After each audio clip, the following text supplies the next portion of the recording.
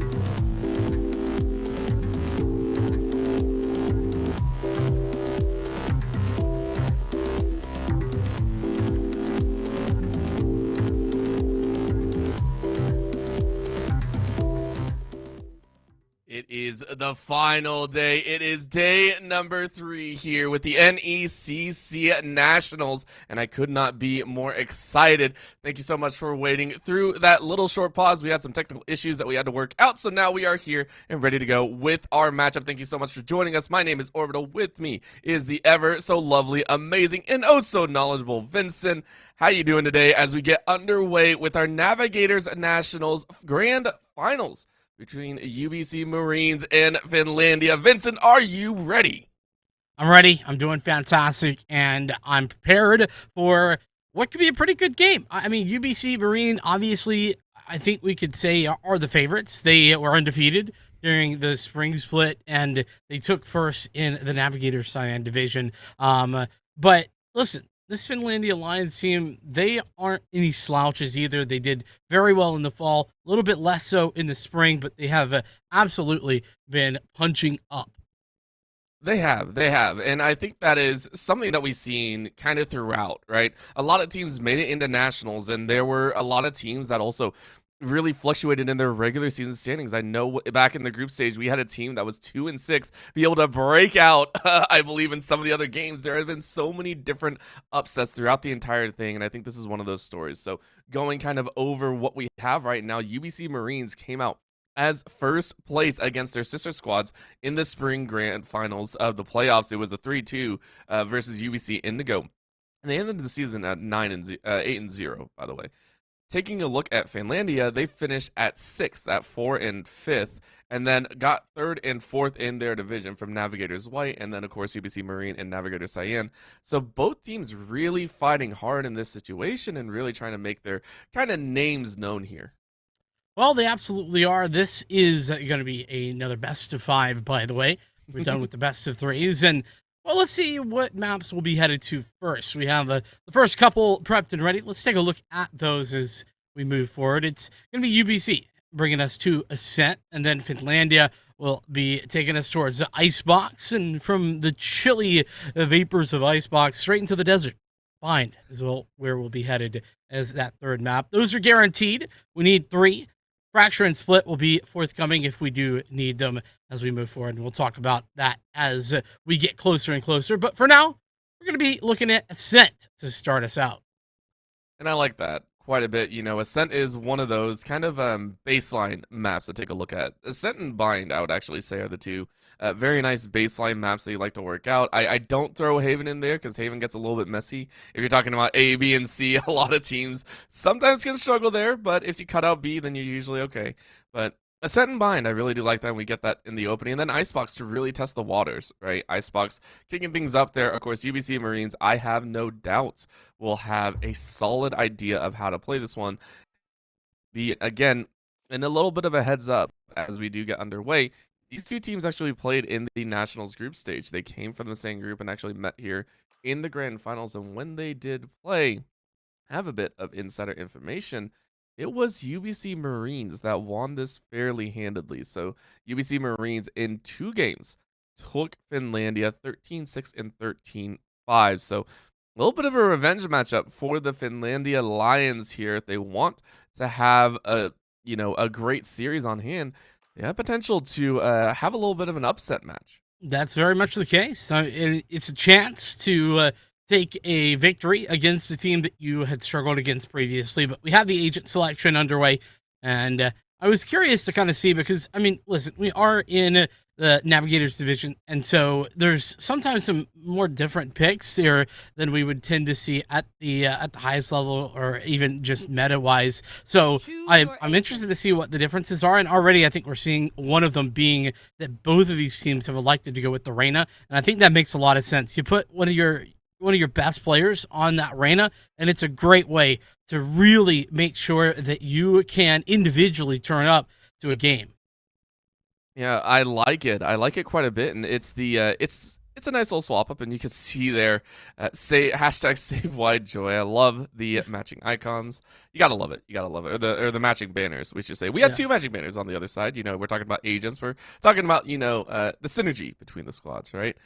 But as you were saying, the Reyna coming out here is quite interesting. It's a far stray, especially since a lot of the duelists have been kind of decrying the Jet situation, right? And Jet is still one of those, for lack of a better term, up in the air about whether some players still like to run it or some players just don't enjoy it anymore with the current changes. So I'm very, very interested to see if this Reyna will be persistent throughout all 5 games, or maybe all 5 games. Well, we get 3 for sure. Yeah, we get 3 for sure. Right there, 3 games. We'll see if Reyna encapsulates all of them.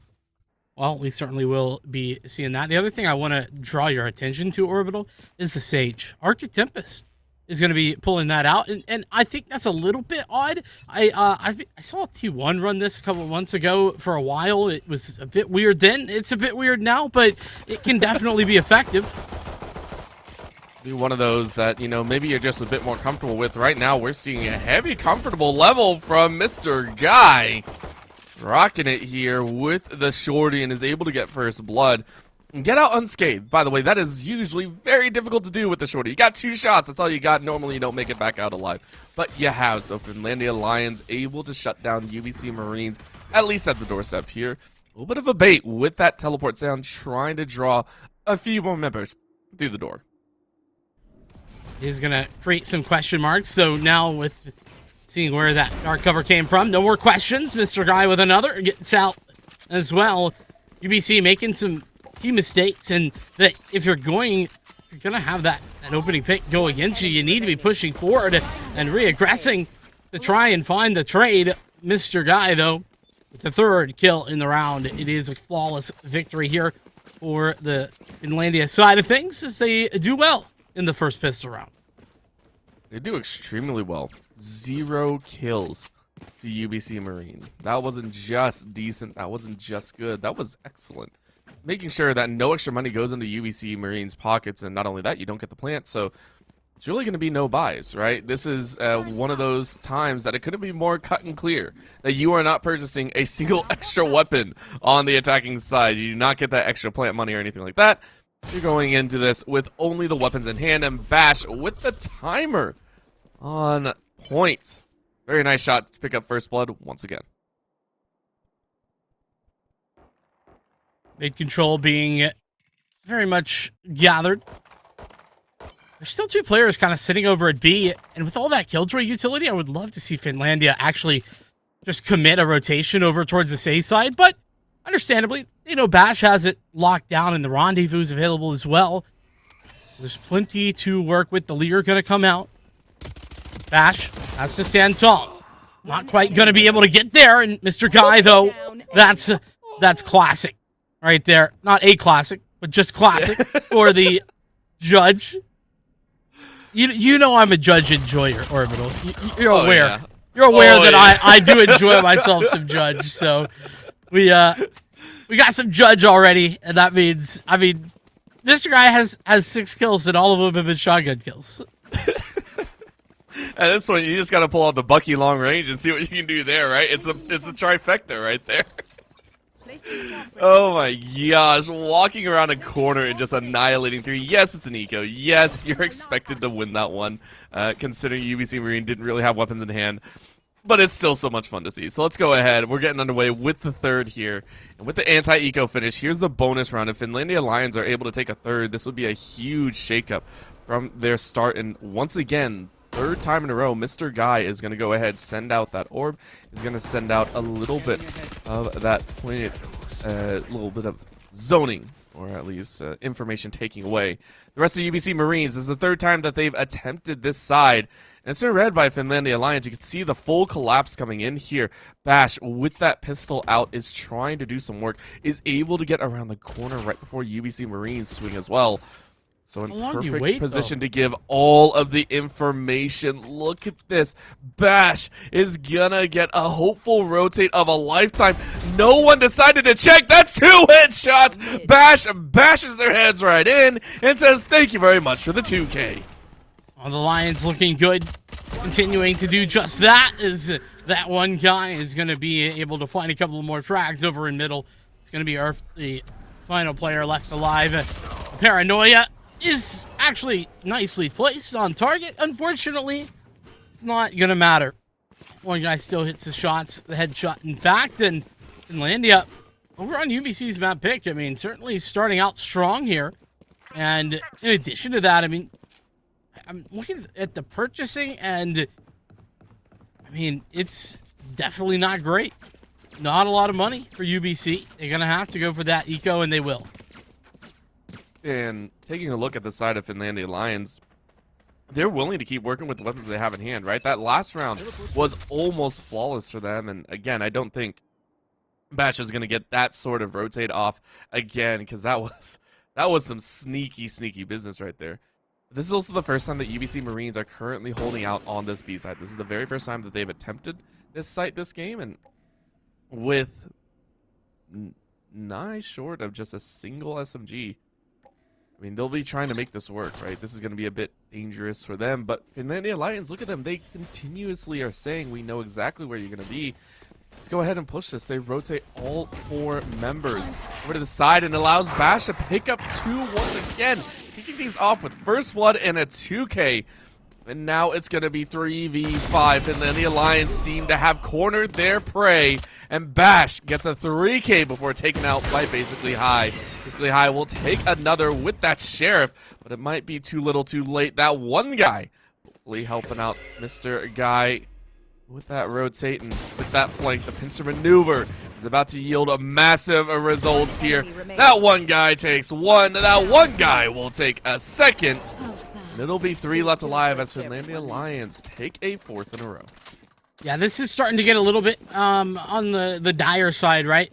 It's not quite dead yet, but UBC really need this gun round. I mean, they've struggled to find any sort of success, and you know, you talked about how Finlandia have been doing a pretty good job of reading where UBC are electing to go, and a lot of that has come down to, number 1, some aggression, and number 2, just getting that early information, and UBC taking a lot of time to actually commit into the site when they when they first push in, or at least first make their presence known. So big round for UBC. They're looking to take that mid control once again. Out of charges. And this is definitely a good strategy to apply some additional pressure. They've been able to do it quite often, and I will give credit to this. UBC Marines, they are not distinctly out of it by any stretch of the imagination. This is a squad that we know have ruled the regular season, and this is just kind of that little start. It could always shake things up. It's full best of 5, but Finlandia Lions are making a great case for the fact that they are the ones currently in control. Bash hiding out in the back of defender spawn here. Just waiting to see if they can get any sort of change. Big E is going to take out Arctic Tempest with the huge Odin. Really nice shot. That one guy is going to get a 3K. Alatrope so far is going to be cruising for this ERP. So saying, listen, just give me a little bit of ERF if you will. But Big E takes a 2K. That was a gun round once again. Finlandia Lions. This is a whole new squad. Something changed within the last 2 days of Nationals. Well, I don't know if it's, you know, something changing. I mean, they definitely showed themselves well with regard to the semifinals. I think it's UBC who are showing to be a little bit, or at least having a little bit less success than I think we were expecting. Basically, because of the fact that Finlandia, they have been fantastic at adjusting their strategies. You see the A hits, we've seen the rotations, we've also seen that aggression and everything else that comes with it. Meanwhile, Bash, that operator out, ready, takes that first shot as well. Rendezvous still available, should it be needed. Little jiggle peek means team Liam is dead. Liam, you showed your shoulder, and you can't do that against an operator. Bash, this monster has been at the forefront of the last 3 rounds. I just want to point that out. Has consistently gotten first blood as well as a second afterwards. Is now looking for a 3K, but Mr. Guy is hard wrapping around. The catwalk is no longer a friend of UBC Marine. And Earth, you know that you're kind of dead to rights here, it feels like, so you're going to back off. You say you can't contest that. The itchy trigger finger of Bash. 2 left alive with 50 seconds. And now Bash is on the hunt, swinging harder here into a main. And Oh my lord. This is a corralling of death right now. Finlandia Lions, they're trying to sink their teeth in the last 2 kills here. I mean, saves 30 seconds wouldn't be unreasonable either, to be fair. I mean, UBC might be trying to do that, though the aggression here tells me otherwise. One enemy Or remaining. if going to be caught out in the open, blindsided, if you will. Speaking of which, Paranoia actually, Mr. Guy hits that one guy, but that one guy still takes the shots, and flawless is the victory for Finlandia. And, I mean, talking of what's going wrong for UBC, it's not just that they're not winning rounds. They're not winning gunfights, even. I mean, look, we're 6 rounds in, and nobody has more than 2 kills. And listen, I don't say that lightly, Orbital, because kills aren't everything, and they absolutely don't mean necessarily victories versus losses. But when the entire team is unable to win the gunfights consistently, that certainly has an effect, and I think we're seeing that right now. Not only are they unable to win any gun duels, they're not even able to make it to site. That is how dominating Finlandia Lions defense has been here. They have been so strong in terms of collecting, and we're finally now seeing this sort of ultimate collage of ultimates come out here. This is just an attempt to even get onto the site. They use the attacking lockdown as well as that opening Hunter Siri, and they still lose out on first blood. Yes, you have dropped the plant. Yes, you have 4 on there, but can you hold against the street take attempt? Finlandia Lions rush in a massive extent of strength. They are holding down the W key and not taking a moment off the pedal. Basically, High is going to find that one guy, but down around the side to go. Bash cannot find that swing, and Allotrope is now finally going to get caught out. Finlandia Lions in a 3v1. UBC Marine in a 1v3. And you can't find that kill. Mr. Guy fires through that Paranoia and still finds a kill. It is 6 rounds to Finlandia Lions. They have gone through 2 ultimates. The UBC Marines. And UBC Marines right now losing out in this first half. It wasn't just 2, though. I mean, that was actually 4 ultimates being used in that round, and they just weren't effective. Really? UBC used 4 ultimates, and they just, I mean, they got on the site, great, but they were unable to hold it, and that definitely, it makes me worry for the rest of this series, especially because this is UBC's map pick. That's the other thing that's a little terrifying, and I'm just not sure what's going wrong beyond just some general, individual problems. That's definitely not all of it. So, UBC, I don't know what they need to do. A timeout certainly would be a good idea at this point, but that's yet to come in. And it looks like it's more A aggression going to be coming forward. Meanwhile, Bash over at B is pushed forward and finds that there's nobody home, so they're going to already go for a rotate. The push is coming through, and Mr. Guy is shooting fish in a barrel. Now that one guy comes around the corner with the Empress to do additional damage. That one guy is helping out Mr. Guy be the guy in these situations. Look at that play! A 4K to wipe it out with headshots all around. Mr. Guy able to finish it off, and I mean, this is out of control right now. Finlandia Lions have 8 rounds in a row. They are on par to hit double digits here in the next 2. And finish things off with a commanding lead here. This is going to be UBC Marines, I believe, 4th attempt at a gun round, and a strong gun round is what they're hoping to have. Right now, all the players kind of situated in a style that gives no real idea where they want to go. They're currently testing mid. The default hold, no spike down. Or no spike on any member, just trying to say let's hold it. That's going to be a meet again. Bash with the operator wins out in the OG gunfight. B going to lend itself to the fact that, once again, UBC Marines lose a member first. This is a very one-dimensional attack side from UBC. They have very rarely, if ever, rotated from any part of the map to another part of the map. If they're going to one place, it's usually going to be that place from the very beginning to the end. Now, we are seeing a little bit of a different story here. Off the back of that first pick from Bash, it's been an adjustment towards the middle area. A push in towards the garden. Is Neuro Hermit going to have some chances? Earth seemed to spawn out the woman in that position, but still unable to take the door down in time. Finally, Earth gonna actually win that duel, but he's the only one to do it. No one else does. That one guy, another triple kill. Ridiculous stuff from Finlandia. Finlandia crying out right now, saying, let's go. They are cruising to a top spot, and UBC Marines, there is no timeout. There is no coming back from this sort of devastation, it feels like. They are just hunkering down, probably thinking about game 2 here, saying, all right, this is, you know what, we messed up in the first few rounds. We've lost the flow. We've lost control of this game. And keep in mind, it's a best of 5. We have a chance at being able to come back. You lose one game, it's okay, right? That's something that you do kind of have to tell yourself in these situations. You lost game 1, okay. Take some time, reevaluate for game 2. Maybe you get something from there. However, right now, Mr. Guy is saying hello. Oh, Vincent, it's your favorite moment ever. It's the judge getting a 3K. I mean, listen, there's a reason I call it the most busted gun in the game. What other gun can you just running get 3 kills for free with? None. None whatsoever. It's great. It's wonderful. There's a reason I'm a big fan. But, it takes no skill. It means I don't have to practice with any other guy. Hey, listen, stop exposing me, okay? Stop exposing my insecurities, all right? That may or may not be a little bit true, but it's still a little busted. It Surf really has is. brought one man. back.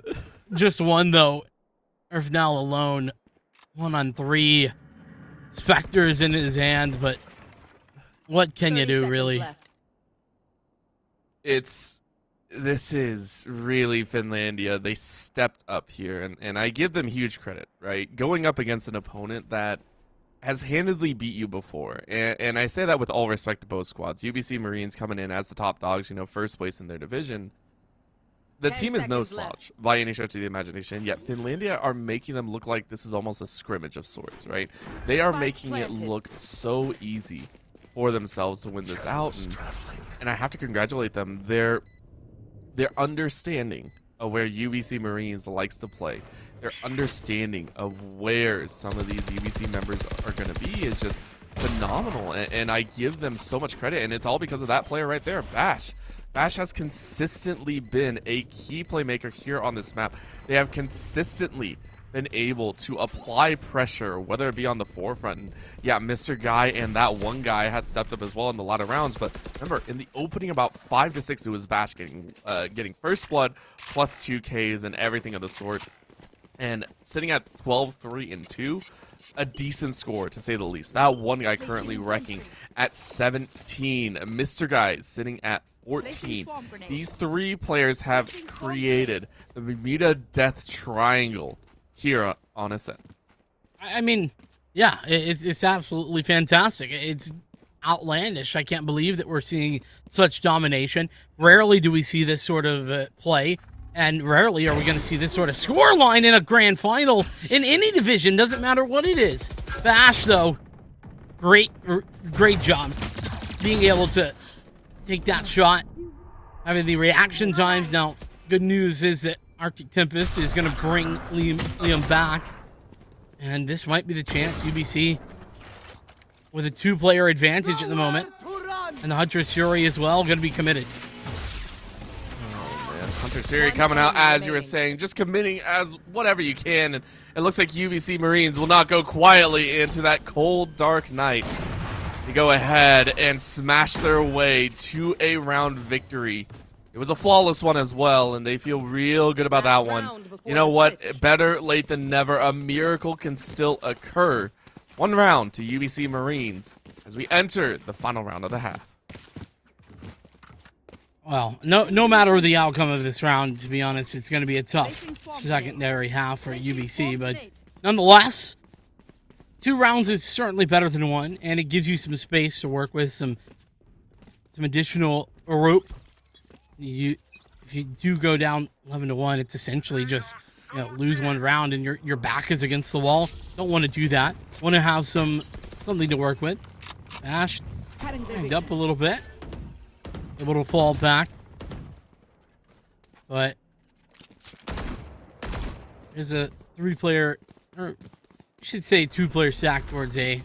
3 is maybe a little bit incorrect, but A is sort of irrelevant now as Finlandia are going to be prepping for a B site hit because that's where UBC have headed.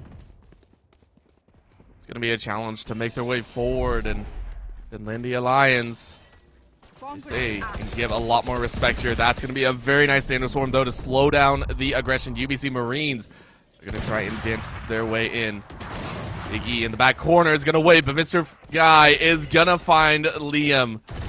What a brutal showing here. Again, the Odin screaming out in the back line. Earth is going to find one, but Big E still shooting through that wall. A phenomenal pick here. That'll be the hold down. UBC Marines down in a 2v4. Problematic situation. And basically High finds Big E. Bullets for their win, as that'll be a final one. 2 to force takes out Earth, and UBC Marines in a 1v3.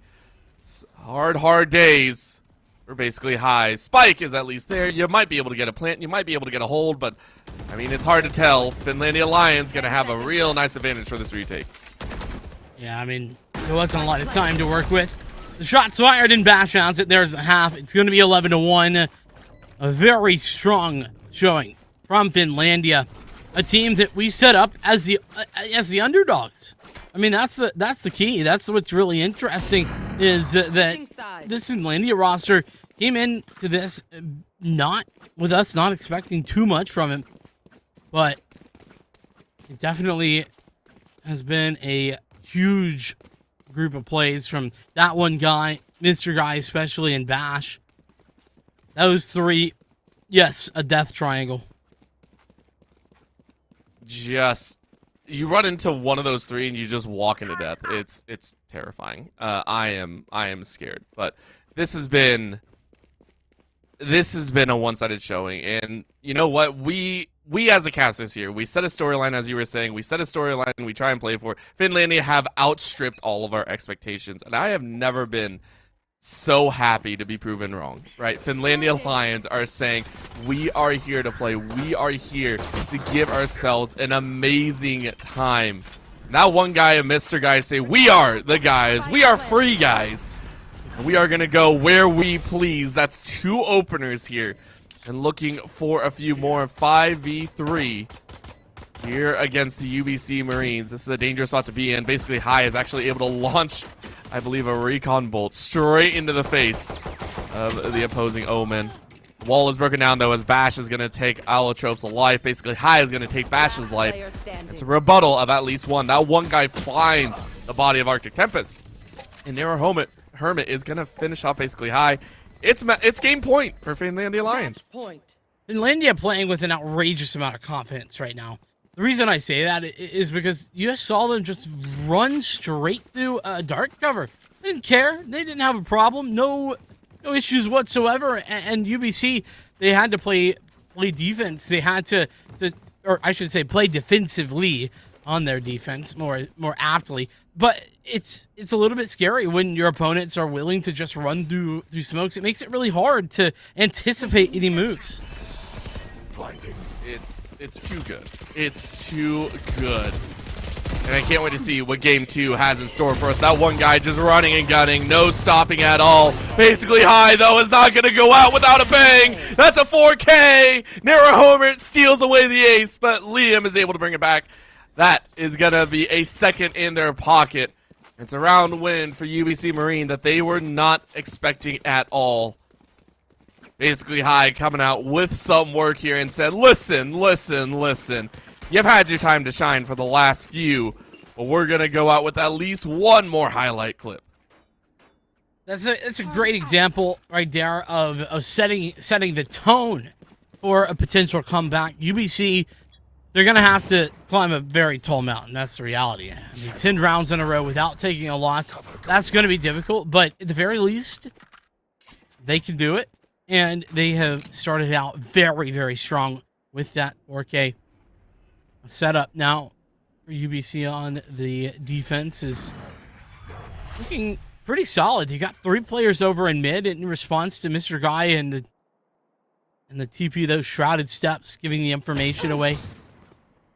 But Allotrope not quite ready for the correct peek is Now everybody sort of stops and holds back for a moment. Orbital.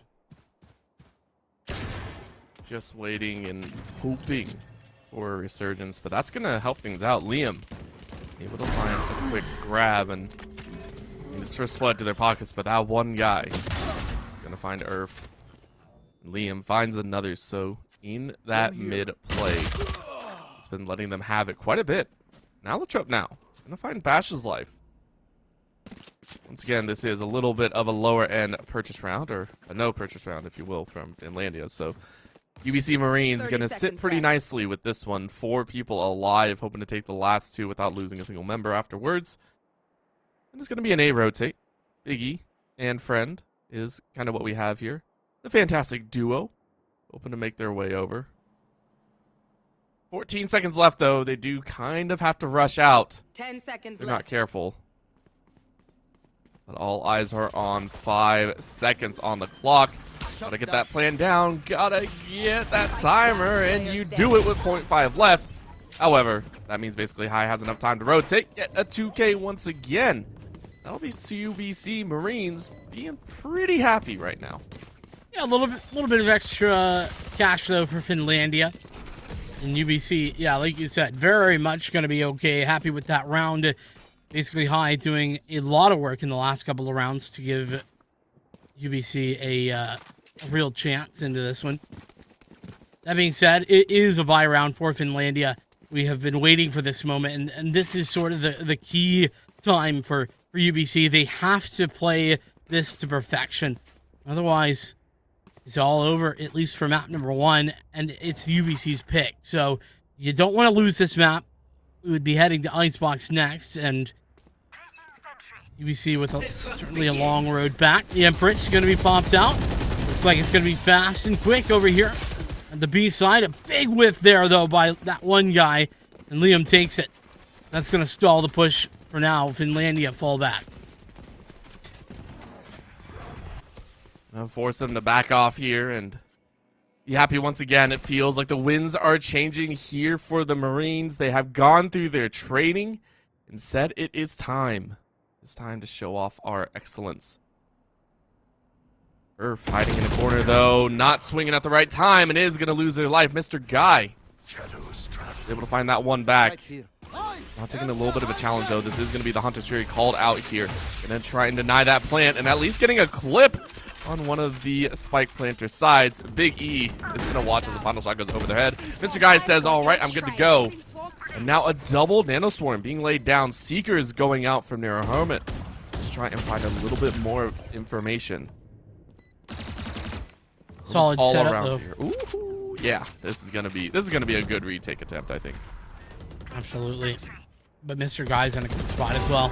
Is going to find the denial on towards Liam. That's going to be step number 1. Now just 2 players remain, and they come from the same angle. Bash does it all. 2 quick drags, and it's 13-3 for the Lions to take UBC's map of Ascent. Vincent, they had some sort of chat over the last few days. They had some sort of chat going on there. The coach sat him down and said, hey, we know what we can do. It was either that or, hey, get everything in gear. We practice enough to try and take this. Either way, Finlandia Lions are here to play. And I honestly expect UBC Marines to step up in game 2, 3, 4, 5, whatever. Because I think they took it a little bit laxly. They said, hey, we won the series before. We beaten them before, so take it a bit easy. You know, start things off nice and slow, ease into it. And Finlandia Lions said, no, you ain't starting easy. If you don't start your engine now, you ain't catching us in that quarter mile. Yeah, I mean, that might be part of it, but honestly, with the way that the domination was, I don't know. I think UBC could have done well to be taking a timeout or two to take some time to rethink, but regardless, you got to give credit to Finlandia. They did what they needed to do, and as we head towards Icebox, they picked that one out as well. Now, of course, we just saw UBC take a big loss on their own map pick, so who knows how much that means, but we'll give UBC some time to think about it. Take a short break, and when we come back, Icebox will be on the card. See you in a few.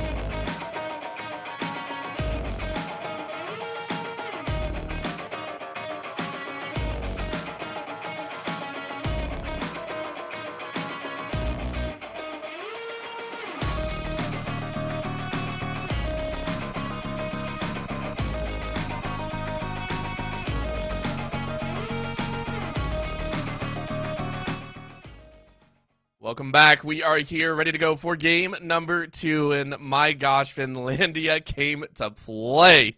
Brutal showing, and I want to say it was a 9-round run. I think is what we saw. It was 9 rounds in the hole before UBC Marines had something to say. 10, I think. Even then, it was just a small response. And for this upcoming map, it is even Finlandia's map pick. And Vincent, I mean, game number 1 could have been that fluke or miracle. If it happens again in game 2, this is going to look rough for UBC Marines. You know, I have difficulty believing 13-3 is in any way a fluke. It's just really hard to dominate that way for an entire game. That being said, I do want to caveat that by saying that UBC didn't take any timeouts. They didn't seem, and they did seem to be a little bit different when it came to the second half. So maybe after having a little bit of time to, get their mental into the right state, then okay. That being said, it does worry me for UBC because of that domination. But as we head into Icebox, I guess we'll see what's what. I mean, that's the reality. Because the crazy thing and the really cool thing is that all of our expectations just flew out the window. They did. It's one of those moments where we wipe the slate clean. We just say, all right, all papers out, all notes are out, and this is kind of what we have on the table right now. And I am in agreement, right? The 13-3. You can't call that a fluke. You can call, the 9 rounds in a row a fluke, maybe. You can call 5 in a row a fluke. You cannot call 13-3 a fluke. What we can say is currently Finlandia are playing at the top of their game. They are currently playing at a very respectable level that I don't think they're going to come down from, which means UBC Marines have to step up. That is what I'll say right now. They are the ones that have to step up to the plate and play above their weight class that they're currently hitting at right now. And if there's a time to do it, it is right now. If you don't hear, yes, you can theoretically come in at the third game, but at that point, the mental, it's kind of rough. It's very hard to reset sitting at an 0-2. So I want to see UBC Marines kick things off now. At the same time, I want to see my hopes dash even further. I want to see the Finlandia Lions be able to have their revenge matchup here. I really do like what I'm seeing there, and it's the duality of a caster, right? You want to see both happen, and yet only one can happen at a time. We are into that agent select on the map of Icebox, and we already see some interesting decisions. A little bit interesting meta-wise. Double duelist, not really a thing anymore. At least it hasn't been in the past little while. But UBC have gone for it. And the other thing that's interesting is I feel like the Raze is very niche on this map. But like I was saying on Ascent, niche is usually okay if you're good at that niche, especially in this division. So we are seeing a little bit more traditional, though, composition-wise for Finlandia. Having that Sky, that initiator, it is a really big deal. And, of course, the lack of a Jet. Instead, Bash going to stick with the Chamber. The Rendezvous is very powerful, arguably more so, especially now that Jet has been nerfed. It's just too good to pass up. It is just too good to pass up. And as you were saying, they'll go ahead and collect both of those. But taking a look here, it will be the UBC sitting on, I believe, that attacking side.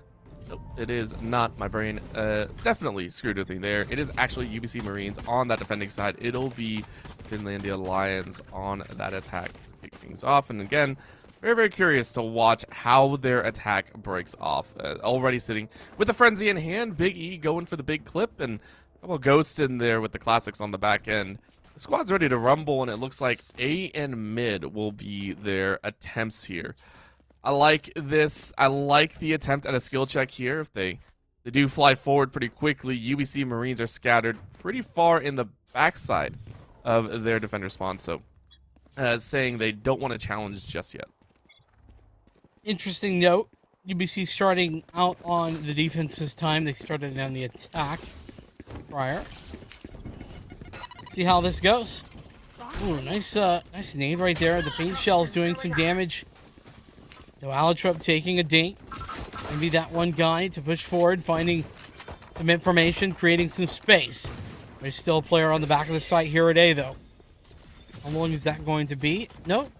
No fight being taken. The wall going down, and Shots fired by basically High, but those are going to miss their mark, and Bash is going to rendezvous out of there. Big E trading with Allotrope as Liam comes in, but he's down and out. 3v3, low health on 2 of these players, and basically High with a chance, but a missed opportunity. As Arctic Tempest notices the trade up, now she's the only one left alive with 20 health remaining. Oh, feels so bad. Feels very bad when you walk straight through a wall and say, "Oh crap, that's I didn't hit my shots there." So that'll be the finisher again. Finlandia Lions popping out with a classic round win. It is the front side pistol round win for them. They did lose 2 in that fight, but overall they were gonna have a very solid buy, and you can see it there. You can see the Bulldog coming out. Bash is gonna buy. Big E almost went big mode there, but decided against the Odin round 2. So probably won't bring that one out. Yeah, that would have been an interesting decision, an aggressive decision nonetheless. But the Lions starting out well. I like this second round play if this is what they elect to do, going mid early, setting a precedent for UBC that, hey, mid is a problem. You need to be aware of it. You need to put players in these positions. And that's exactly what UBC have done.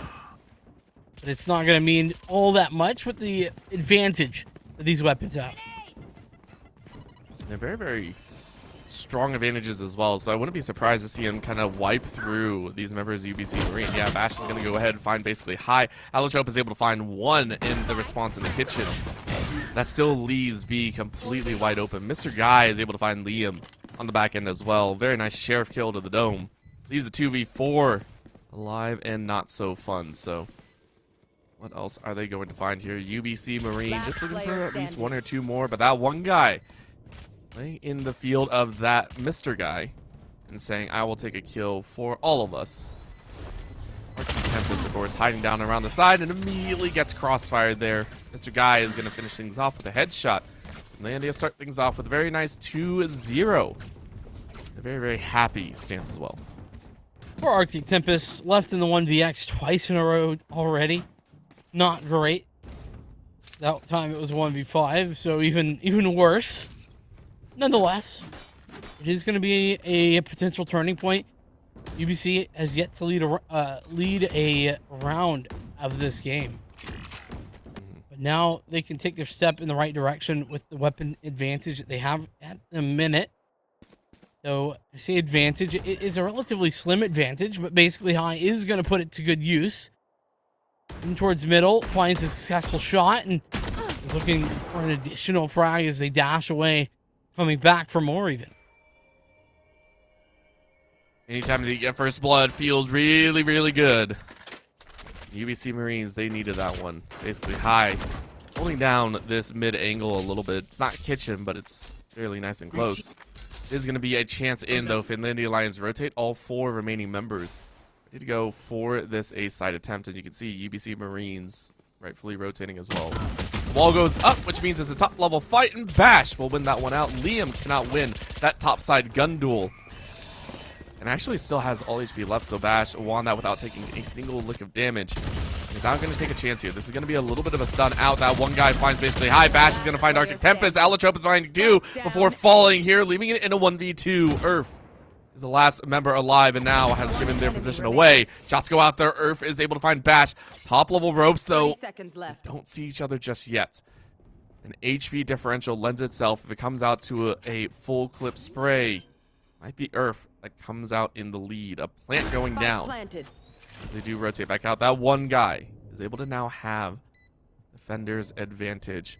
Swing left, swing right, but that one guy was looking the wrong direction. And Earth able to find the body. Means that UBC Marines are not going to get run out this game. Instead, are keeping it at the status quo. At least for now, right? I mean, 2-1, that's the start that they were looking for. Bonus round is not successful for Finlandia. Though Finlandia still have plenty to work with in a 3rd round purchase, or 4th round purchase, more correct. What went wrong there for Finlandia? I mean, they allow a big clutch to come forward. UBC were traded out pretty effectively by the Lions as they moved into the site, despite getting the opening pick. So a lot of good to think about from Finlandia, but even better from UBC. So a lot more competitive as we head forward. Another gun round at hand. Liam, lacking a little bit in the money department, is going to have a bulldog, but goes for the opening pick and gets it this time as well. Liam has been playing this top rope very, very well. Unfortunately, you only get one in that time. Allotrope, though, holding it down with the 2K last round, is hoping to do the same here. Big E, though, watching and calling out to Nero Hermit, who takes that headshot. Very, very nicely done. UBC Marines now hoping to hold it down once again. You can see a far lurk from the chamber of Finlandia at Lion's side, so sweeping out the back edges. All three remaining members of UBC Marine are currently residing inside of the A site. It's a little bit of a tough fight. A tough ask, if you will. Shot spray out. Mr. Guy finds Arctic Tempest after a full clip has been injected. And Earth, waiting fire from ground to up, is able to find that Odin. No longer in play, but that'll be Bash coming around the back end and finds that chamber mirror win. Very strong stuff. The Lions putting themselves right back into winning ways. The bonus round, often a round that you lose, but then being able to fight back into that next round where you have full weaponry and instantaneously reset or at least put pressure on the economy of your opponent is something that is fantastic. It's something that not all teams are able to do. This team, the Lions, especially able to make that happen. UBC, meanwhile, they do have a couple of ultimates. Speaking of which, that Tour de Force has been pulled out. Landia have one of their own if they wanted to use it, but it's going to be basically high, actually. The Marshal to find the first kill. The Marshal kill as well. You always feel like you have a little bit more agency as well. You can move a little bit quicker with it, but of course, Bash is able to even things right back up. Basically, High is going to get a second. Looking for a third, is able to deke out Bash, I believe. Yeah, just took a shot in the body. 29 HP left, but Liam says you got no HP left. The Shorty taking a page out of Mr. Guy's book. Hiding around the corner for that shot. And is immediately going to let Allotrope find Mr. Guy. That'll be a thrifty round win for UBC Marines. They are waking up once again. They're keeping it within one, which bodes very well for the rest of this game. Yeah, this is much more competitive. This is much better from UBC. A fantastic round there from basically High. Gets 2.5 kills with the Marshal of all things. Everybody else was relatively ecoing, right? I mean, there was an additional SMG, I think one Spectre. But everybody else had pistols. And so UBC, they take a critical round there. Now the Blade Storm up and over. And actually, I thought Bash got away, but he didn't. And the Blades continue. Biggie finally does deny anything further from basically High, but basically High done what needed to be done there. All right, we get it, High. We get it. You're a little bit on fire right now. My gosh, was that a power move if I've ever seen one. 2 resets. Of course, you can't find a third kill, but it looked so good. Now moving in here, UBC Marines with a single player advantage, looking and hopefully to grab a bit more. And then the Lions, though, they're really worried about taking these swings. They don't have their upper side angle. Remember, they usually play someone in that upper cubby. And they don't have anyone up there right now, so kind of waiting things out. Gonna probably take about 15 seconds. And just try and wait. Hopefully someone rotates around to get a second kill. Well, the problem with that rotate is that, I mean, UBC are covering it off. There's the toxic screen set up, so all of the info is pretty much there for UBC. Earth is going to be the one to take the shots, though misses them. And now Finlandia know that they're stuck between a rock and a hard place. There's absolutely no direction that is correct, but that they will not be finding UBC members in. The hard one to win, and they're just taking that sprint. Maybe they can get 1 or 2 kills on the back end, and Nero Hermit is able to spray down 1. Nero Hermit gets 2, and now they're flanking out, but they only have to play for time. And it is going to be a timeout victory. UBC Marine are going to try and wash out. 1 left alive on the UBC Marine side. And then the Alliance make it expensive, but my gosh, did that feel good. UBC Marines played the macro pretty dang well right there. 3-3, a tied game. First time we're really seeing that. impressive to say the least. And UBC, look at the ult economy they have. It's not bad. Though I think you could also say the same for Finlandia. Both teams are going to have a res available to them. One of those duelist ults, and UBC could put down the Viper's pit over at A. Though I don't think that's going to be happening, as you can see the position of the Viper very much far back onto the site. A little bit of a peek, but Liam once again finding first blood. I think Liam has found first blood in the last 3 rounds, right up there on the top side of A, and that feels usually pretty good, getting a lot of information. Currently, Kitchen, though, is being played here as B. Might be the rotate out. Bash is able to find Arctic Tempest, and really, really nice sidearm aim. And then the Alliance trying to make sure that they can continue and try and stay in the lead here. They don't enjoy being tied up. However, with that trade, it's a 3v3. Bash and the rest of the squad are going to take a little bit of time here, and hopefully play this one nice and slow. Basically high, ready off on the side. It's a top side play. Very, very interesting to say the least, and nice little hop back. So all 3 members of Finlandia Alliance are going to be able to stay alive right now. It's going to be a shot, though. Urf is going to find Big E, and that was a big one. The Odin is down for the count. That is going to be basically high, ready to go for the final shot, but now it's down to a 1v1. Toxic screen goes up. That actually, I'm not sure who that gives the advantage to right now. Fake fuse, and now the poison going out basically high. You're not going to enjoy this one. You have to walk on the poison, but you get it. You don't get the finisher, though. The poison, I want to say catwalk there, is going to be the finisher. And Finlandia, they lose all members from a kill from the grave. Be able to take the round for them. Great snakebite play there on the backside. I mean, Mr. Guy doing everything needed, and Finlandia retaking their lead 4-3. But now the back and forth, the way that it's happened, UBC still have plenty to work with in a round like this one. And it's actually Finlandia that are lacking in the economy just a little bit, a tad, teensy bit. Well, be seeing if Liam can continue to find such success on opening duels. Of course, the problem is that, well, Liam has been successful finding opening picks, has also not been successful in getting away. So, similar Arctic Tempest going for an opening pick, not even going to get away with their life. Nope. Nothing to say for it either. All members of Finlandia are currently very, very healthy, so very nice to carry over. Mr. Guy is now going to walk forward, and the rest of the squad are going to try and take their chances at A once again. This has been a scrappy go every single time, but that one guy now feeling a bit better, getting those game 1 skills right back. And the poison is down. It is spreading from Finlandia Lions. They're going to play inside of the zone, and this gives them even more confidence. That one guy and Mr. Guy each make it look easy. Basically, High finds that one guy. Mr. Guy, hopefully to avenge. Vandal in hand. Basically, High says, all right, I'll take it slow.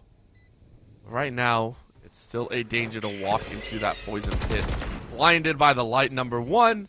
Light number 2 not going to come around the way because, again, it's a 1v4. Take your time if you're the attacker. Lions roar as Big E takes a Spectre kill. Near flawless. Look at that.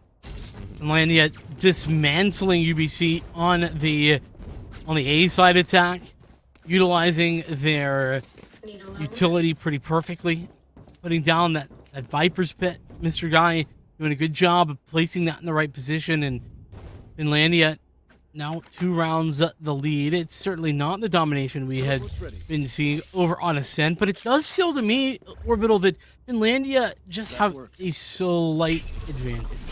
When it comes down to it, they're coming away with the victories more often than not. And, well, Liam tries again.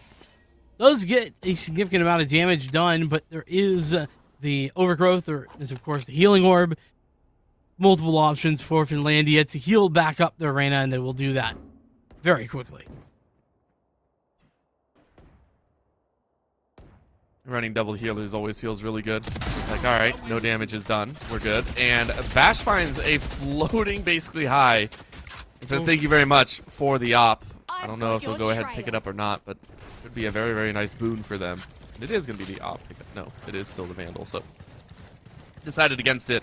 But with basically High down, that is one of the big openers taken out right now, and with that wall down. Near Hermit is easily going to get the plant. Mr. Guy, though, and Big E are going to follow up on the rush. Look at that chance. Mr. Guy has zero fear.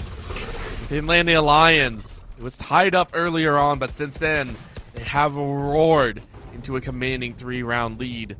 They have secured a half score, 6 rounds. That's a good spot. Now looking for 3 more to try and extend their lead. Yeah, very clear to me that Finlandia right now they're regaining that momentum. It was not lost, but maybe paused is the right way to put it. When we swapped maps, there was, you know, some good ideas, some less good ideas, and of course UBC was doing a bit better job themselves. Now Finlandia ready and waiting. Tour de Force is out. There's a Blade Storm as well, but High not even interested in using that. Liam is going to meanwhile find a kill or two and does actually find both kills to equalize things. That's only for a moment. Finlandia pick out the res. The Tour de Force comes for the other side. So multiple operators still on the cards as Liam, he's a dangerous game sticking in that same spot. Yeah, that was, you can see there the paint shell right at the feet as well. Bash was like, okay, yeah, nope, it's not fine, run away, run away, run away. Still a 4v3, right? And I think that's what gave Finlandia a little bit of a confidence booster there. They knew they had the resurrection, they knew they could swing pretty hard with that Tour de Force. You lose the first fight, now you have a chance at the second. Earth, though, ready and waiting with their own Tour de Force. They are saying, we are not going to let you take this that easily. A little bit of a plant from that wall again. It allows such a nice plant position. Earth is able to find Mr. Guy, though. Bash is going to find Allotrope. Liam is going to find Bash, but Big E finds a rebuttal.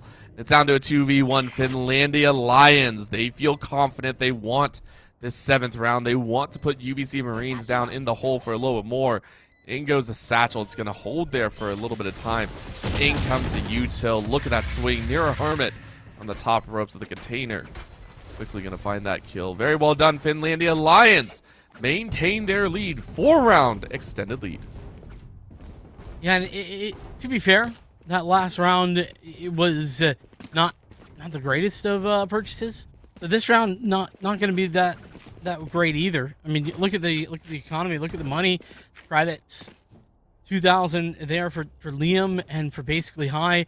It's going to limit things, at least just a little bit. He's going to get a buy over. I think Earth is the one who had the extra cash, so that's nice to see. Well, I am certainly watching. Basically, High finally going to pop the Blade Storm and goes for the updraft play once again over a day. That is going to net 1 kill. So Finlandia down by 1 player. No res this time to equalize things. And so the threat of the jet is effective.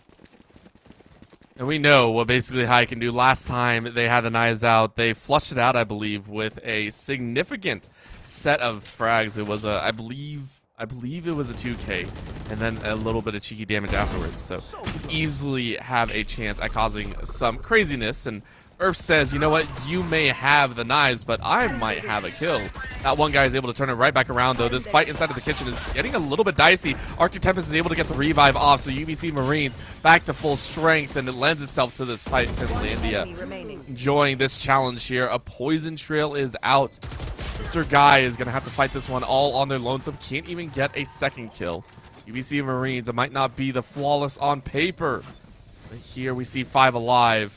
And that'll be the finish. Finlandia Lions drop a 4th round, and UBC Marines attempted to close that gap once again.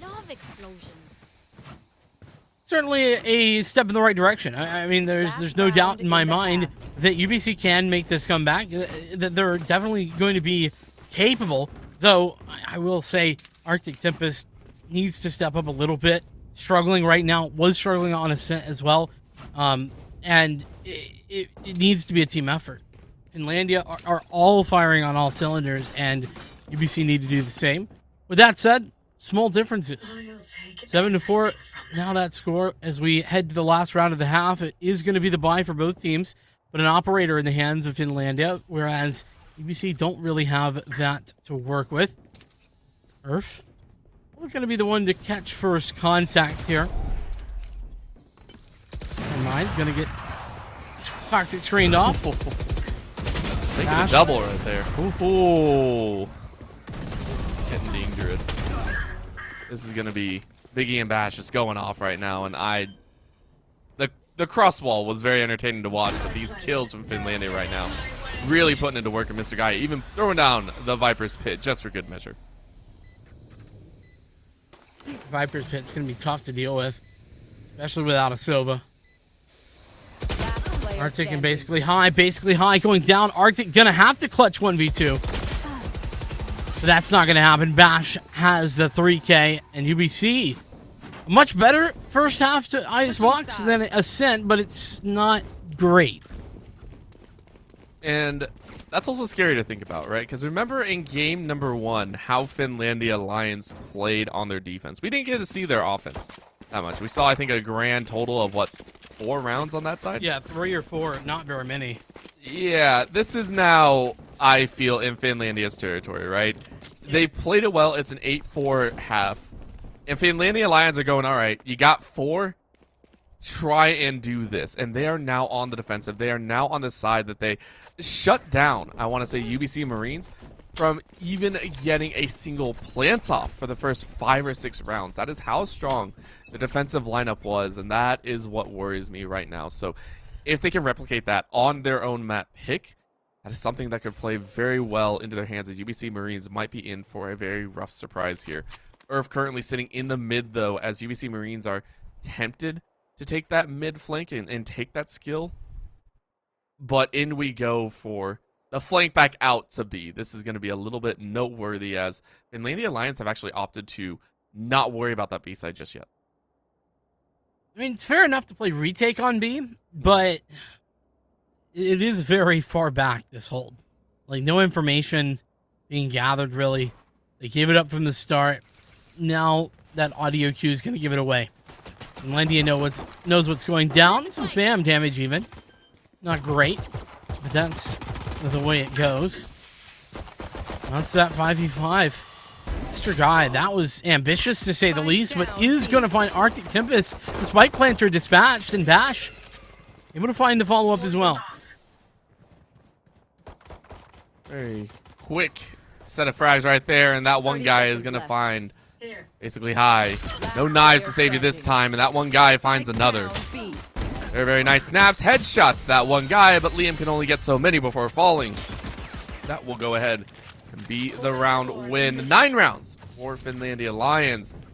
They only need 4 more, and they move to 2-0, which will already be paying back UBC Marine in spades. Keep that in mind. This is, again, the squad that lost to UBC Marines back in game number 2, I believe, of the group stage. And I mean, you pay him back in spades by taking him down in the Nationals finals here of the Navigators divisions. That would be an intense way to get some revenge. Certainly would be. I mean, it would be the best way to get the revenge. Landia on the cusp, doing just that. That one guy turned around the wrong time. Is going to be able to take the kill and, I think, dismiss away. Bash of the rendezvous. It's anticipated by basically high, but Bash hits the shot anyway. A tough one to swallow for basically high. Spike down A. And Bash is just going off right now. This is a happy day for Bash. This is Bash bashing their way to a potential 10th round victory. That is going to be a set of frags. And Mr. Guy says, I want a little piece of the action as well. Don't take all the fun, Bash. That'll be the cleanup, though, as that leaves it very, very nicely in the pockets. Finlandia on double-digit rounds now, winning out against UBC Marines gun round. This is Finlandia Lions saying, we will take you to the edge of your seats. If anything, this is almost solidifying the fact that if UBC Marines want to come back, it will have to start in game number 3. Well, we'll see if that will be too late or whether or not that's going to happen. We got more Icebox to play for now, though. At least a little bit, potentially. Finlandia still on the defense here. You got 2 players committed in towards the A side. The Trailblazer should find a little bit of info. Look at how far up that one guy has pushed all the way through the backside. And that one guy gonna actually get a flank off here for sure. It's just a matter of how many players they can find. Maybe it's back to guaranteed that first, and they're not aware. The spray down continues as that one guy finds two.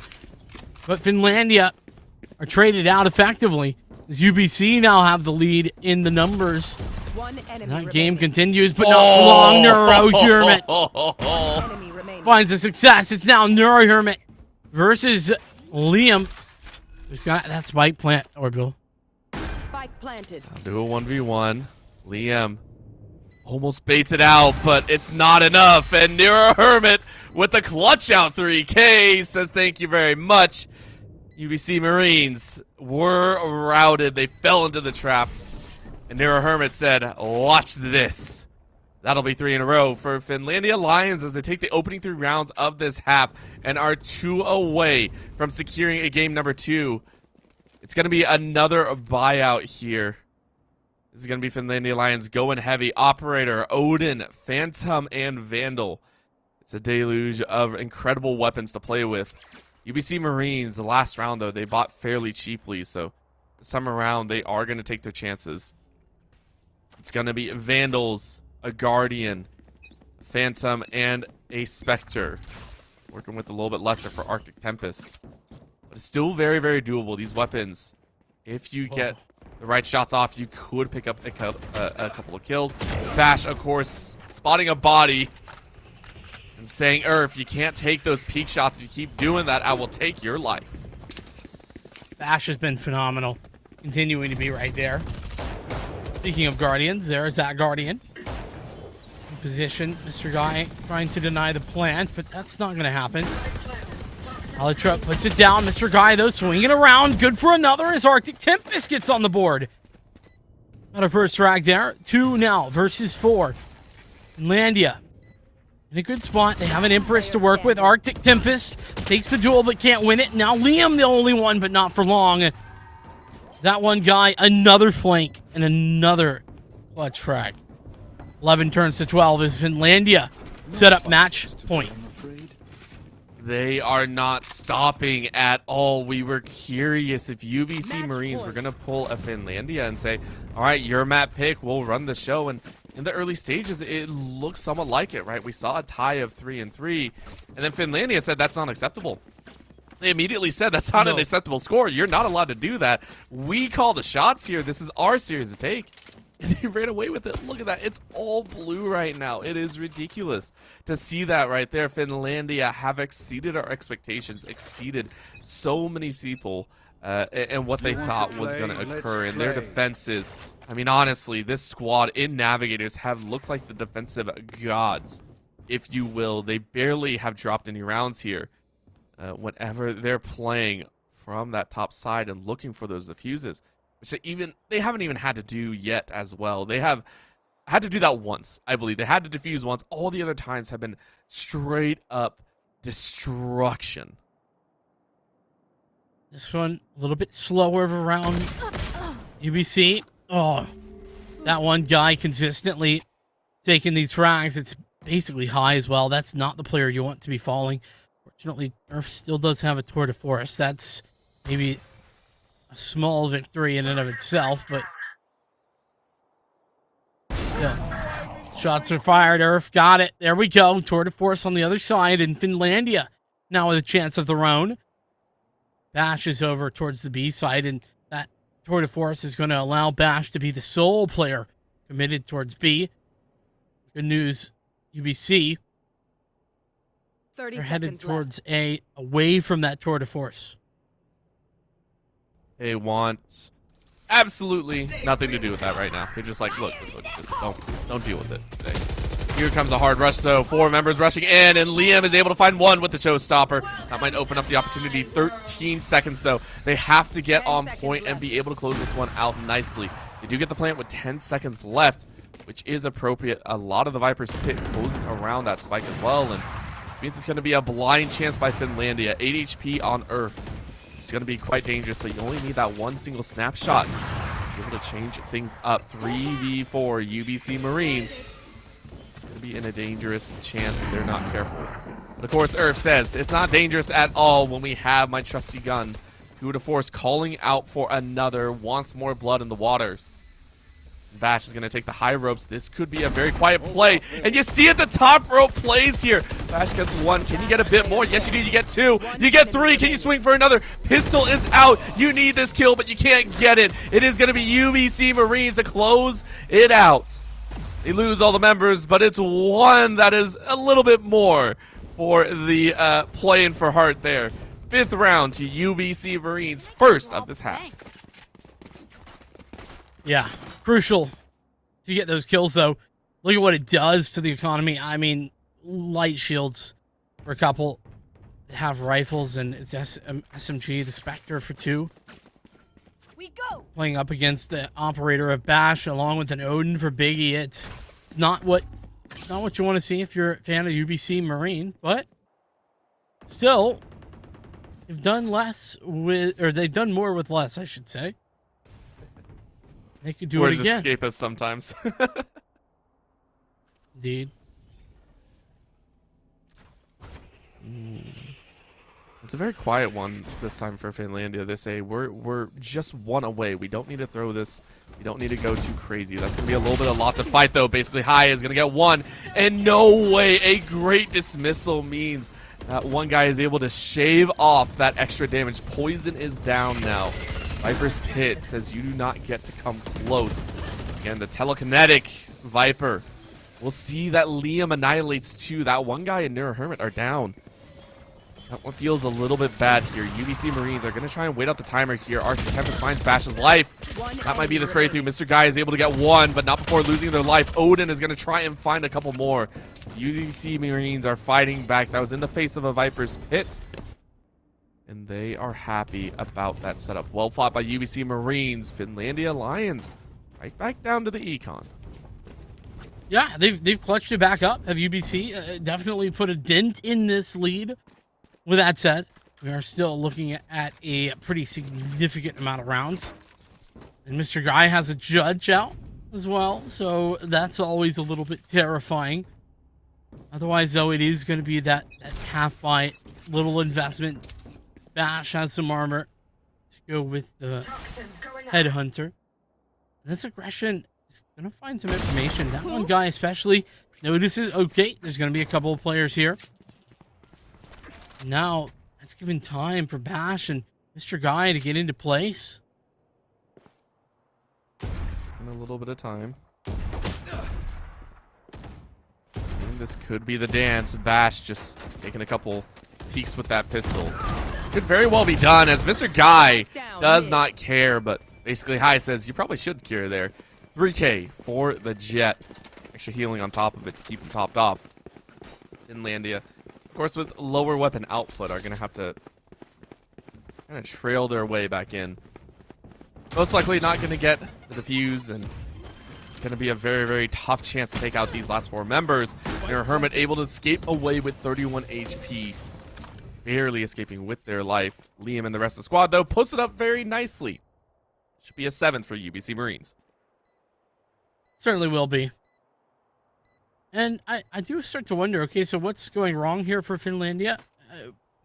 I'm curious to get your take, but for me, I think that part of it is that they got a little silly with a couple of things, and, you know, you got to keep the mindset healthy. Iggy, though, taking away some exit kills, and, well, the ace for basically High is very nice, but what are your thoughts, Orbital? I almost want to say that it's not so much Finlandia Lions that are really losing out here. Yes, they have lost the last 3 rounds, and that is, I feel them getting a little bit itchy with some of their takes. They've been able to fight UBC Marines pretty much face on.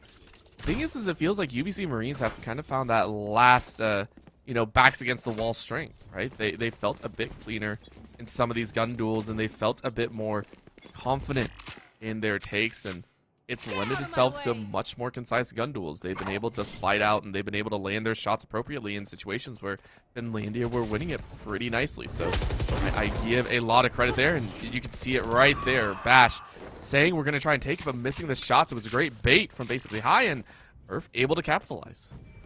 Yeah, Bash got out in the open, a rare sight to see, and still blades to work with off the back of it. UBC in a good spot as they rotate.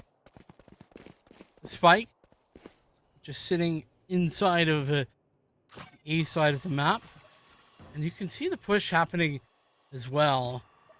A little bit of an aggressive push for that guy because, I mean, so little map control, it's maybe a little bit dangerous, but has fallen back now, so it's definitely a better decision.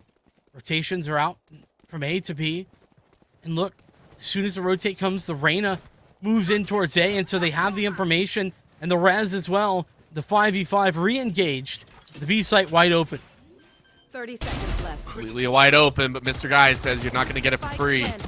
Backline kill means that the blades are down, and this is going to give enough time for the rest of the team for Finlandia Alliance to rotate, and I agree with this. I was saying earlier, right, that Finlandia, they're taking some of these gun duels and they're not winning them. So what do?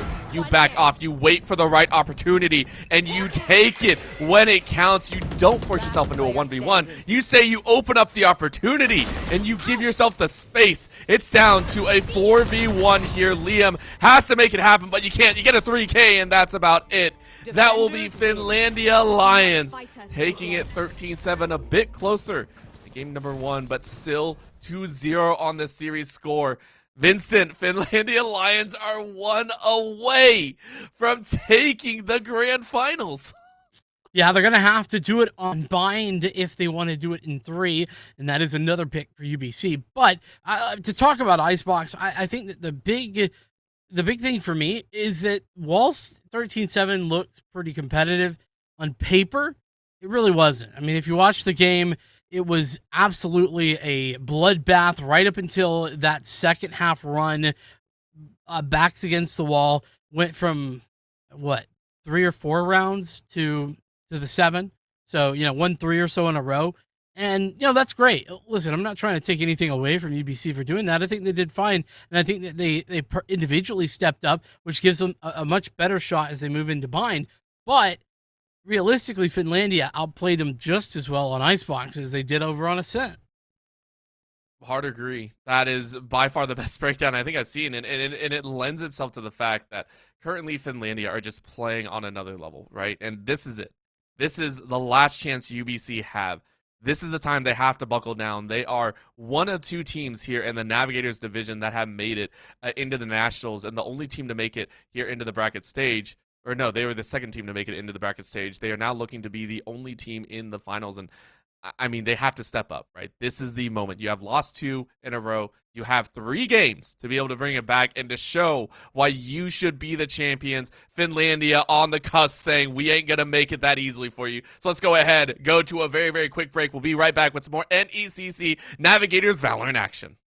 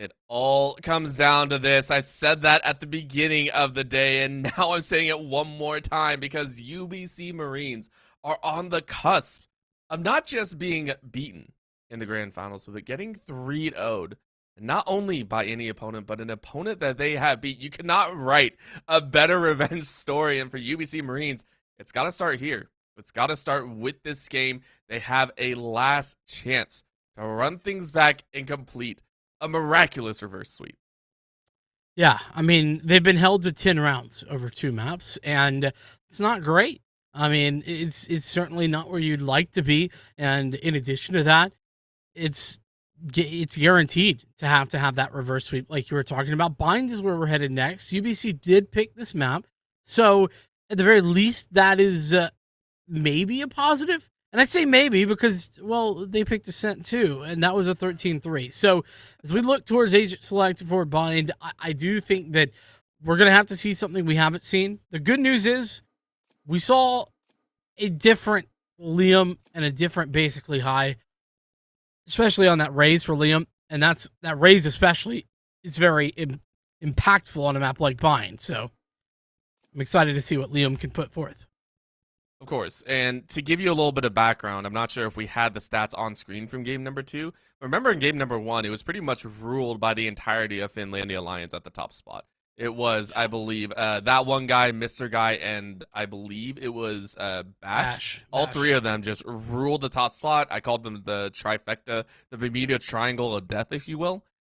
Yes. This time around in game number 2, Liam and basically High were actually second and third behind Bash in terms of average combat scores. So, as you were saying, a definite step up from what we saw before, right? These are 2 players that started to pick things up, and we want to see it continue over and over again. And the one that I'm kind of watching for is also Arctic Tempest. Arctic Tempest has had a little bit of a rough series. I want to see Arctic Tempest be able to pick it up, be able to, step up in some of these kill scenarios, and be able to help UBC be able to lend itself to that potential retake, takeover, I want to say, of the series. Getting underway, UBC are on the attacking side. Finlandia Lions are on the defense, and we know what they can do on the defense, so UBC's first task is taking down this defender-sided Lions. I'm in pain. I'm suffering. Allotrope has put me into a coma, essentially. They've done it. The cardinal sin, Orbital, of playing Killjoy on Bind. Why? Why? Please, no. It's just not. It's just not it, Chief. Please. I'm crying. I hope. Listen, I kid just a little bit, but also not, because Killjoy on Bind is just not good compared to. I mean, give me a Cypher every time. Mm-hmm. Give me a Cypher literally every time. Also, the big problem for me, and I think you and I have talked about this before, is where do you use the lockdown? There's just no good there's no good planned lockdown positions. You got to be very creative with it, and sometimes that can work. Most of the time, it doesn't. So I definitely think Allotrope needs to justify this pick by having something interesting, by playing very well with the nano swarms and the post plants. Something needs to be looking good, because otherwise I'm a little scared. I have learned over time that the one thing that you do when you play with Vincent is you play with the judge. The one thing that you don't do with Vincent is play Killjoy on Bind. Those are the I have two very polar simple rules. Orbital. It's very simple. They are. I don't ask very much, but I ask these small things. It's true. It's like you're playing League of Legends. Rule number 1: don't chase the Singe. It's a very simple rule. You can follow it very easily. It's a very simple thing to do, and I agree with it. Right? Like, it's so good. Right now, though, UBC Marines are finding out there's another reason that you don't play Killjoy on Bind. It's because Finlandia Lions apparently love to suss that out for a first blood. The Killjoy is no longer here in round 1. And Finlandia Lions are just waiting. And again, we are seeing this. The Lions do so well on the defensive side. They not only keep their rounds on their defensive, but they also just stop plants in general. Very, very awesome. But that's going to be a 1v3 swing. And Finlandia Lions get a little bit antsy. And UBC Marines go, well, you took the shots. Cool. We'll take your lives. That's gonna be a massive win. Of course, they hard rotate all the way back, and this is going to be one of the first times that UBC Marines, we actually get to see them decide to swap things up. Are we going to see UBC Marines win a pistol round? This would be, I believe, the first time they're able to win a pistol in, I think, the entirety of this entire series, but that one guy is making it very difficult for them. Yeah, I think this would be. Low health, though. That's the big problem. Bash, of course, is also on low HP, but he's going to get a healing orb. Spotted out by Bash. Out of charges. He's now working very well. Remaining. Did it work with Bash spotting them out, and now it's on to Liam, who is unfortunately going to have to contend with this wall. And on the pistol round, this wall is brutal. Truly a difficult thing to contend. And Bash for 3. Oh my God. A good rotation from UBC, and off the back of a mistake for Finlandia. They didn't have any engage utility there, and, well, to be honest, that's what is kind of the problem with the composition Finlandia are running. And I see problem in that it's not a huge problem, but not having an initiator in such a heavy initiator meta. I mean, you could play anything. You could play Fade, you could play I mean, I'm aware that they have Sova, but you can play Fade, you can play Breach, you can play Sky. All of those are valid, but we're not seeing any of them. So I think that Finlandia are going to have to definitely play a little bit differently because of that, because they've elected to go with the Sage. I think that is something that we'll have to wait and see of. But of course, you are in the complete correct motions. It's a dangerous scenario for them to have to try and work with. And so now, where do they go from here? Taking a look here, that round, I mean, UBC Marines were able to pull some guns out, but I mean, with that plant, I don't think they're going to run too heavily here. That's going to be first blood headed over into Bash's pocket too. Once again, outside of that one guy and Mr. Guy, it's been a phenomenal time for Bash. That one guy gets a nasty set of ricochets off and is able to pinch that corner perfectly. And Liam, that feels so bad. 3 shots with the classic is not going to get you a kill. Biggie able to heal up to an appropriate level, and just like that, classic damage is no more. Finlandia, 5 full health members versus 3 also full health members. UBC Marines, not sure where they want to go. Earth, though, able to find that one guy in the back corner. Seconds left. They're very nice shots, and now a swing down. And Liam found Bash looking the wrong way. He's now able to pick up the gun. Can you get the reload off in time? No, you can't, but you reload at the wrong time. Neuro Hermit did another cardinal sin. Enemy remaining. That'll be able to allow UBC Marines to have these opportunities. Big E, though, wants this 1v1. When you're taking a look at the HP difference, this could be a play and a half. Waiting on the heal, This is though. going to work. Yeah, that's a heal up, and UBC Marines have one alive. You see the gun, and Big E says thank you very much. Didn't even need the heal, if you will. That'll be 2 in a row. Albeit very, very expensive rounds. Rounds nonetheless. Yeah, an incredibly expensive anti-eco. Earth doing a good job. Liam the same. Big E fortunately gonna be able to recover at least a Vandal, but that is gonna mean that this does beg an interesting question, right? For Finlandia, do they buy? Do they sort of half save and use pistols in this round? What do they do? And in my opinion, I think you buy, but it looks like they're going to be going for the half investment here to make sure that they can buy into the third.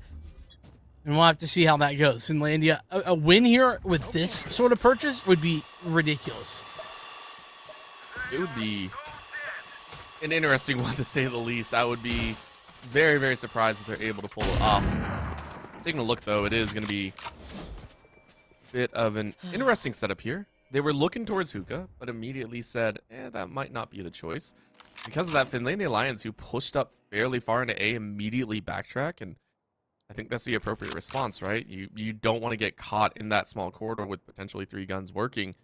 But this is also why the wall is currently up, and I don't think they want to make a noise just yet. They don't want to give information over, and so UBC Marines are now going to pinch, and that's going to be the break in 4. They're going to be sprinting in. 2 other members are going to help reinforce this A site. It's going to be a 3v4 to kick things off. Big E off on the corner is going to wait and time it. Shots up into heaven don't really connect. Nerf now stuck in a bad position. This is going to be a swing out. Nerf is able to grab one, but Bash able to find it right back with that 2 to force. Spike planted. The 2 to force in round number 3. You know Bash is hitting hard. and opt to stand true. Means it's a 2K. Can you get another? Can you make it worth their while? You take a swing and you saw someone right before the smoke goes up. 3K for Bash's pocket. Arctic Tempest, you're in a bad corner. Pistol is out for a 4K. Give it to him. We've come so close to a couple aces. Here it is. It's the ace. Bash in round 3. Shuts down UBC Marines. Basically high. Gets a molly kill at the end of the day, but it's a very small consolation prize. Finlandia Lions look powerful right now. What a play. I mean, Bash saving Finlandia there in so many different ways.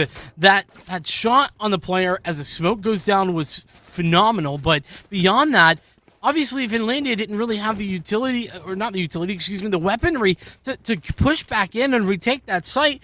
Bash had to be the one to be the tip of the spear. Not only was the tip, but the whole dang spear.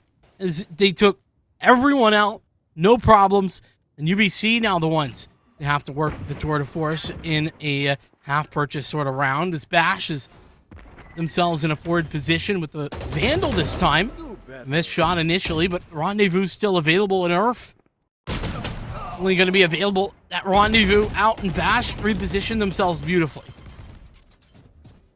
This is going to be a little bit of a fun time for Finlandia as they go hunt down the last 3 members. Once again, it feels like Finlandia just have a better stranglehold. It feels like they're more on point, and it's showing.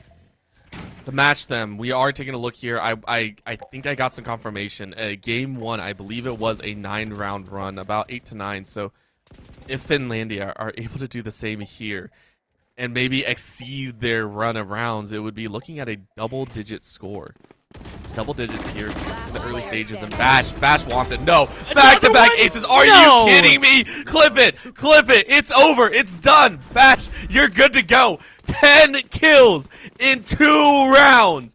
Bash, you are a monster. Take that timeout basically high. You guys need it. Bash just ran that show.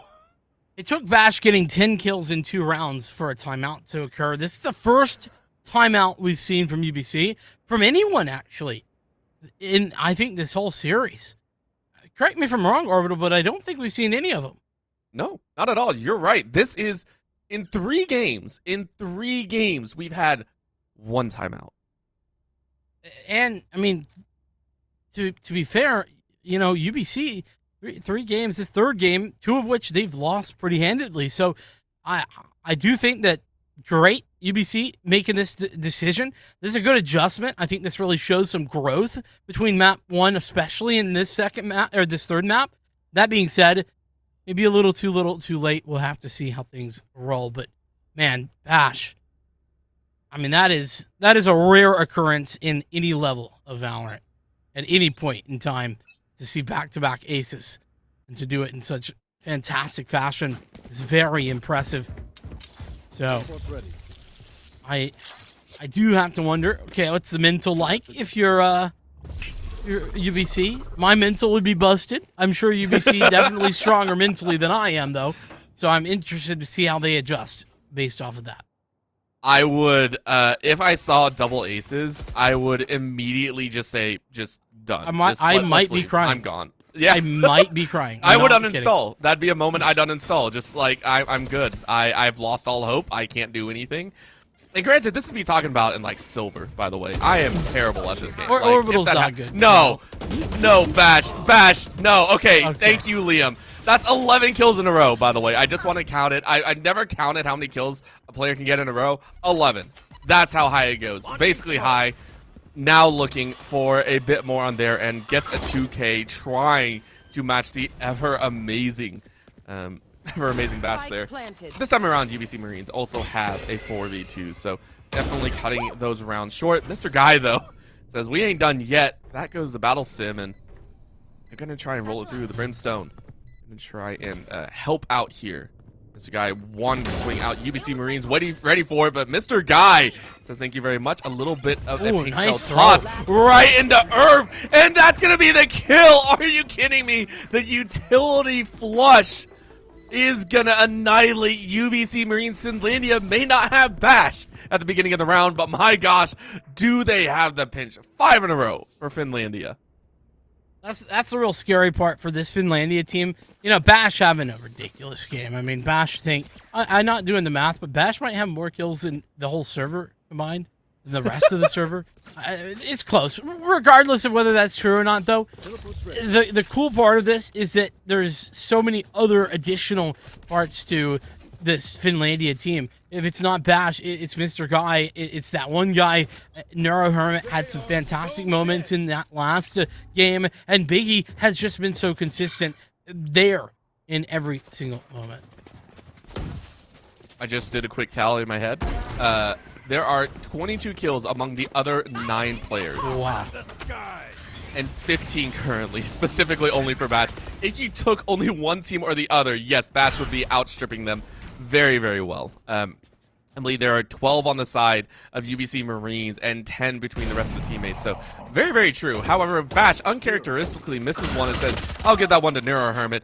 Arctic Tempest, though, and Allotrope get a fantastic flank off and very happily pick up a 2K between the two. Finlandia Lions are now going to sit in a 3v4, and they've done work like this before. However, that was with Mr. Guy, and with Mr. Guy down, this is going to make this much harder.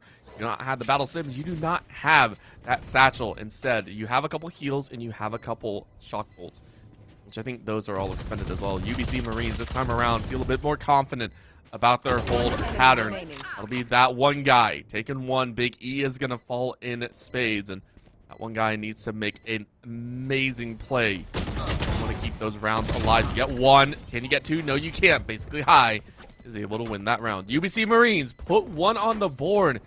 Stall out the run of rounds to 5. That's definitely nice to see, and also really glad that UBC weren't forced to use either of their ultimates there. Neither the lockdown nor the orbital strike being thrown out. So good to see that. Nice way to hang on for dear life, but it has been a bit of a roller coaster for UBC, and it's mostly been downhill. So I guess that makes a pretty darn good roller coaster. Finlandia, though, on the other hand, they've been doing well, and they have weapons hot once again. It's going to be plenty of money to purchase back in with, and another Odin as well. 100 Fury being committed for the defense of Finlandia. That one guy to connect, and Neuro Hermit with one more. Now, sure, basically High has traded, but the Showstopper is applying pressure, though no frags. 2 heavily damaged parties off the back of that ultimate. Finlandia just say, listen, we're still here to fight. Mr. Guy says you took down Bash. Well, make it a little bit harder for you. Got the spike. Basically, High, ready to go on that back end with that Vandal. Instead, is going to drop a little bit of a smoke screen. Full-on onslaught on B once again. Molly goes out, just to signal where basically High is. So far, with 50 seconds left, UBC Marines are thinking about the hard rotate. They are going to take that chance. Hard rotate over through mid. And it's going to be up to Big E. Big E is hiding in a corner. In showers, especially. I don't think that there's any way UBC are going to be anticipating the showers play. And they're not. They've got no clue. Oh. Liam down and out. So And through the wall as well. Big E, great patience. That is one of those moments that you just respect the 500 IQ play. You said it, right? No one expects the showers to play at this moment. Normally someone would be, hiding within the site, that's how you clear it. Big E said, nah, this is where I hold, and because of that, it's been a time. It is Finlandia Lions at 6-1 right now. They have taken control of the first half and are looking for a bit more. Last time they were able to hold it down to 2 rounds only held in that stance. They were able to keep UBC Marines down to 2 rounds in the first half. Now taking a look, this could be another dangerous scenario. It could be another double-digit round, a half for Finlandia Lions. UBC Marines, they've tested both A and B and have not been successful in either. So now down to the Econ once again. They're going to have to face the music and face the Odin. As Big E rips through one, Bash is going to find another. Earth is able to find Big E, and that's a big power down, but Bash is able to respond in very nice kind, takes out the turret just for good measure, is now going to try and get a snapshot, and it's helped. That one guy finishes off Liam, and it's all down to Allotrope. Allotrope wandering around with the sheriff only in a world full of outlaws. Love that off-angle play that we were seeing from Bash in the early stages. So strong. And then the rendezvous to get out of there as well. And then in addition to that, Big E, a little small thing that you might not have noticed is that Big E was spamming the crouch button there, knowing that the crouch isn't going to change their ability to take those shots, but makes it a lot harder to be hit in that position. Big whiff there, Allotrope. That's unfortunate. That one guy turns and finds the kill. Low health, sure, but that doesn't matter. It's 7-1. And a lot of small things is the point that I was trying to make there for Finlandia Alliance. Just doing those small things so much better. And that is incredibly impressive.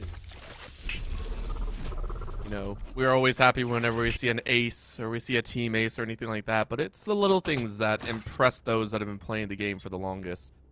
It's kind of watching these players excel in such minor details lends itself to the overall picture.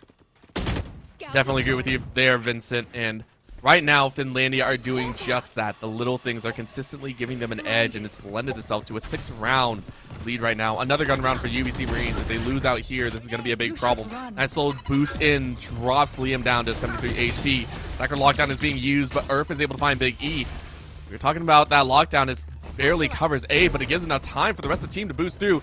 Mr. Guy going to try and bounce their way to the top side of heaven and revamp it up.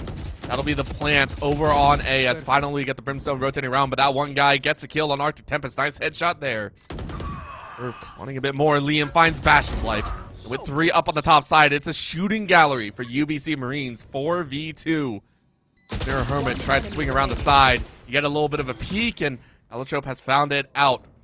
4v1, UBC Marines on the hunt for Neuro Hermit. Neuro Hermit should just run away here. No reason to give away your life. No reason to give away the gun.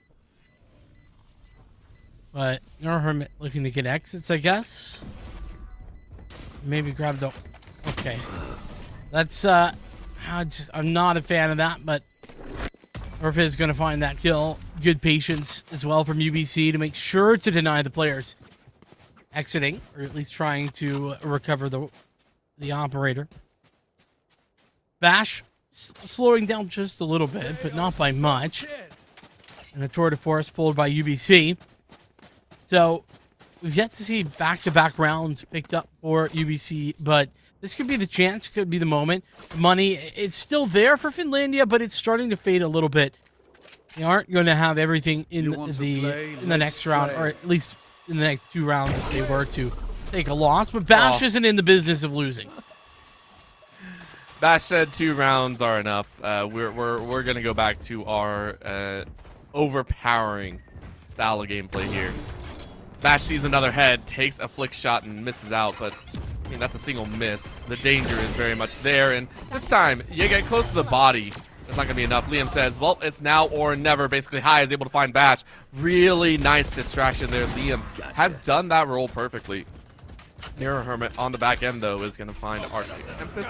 That means it's a full-on lateral damage side. That'll be the orbital strike going down, keeping the spike from being planted, but it gives time for Neuro Hermit to get the swing. That one guy is going to find their life ended by Allotrope, and Neuro Hermit on the back end of this elbow is still playing with a couple lives. Big E sitting with that powerful Odin is going to watch as Neuro Hermit collects the 3K. And all you need is one more life. Big E is going to get the resurrection and bait out the lurk. Liam is going to find the peeker. That means it's 8-2. Finlandia 2 away from getting to double digits. And 2 more rounds and a half to do it. Yeah, right on the cusp of that 10-2 half. Finlandia, though, definitely been pressured a little bit more in the last couple of rounds. With that being said, UBC, they used the tour de force in that last round. They do still have the orbital strike, but you got to get the spike planted and get into a good post plant really to get success with that. That hasn't been the most consistent thing. We have seen that a couple of times. Most of these players for UBC set up towards A, and going to be a shooting gallery. Biggie doing quite a bit of damage along with the kill on towards Liam. gonna get away with their life. In addition to that, Nanoswarm out from Allotrope to create some space, but meanwhile, UBC applying that pressure and even putting down the orbital strike over on Lamps. It's gonna call all 5 players to rotate for Finlandia, but when will they be aware? When will they figure out that this is just a ruse? Maybe right now. Yes, right now. Okay, there we go. There's the third rotate. 3's a crowd, and that means everyone now knows it's a bait. Our Tempest is going to find that kill, and the player that we said we did want to start seeing step up in some ways has been helping out here to an extent, but it's just Finlandia Lions are getting so much better. Big E with a clip and a half is just keeping everyone off in their corners just like that. That'll drop into a 2v1. Nero Hermit with another 3K. Back-to-back 3Ks. Not back-to-back aces. I mean, you got to stop trying to imitate your team members there. It'll be 9 rounds, though, to Finlandia Lions as that cheeky B rotate yields itself a plant, but not a round. Before the switch. 9-2, man. I am just so impressed with Finlandia. They have done so much better than we could ever have anticipated. As we head into this last round of the half, the potential for double digits in the one singular half is there. Love to see them pick that up. We take a look on the purchase wise. It's pretty rough. Earth does actually get enough to go for the rifle, but the players missing quite a bit. VC back to business. They've been doing this hookah take pretty regularly. Unfortunately, it's not been all that effective, as Landia have given up hookah most of the time. Here. They've never been too worried about it for sure. Just kind of waiting it out, seeing what's happening. But Liam tries to use that showstopper to great efficiency, but is able to bait out that one guy, Earth. Gonna find that kill, and we get a little bit of time. Allotrope waiting for that orbital strike to go down. 4v5 though, Finlandia have done so well fighting some of those, lesser player advantages. That's because of Bash. Bash so far has been on point. That's 2K, and Hermit drops a 2K of their own. That's just a powerful move, and make it a full house of frags. Nero Hermit able to finish it off. That's 3 back-to-back 3Ks. Said we were counting. That's going to be Nero Hermit taking 9 in a row without dying. A ridiculous stat to have. At the halfway point, Finlandia Lions 3 rounds away from completing the 3-0 sweep. Looking more and more likely as time continues. We've yet to see pistol round wins for UBC. And they need one here. They need one now. That definitely would be the right step. Would be the moment to do it. But it's looking to me as if we're going to see a bit of a B split. And the setup for UBC is perfect for that.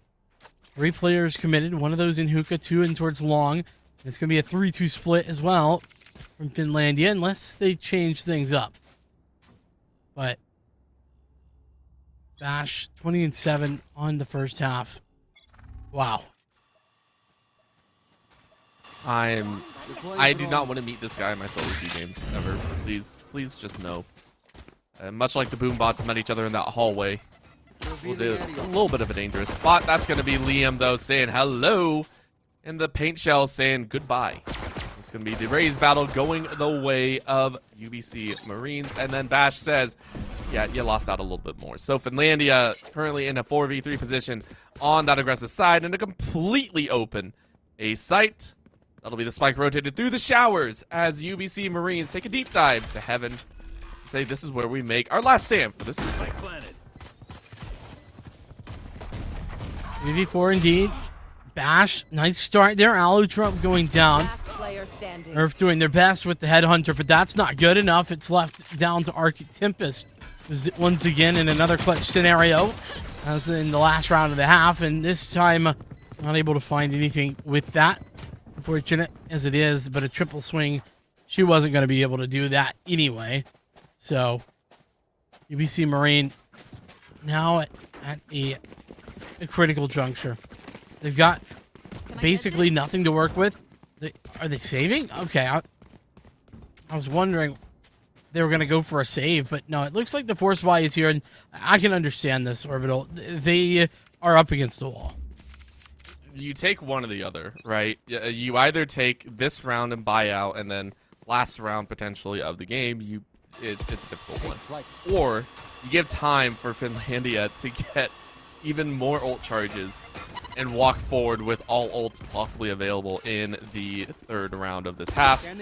It's a rough one, and I agree. This is one that you have to kind of. It's the lesser of two demons right now, and Finlandia, of course, saying we fully want this side. B side is completely taken over, and Bash ready off on the side. He's gonna set down one of the teleporters in the corner, as we are seeing a hard flank into that elbow play, but that one guy is immediately gonna find basically high. That one guy finds a second. It's been a nice set of frags all the way around. Nice highlight reels for everyone, as Liam is gonna find that one guy. Mr. Guy is able to avenge that one guy, and then Big E is able to finish off Liam. So, UBC Marines have fallen on all accounts, and Finlandia are one round away from taking the championship here in the Navigators Finals. Match, series, grand final point. We're here. Finlandia with everything. UBC, not with nothing. They've got Spectres.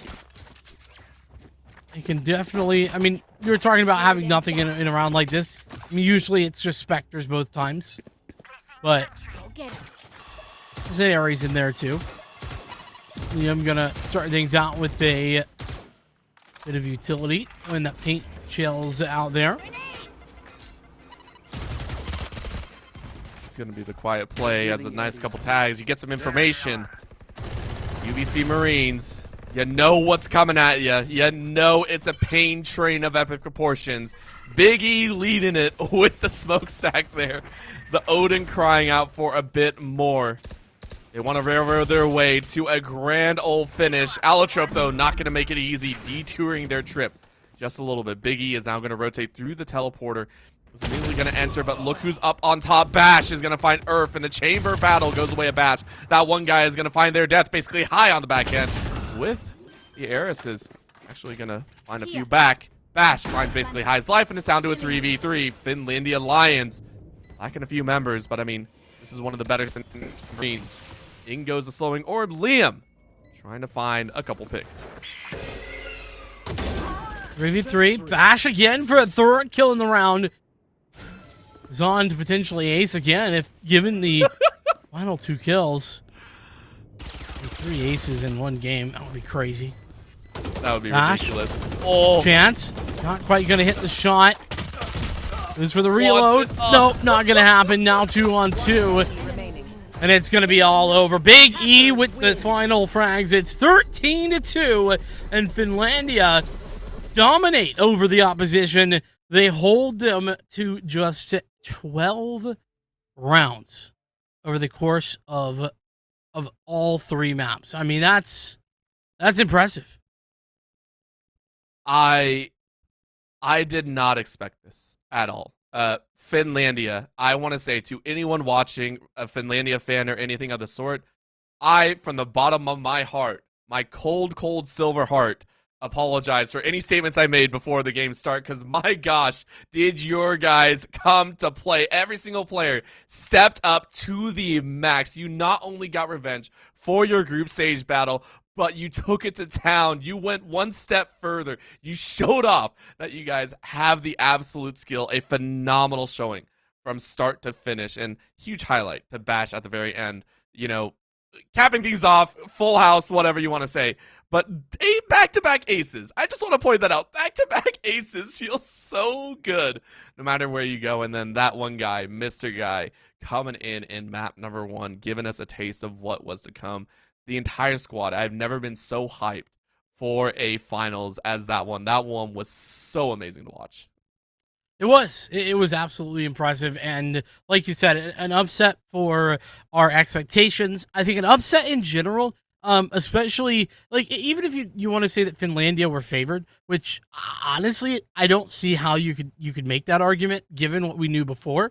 But even if you could, certainly that we didn't expect it to be in this fashion. In 3-0, denying, I mean, a 13-3 and then a 13-2. I mean, that's just very impressive. So I gotta give so much credit to Finlandia doing everything that they needed to do and taking these championship victory.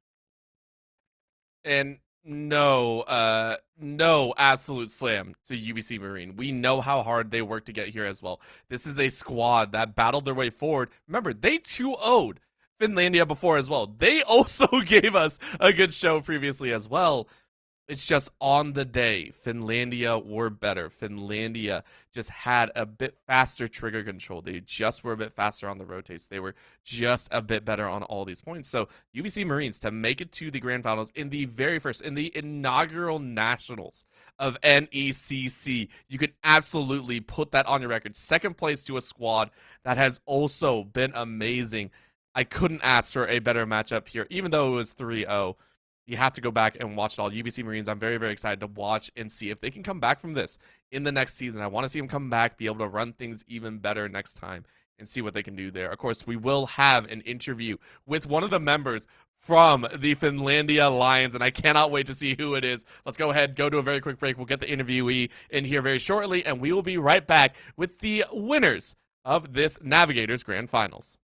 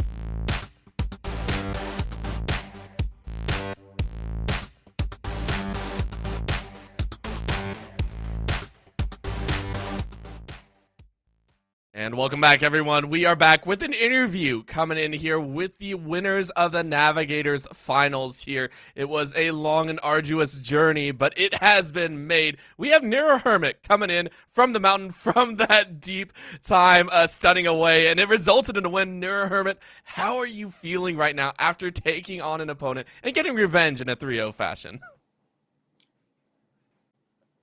To be honest, it's still kind of sinking in.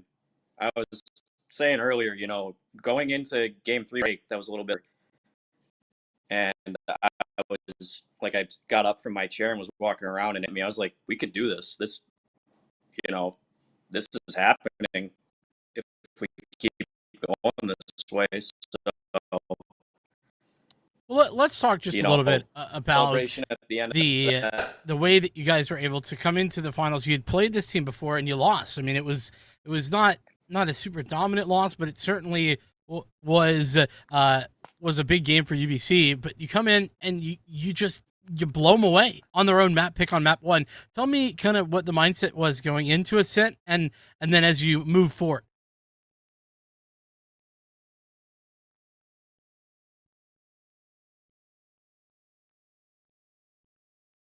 Oh, Ooh. no. So feels bad. I think we might have lost our interviewee, unfortunately. This is... We'll give it a second because I mean this is one of the moments. I think they're partying a little bit too hard. Is that knocked out? Is that better? Hey, there we go. I think we got good. it. I think We're we got good. it. Let's get back to the Alright, question at solid. hand, Vincent. If you could go ahead and repeat it real quick. Yeah, just real fast. I mean, you guys obviously played this team before, lost to this team before, but then here in the finals, come in, you smack them on their map pick, first map. Talk to me about how you guys were feeling and how you went into what the mindset was as you go into that first map. I kind of expected after that first loss that we were going to see that team again because I felt that we could make it to the end point. And I was thinking a lot about that first match we had with them, and I just felt that it was really not adjusting to their style of play. We weren't making the adjustments on the fly because I feel that's the main thing you have to do in a game like this is just you guys are both constantly reading off each other and making those adjustments, and whoever does it faster and better wins. And I just thought that was what ruined us in the first match. And since we had time to kind of think about it and see what they do really well and what they don't do well, we kind of came in knowing what to expect and how to, exploit the way that they play the game. So you talked about mid game, mid round, all that kind of all those types of adjustments, but you also alluded to maybe taking what you saw in that first game you played against them and trying to use that into the second. Did you guys do, significant prep, watch back the game if you could, or think about, okay, here's the things we did wrong and here's how we can improve them? Yeah. Pretty much after any match we have a little powwow where we talk about what went right, what went wrong, our thoughts from each person's perspective on, what just happened and Right. how we improve going forward. Even on a win, if we 13-0 a team, we can celebrate the good parts, but we're still going to think, where were we lacking? Where could a team that's better than us, take advantage of what we're doing? So that way, you're always trying to get better. I think that has really helped us adjust. We're pretty good in rematches at this point because we've exercised that process pretty much after every game. And I mean, for you, talking about this victory and talking about how you guys came together as a team, this is, I feel, a very emotional time for you. You had let us know beforehand that you are now just graduating, and this is, one of the few times that you get to kind of step up to the national stage. It is a legacy that you have left behind. For you personally, is there anything that you would like to say for your team for anything of that sort? I mean, it feels like a very big magical moment for you, huh? Yeah, absolutely. I was talking to some of the players that weren't able to make it, and a few of the substitutes on our team about, I don't view this as just the people who are playing as being the ones who got us to this point. It's everyone that's been a part of the program. Anyone who's participated on the team, win or loss, they got us to the dance. And even if they're not here, they got us to nationals. So in my mind, they were just as much a part of the winning team as anybody who actually played. So it's going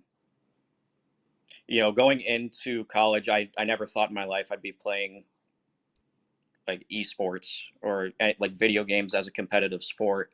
So being able to do this and help build the program at Finlandia from the ground up has been a really special experience that I think I'm going to take with me for the rest of my life and look back on fondly. And all the friends and people that I met through that program have been a very positive aspect of my college experience.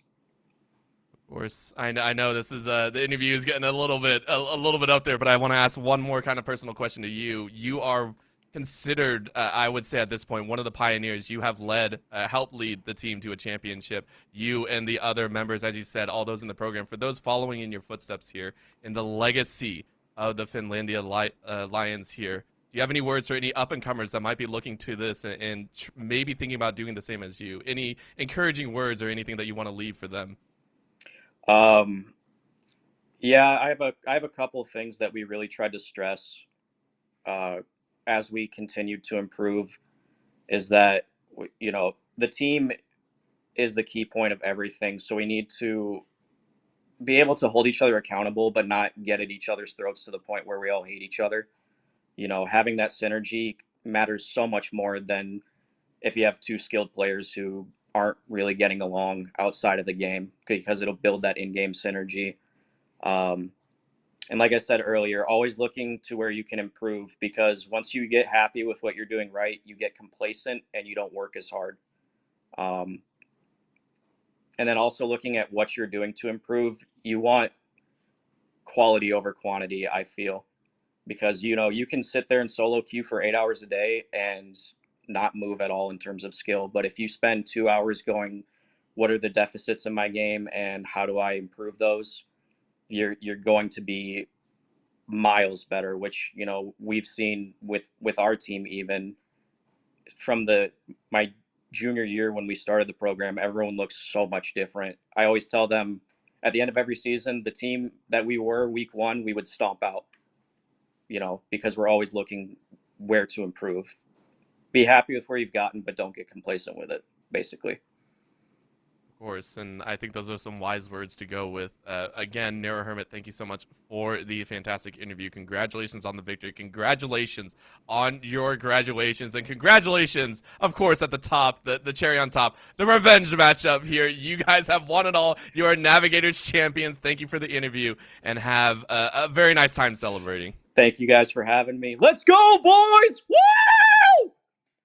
All right, with that, we'll go ahead and close out the interview. We have more NECC Valorant action, though, to be held here. Coming up next will actually be the Challengers Division finals here. That'll be between Temple University and Montclair State Red. You do not want to miss that matchup either. I had the pleasure of casting Temple, I believe, yesterday. It was amazing, to say the least. You'll have two brand new casters, though. That will be Ashken and Cairo coming off to finish off the day. Thank you so much for tuning in. My name is Ordo. With me has been the ever so amazing and judge-loving caster Vincent. Remember, don't ever play Killjoy on Bind. We'll see y'all next time, and we'll see you the next matchup in just a few.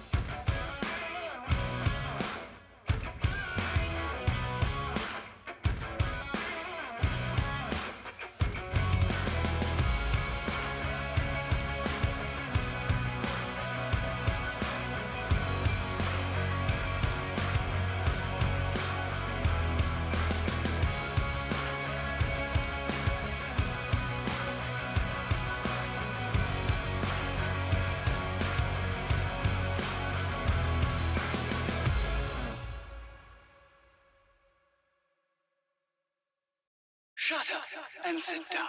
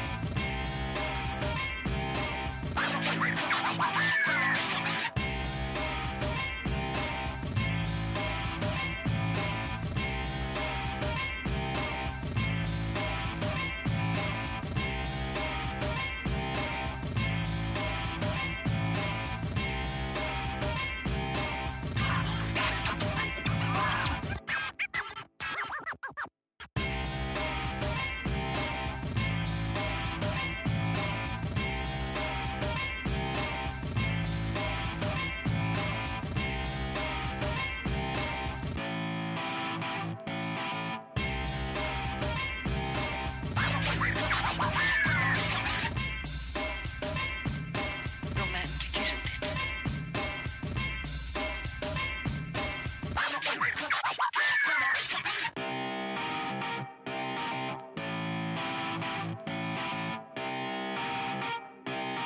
Shut up and sit down.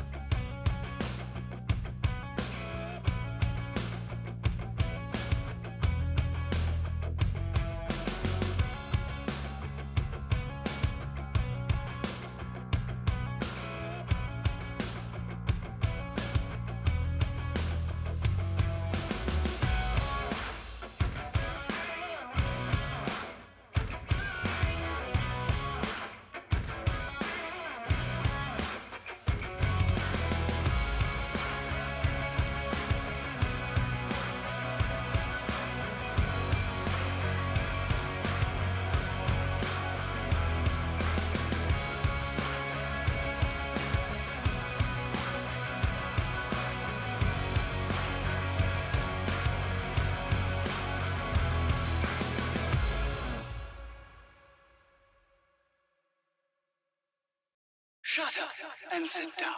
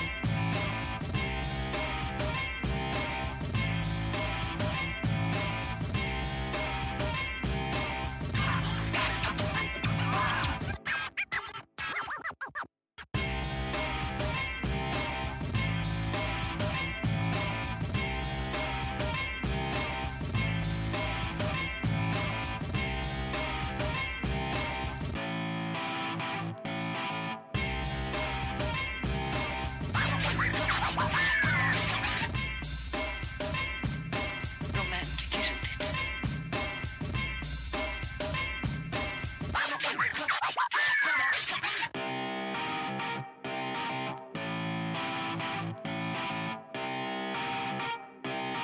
Shut up and sit down.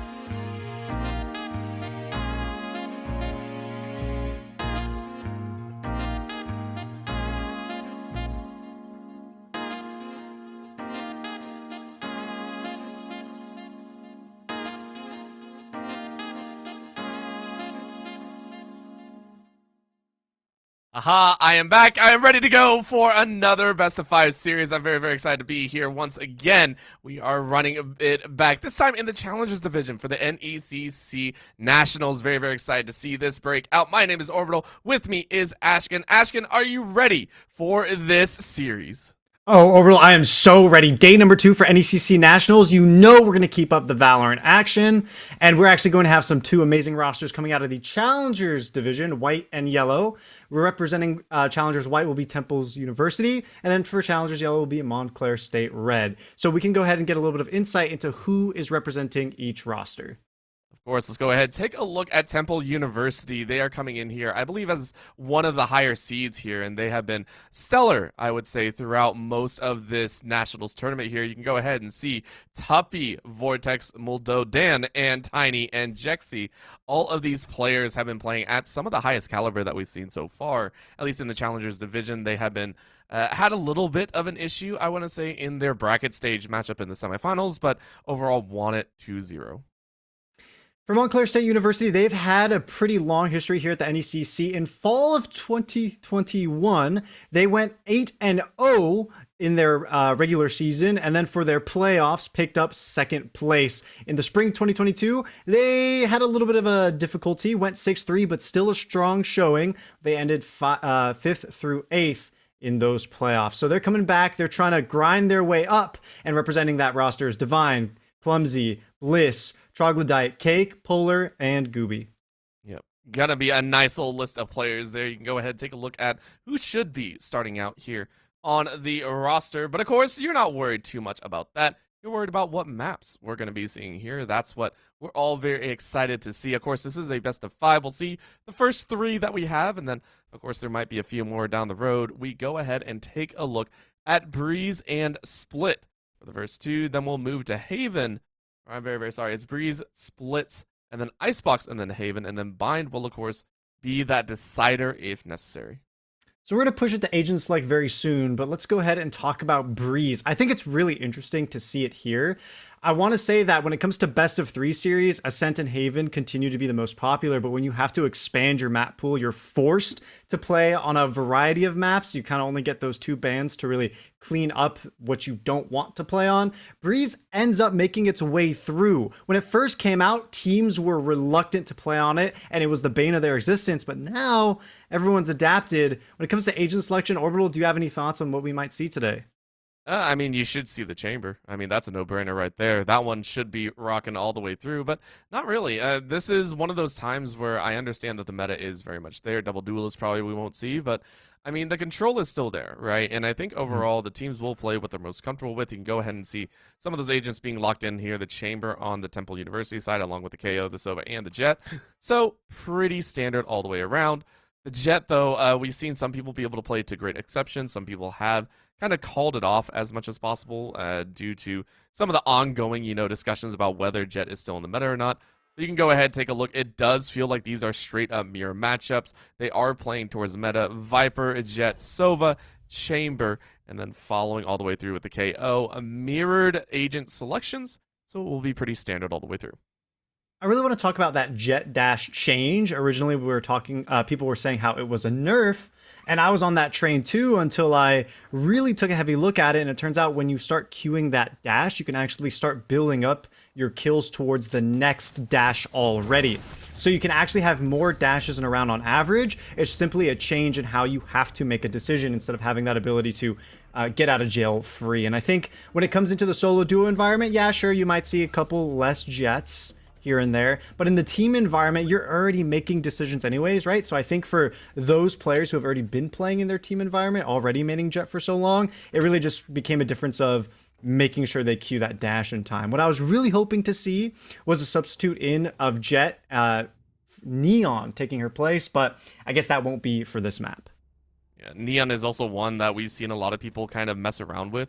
I want to say it's been a testament to a lot of the players' flexibility and how they want to chase things out as it stands. Neon is one of those agents that I feel stands a bit better in terms of the mobility factor, right? The ultimate is more just kind of there to try and move around. It's nice to have, but it's not necessarily the go-to to try and end it all. And so we'll see if they can play it out here. Of course, opening shots come out along this B side. It's one of the rare occasions that we don't see an A side start, and it's going to be a hard one for Montclair State Red. They go ahead and fire away. It seems like they're having a little bit of a rough time. Tuppy comes in with the 2-piece. Doden is going to finish things off with that plant. and is happy about that one. Tuppy with the 3K now.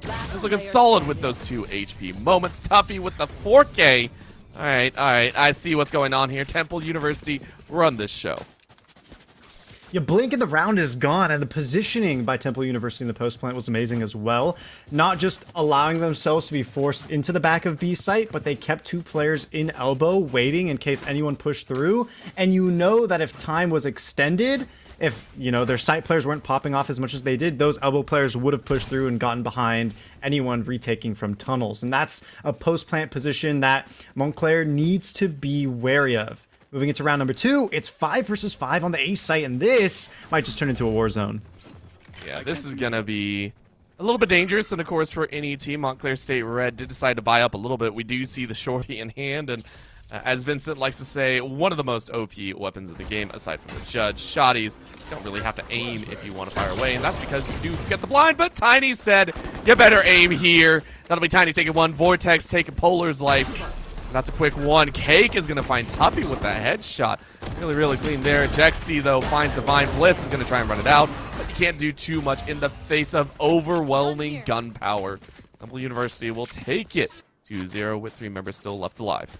Damn, Jexy went through that round only with the Sheriff and gets to pick up an ally's Bulldog. So they're going to be passing things around and they'll be fine. On a map like Breeze, the Bulldog might not be the best option, but certainly something you can push into round 3. But the Guardian is really what I'm looking at that Tiny's been holding, right? 3 body shots, no damage fall off. That'll get you a kill. And it's one of the most consistent weapons when it comes to aim. I think you have first shot accuracy for the first 2 bullets now since they've buffed the weapon.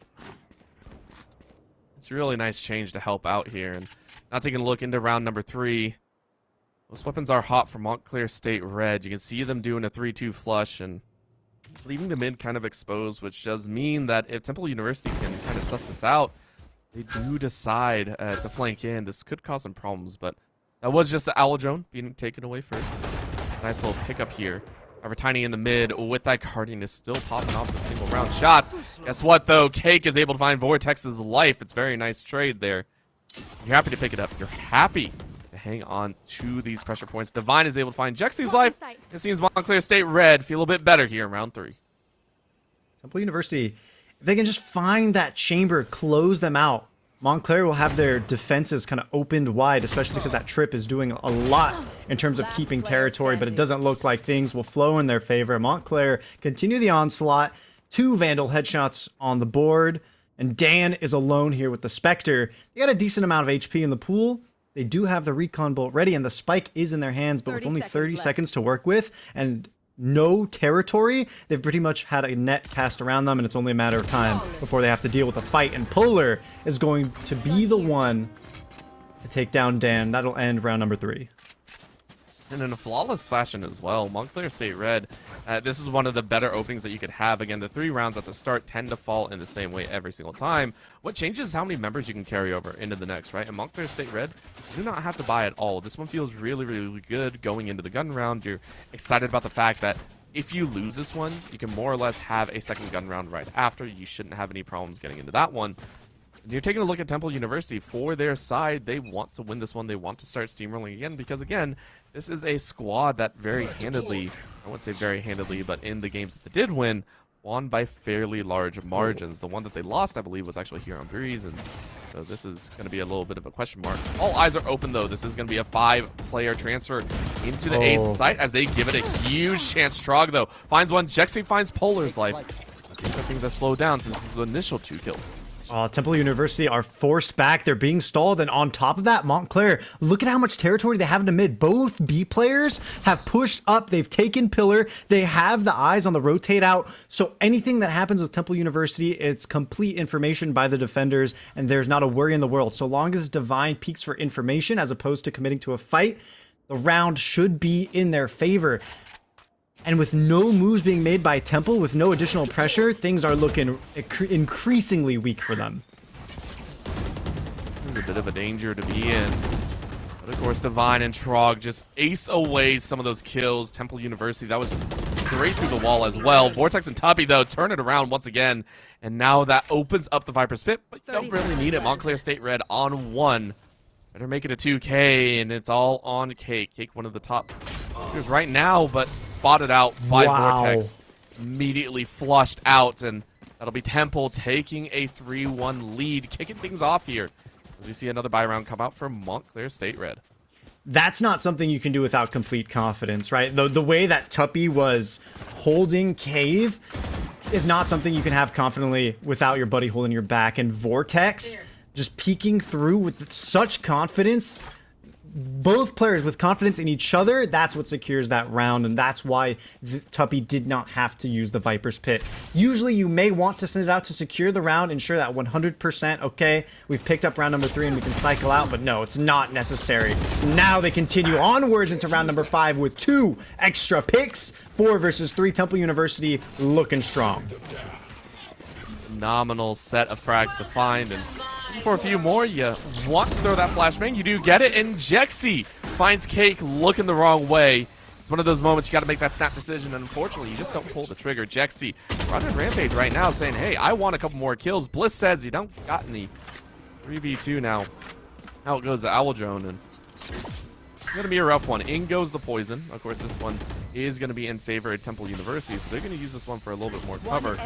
Well, shock bolts go through, but Vortex finds the frag. Bliss caught unawares, and Vortex holding that same angle one more time means that you do draw the Fire Divine, allowing Mildodin to grab that kill. Looked a little bit shaky in the beginning, but definitely secures it in the end. 4th round, not in a row, but of course it makes sense when you see that split, it being the 3rd round when Montclair finally had their bye. All right, we can see it makes logical sense that the half is taking this course. Now they're put on the back burner in the economy. This might be where they finally start stringing rounds together, a 3rd in a row perhaps. Vortex not going for the bye at all, feeling overly confident. I mean, then again, you're looking at the enemy team. It's only Sheriffs and maybe 1 Stinger, so why not save a little bit of extra cash to build up your bank? It's going to take a little bit of time. Possibly give a few more to Temple University, though. Again, a team that well and truly knows how to play in the finals. They placed first, I believe, back in the regular season, and then took the finals as well. So make it well known their team to be feared here. You can see it being done very, very nicely. Just clean executions all the way around. Even here, force playing behind each other, really ensuring that they get the most out of these gunshots, chambers here. Tiny will go ahead and finish it off with a 3K. Flawless for Temple University. Making their way to a solid first half start. 5-1 scoreline with a potential 6 on the board. But this is where they have to start slowing things down, right? They got to get a whole lot more methodical because 5 ults are on the board for Montclair, right? Tour de Force and Viper's Pit specifically, you have to be wary of. A lot of territory can be taken away from you with the Viper's Pit, and if you're not careful on how you handle the Tour de Force, you're going to lose at least 1 to 2 players, and Cake, even before that, is going to be using the big stick, the traditional operator, before, so they need to stay on their toes. Always be at the top of your game, no matter what, no matter if you're in the lead or not.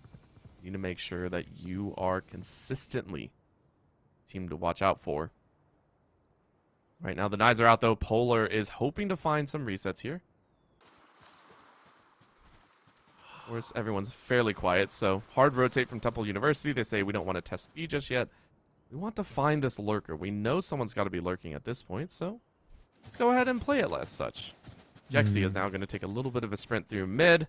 That should open up the opportunity. Polar in 3, 2, 5, 4. Yes, I'm going to count up this time around. Polar decides against it as they heard my counting and said even the caster doesn't know what's going on. The idea here is to try and get a first pick while not losing an agent of their own. That's been the difficulty for Montclair, is they always are trying to play catch up, and the same is true for this round, but Jexy finally is taken out. They've been such a menace when it comes to entering, more so even than the Jet, I want to say, but it's not enough to stop the robot. There's plenty more players where that came from. Temple University in its entirety is showing their mechanical skill. They get the spike and they get out. That rendezvous pays dividends. Right here. Pays out quite well, but the Hunter's Fury not so much. You tried to snap onto a few members of Temple University and you got nothing, so very nicely done. Other side of Temple University, and now a fire right back. MSU Divine to send out their own, but that's an op shot going just right behind Dan. And that gives a lot of information over. They know the op is in play from the east side of this site, and it might allow them to swing, but Divine gets a better flank off. Vortex, last one alive, is now going to get reconned out, and because of that, gets swept under the rug. Montclair State Red able to stall out this run of rounds. Now going to get 2 on the board and try and keep it competitive. But it's so close there, Orbital, right? Less than 2 seconds left on the clock before the spike would have exploded. And you lose so many players in the process. Your economy takes a huge impact while the enemy team still gets to continue to buy. All right, they've taken the first step towards bringing the momentum back in their favor, but I don't know if I want to say it's something that they can do consistently just yet. If they can bring things together here with that op in Cake's hands, maybe the tour de force instead, then I can see the vision of them evening up the round score. It's going to take quite a bit. They still have that opportunity again. Weapons are hot all the way around. And for the side of Temple University, they feel pretty confident here. Cake, though, with that tour de force, is going to get suppressed. Immediately try and swap away, and honestly, that suppression does a lot more for the side of Temple University than they expect. Up on high. Here in hallway means Jexy again finding first blood, and that opens up the opportunity. Tiny is going to try and jump in. Dan is going to find Polar. Jexy with the 2K already on top, but Cake with the shots. The tour de force cries out and says, "You do not go ahead of me." Cake is now going to walk around the corner, get a classic kill for a 3K. That will be the spray down. Vortex moves it to a 1v2. Cake needs to pull an ace here if you want to collect a third. If you are able to pull it off, that would be a huge boon in favor, but in some instances it's just a bit too hard. Tuppy falling all the way back to Cave. And Vortex hiding away. This is one of those dangerous scenarios where you know you got to make a play. Cake is going to throw out a little bit of that rendezvous teleporter, set it up appropriately. That'll be the swing, and guess what? Vortex on your left. Very Captain America Sal says thank you very much. That's a 6th for Temple University. I like the idea of that trademark, right? Placing it right next to Brick Stack to make sure no one is there. But you give away so much information, and because of the positioning, you're out in the open. If there was one cave, the swing would have been so easy, and that wasn't even where they ended up falling from. It's just the player on default, and that's kind of... It's almost like a lose-lose situation. You can't blame them for trying to get a little bit of extra info, but they give away, and in that give and take, there's just so much to lose. 6-2, Temple University. They build their momentum forward. They pop the ultimate to try and stop Bliss's Viper's Pit. It's not fast enough, but they still go through regardless. Yeah, they're going to go ahead and walk through and just... It doesn't matter to them. They go ahead and just take out Bliss, and that means the Viper's Pit is all for naught. Temple University have absolutely no chill. Vortex is going to find Polar's life. Here. It's down to a 5v3. Temple University running this show and then some. Jexy being one of the main proprietors of this fact. And that'll be a 3K flawless on a gun round. Temple University march to 7. That Champions Vandal is really doing work. Swapped over to the new skin line. Wait a minute. I thought it was supposed to have fish in it. Where are the fish, Orbital? Where'd they go? The fish got scared of how good the team is playing and just like, all right, we're out of here. We're done. There's something fishy with that skin set, you know what I'm saying? Ooh.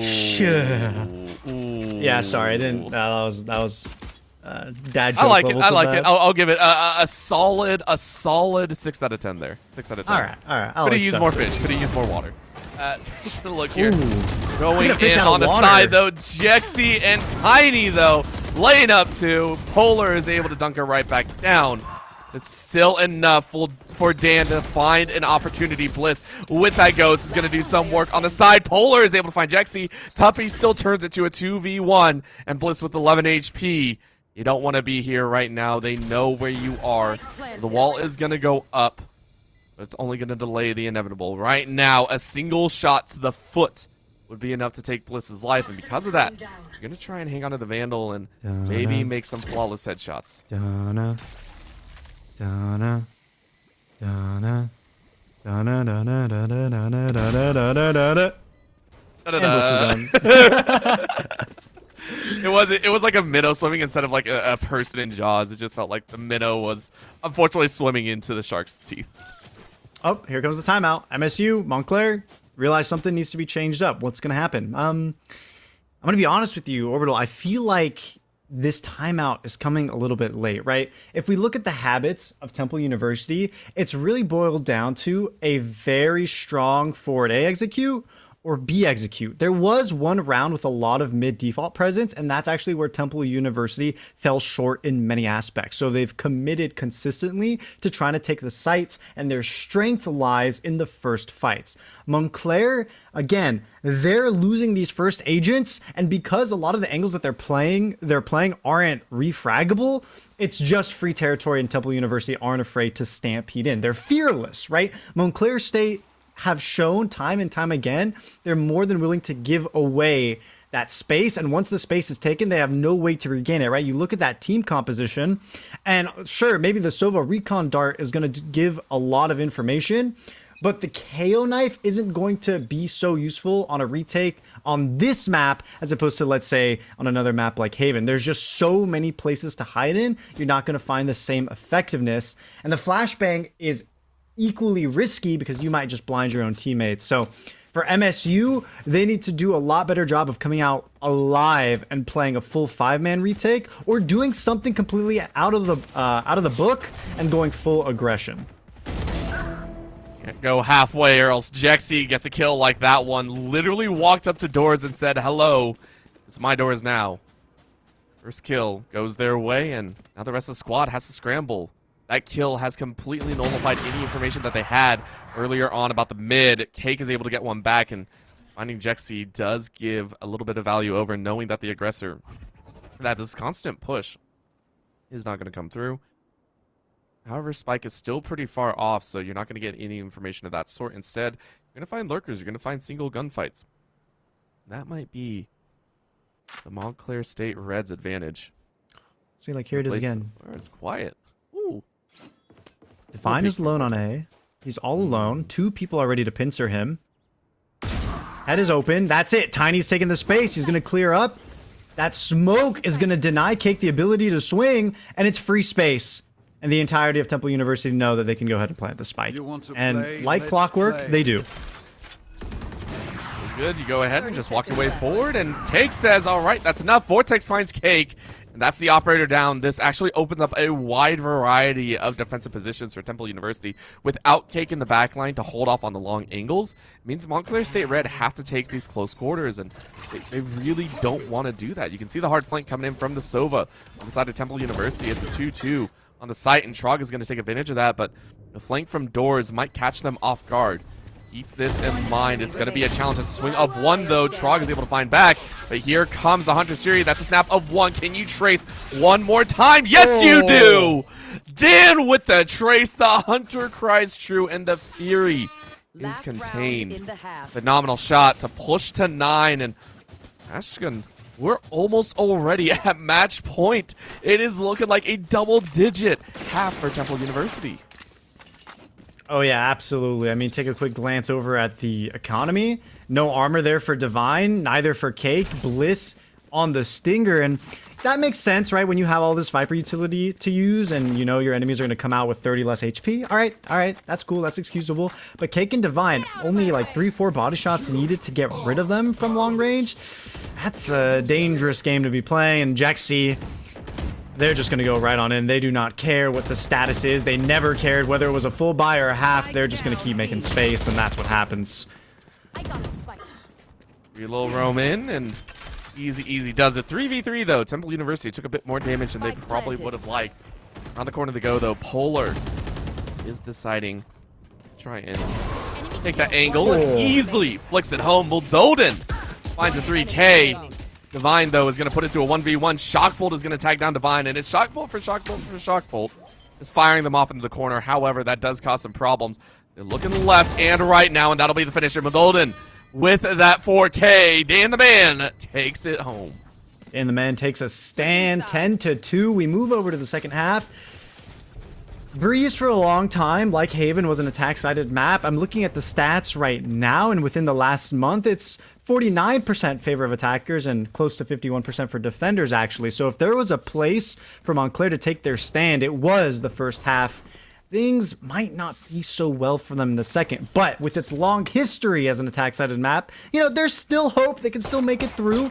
They're buying armor, though. They're not playing for the long-range angles. Polar's really the only one with the Sheriff. Trog follows through with the Ghost. I want to say that with this map, you have a lot more viability in investing towards fights at a distance on pistol round, because it becomes an aimer's map, right? Oh yeah, it becomes the I hit better shots with the op than you. That's what it feels like. And taking a look here, it's gonna come down to that challenge in the second round, most likely. NECC is gonna go ahead and take out that Owl Drone and say, all right, here comes the push. NECC finds one with a little bit of a nade kill. The frag is out, and that leaves Montclair bleeding red. Bliss and Divine fall next. And just like that, it's a quick pistol. Temple University wasted no time with that retake. Flawless. I don't know if I want to even call it a retake, right? Because, I mean, sure, the spike gets planted, but it seemed so rehearsed. The way that Temple's jet was already deep into mid on the flank as the spike was being planted. They were ready to let everything go just to approach from every single angle, which they did. They secure the first round, and Montclair, with their backs against the wall and with the spike plant, the extra 200 credits in pocket, they're going to be forcing up 2. And Orbital, this is going to be what determines whether Montclair sinks or swims, because if they can't pick this round up, round number 13 is guaranteed for Temple. You hate to see that. You hate to see the fact that you are forced into one of these situations where it's do or die. But Montclair State Red, they're going to try and pick it up from here. Again, a little bit of a slow with that frag is going to go out. And gotta wait your time. And is right in front, though. That's a spray down of 2. Spectre cries out. NECC with that Bulldog in the bag takes out Bliss's life. And Montclair immediately realized their mistake. They tried to take that battle. They tried to take that angle once again, and it just did not work in their favor. Trog still waiting around the back and going to try and send one of their own frags out. However, Trog is now going to get pinched. 3. Swing that corner. Temple University make quick work of this game. Number 1, 1 round away from taking it home.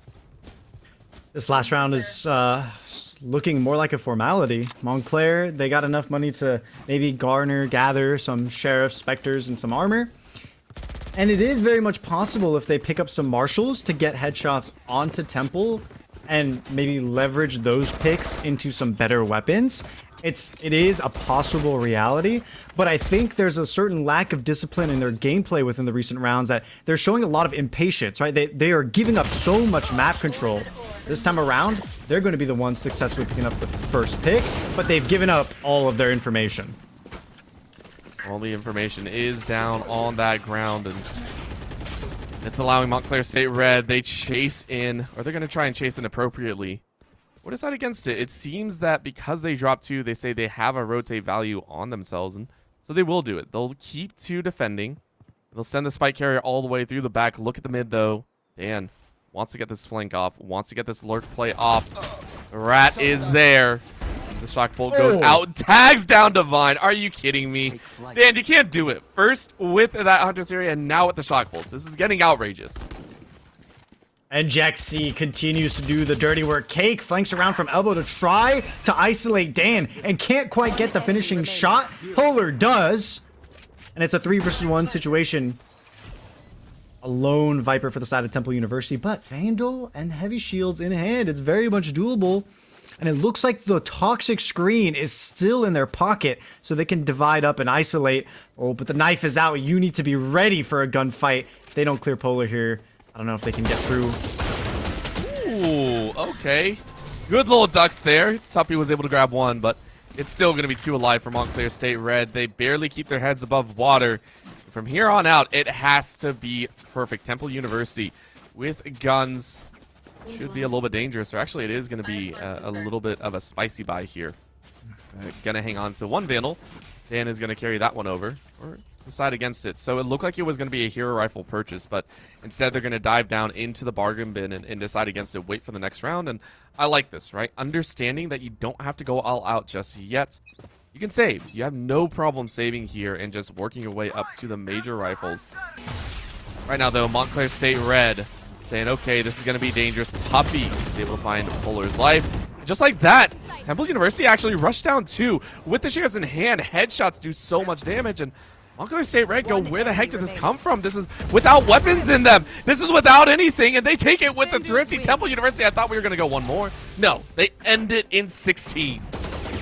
13-3 in that very last round. Temple University really shouldn't have had the ability to go as far as they did, but it comes down, you have to think about it slowly, right? Where, okay, we have rounds to bleed. We don't have money in this round. We want to play safely in the long term. So in the short term, what does it matter if we go for a little bit of aggression right now, right? Because there's everything to gain and basically nothing to lose. And they take that mindset, run with it, literally, to get that final round. And folks, that will lead us into map number 2. Stay tuned. We'll be back after a short break.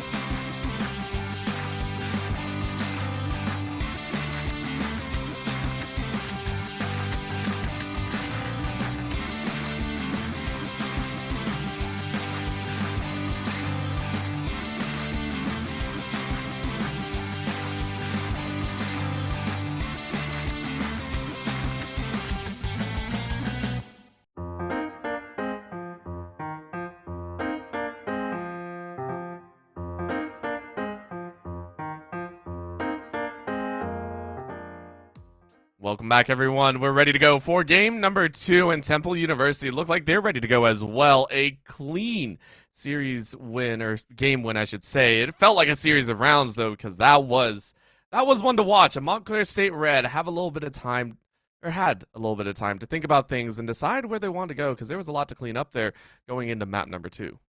Yeah, and speaking of map number 2, let's go ahead and get a little bit of an insight into that map graphic. I do want to talk about how Montclair State University did take the timeout. A lot of times team take the timeout option for granted. I just think it needs to come a little bit earlier. Now on Split, they should be having a little bit of an easier time.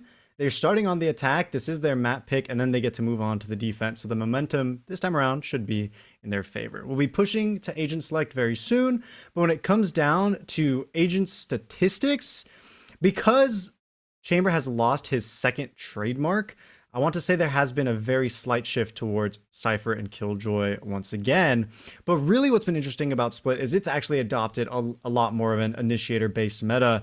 This is one of the maps where Breach has actually slowly encroached upon the agent selection.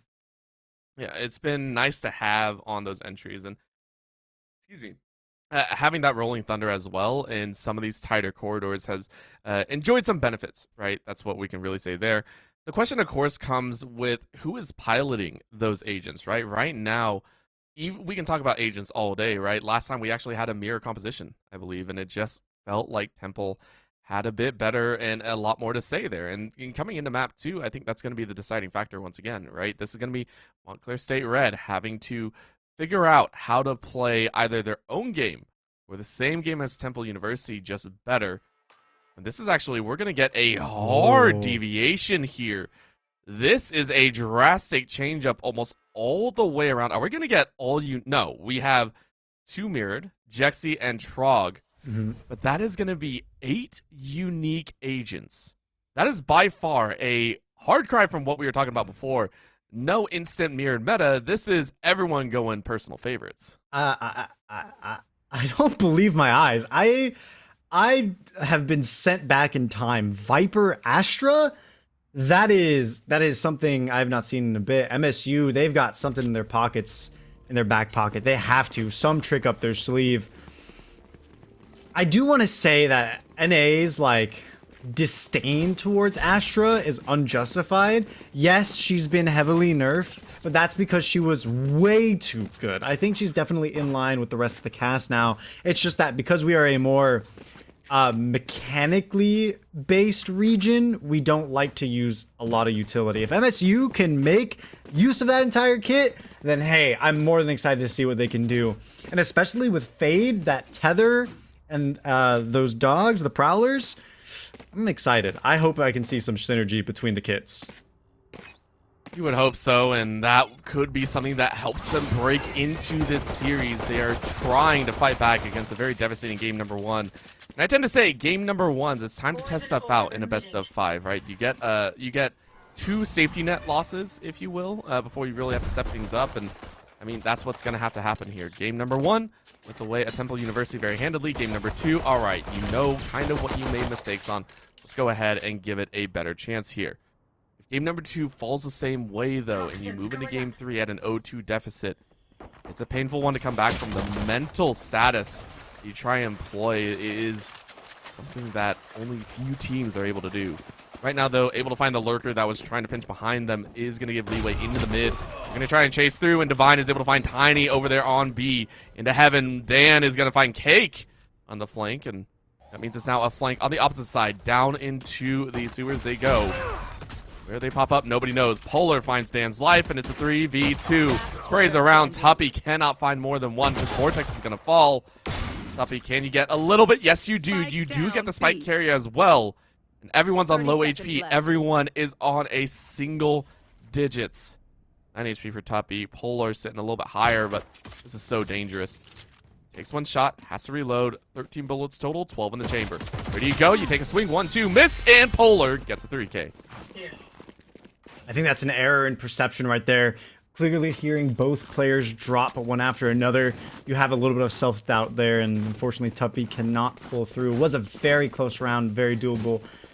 Montclair State Red, they have a very strong opening on Split of all maps, taking the first round on attack. This is a great start as a recovery from the previous map. They get to move on to the Spectres, but what I really like out of Temple University is that despite having a Sage, they're not relegating themselves to that traditional mid-wall only. They started that round with an A-wall. They really did, and starting off on a different hand has allowed them to get a little bit of a surprise round. Now taking a look though, Tiny is going to eat a lot of damage there. Rendezvous barely keeping him alive, 16 HP in that pocket. They're going to get healed up, but it has allowed Montclair State Red to easily traverse into a site. It's now going to be a full-on chance as Tuppy with that Marshall is going to get nothing. Bliss is going to go ahead with a little bit of a ricochet bullet and use it as a distraction. Very nicely done to find Tuppy's head.